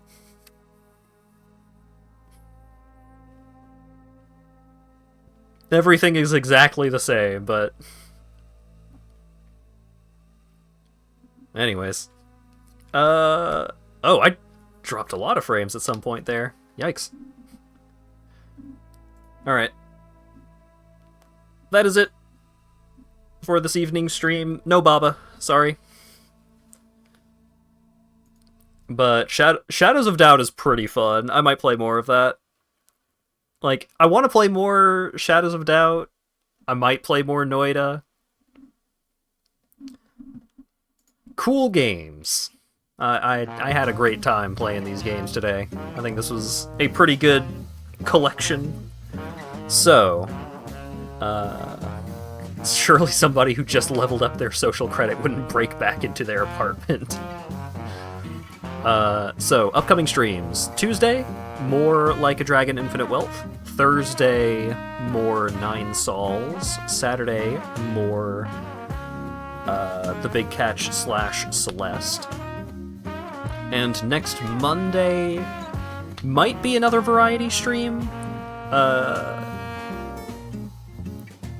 I'm kind of thinking about, like, depending on whether or not I finish Nine Sols on Thursday, or, like, how much Nine Sols is left on Thursday, that might determine what's going to happen next Monday, because next Monday could be the start of Veritas, because I don't want to wait too long to get going on it, because it's exciting, it's new, it just came out, I want to check it out. But, like, if I do finish Nine Sols, then maybe next Thursday I would start Veritas, and Veritas will just take the Thursday slot. I don't know. We'll see. Ramen or fried rice tomorrow? Like, I do want ramen, but I also really want fried rice. Like, I always want fried rice. I would eat chicken fried rice every day of the week. Thanks again to Dan for the 4 gift subs and $26.04 donation. And thanks again to Ash Greytree for the gift sub. Oh right, I've been going for 4.5 hours. I guess it is getting pretty late. Zeldrick is still going with Zenless Zone Zero, which I think is the gacha game that has the cool furry man that people have been going crazy over. So we'll go see what Zeldrick thinks of the gacha game, and I will hopefully see you all again Tuesday evening for Like a Dragon Infinite Wealth. Have a good one.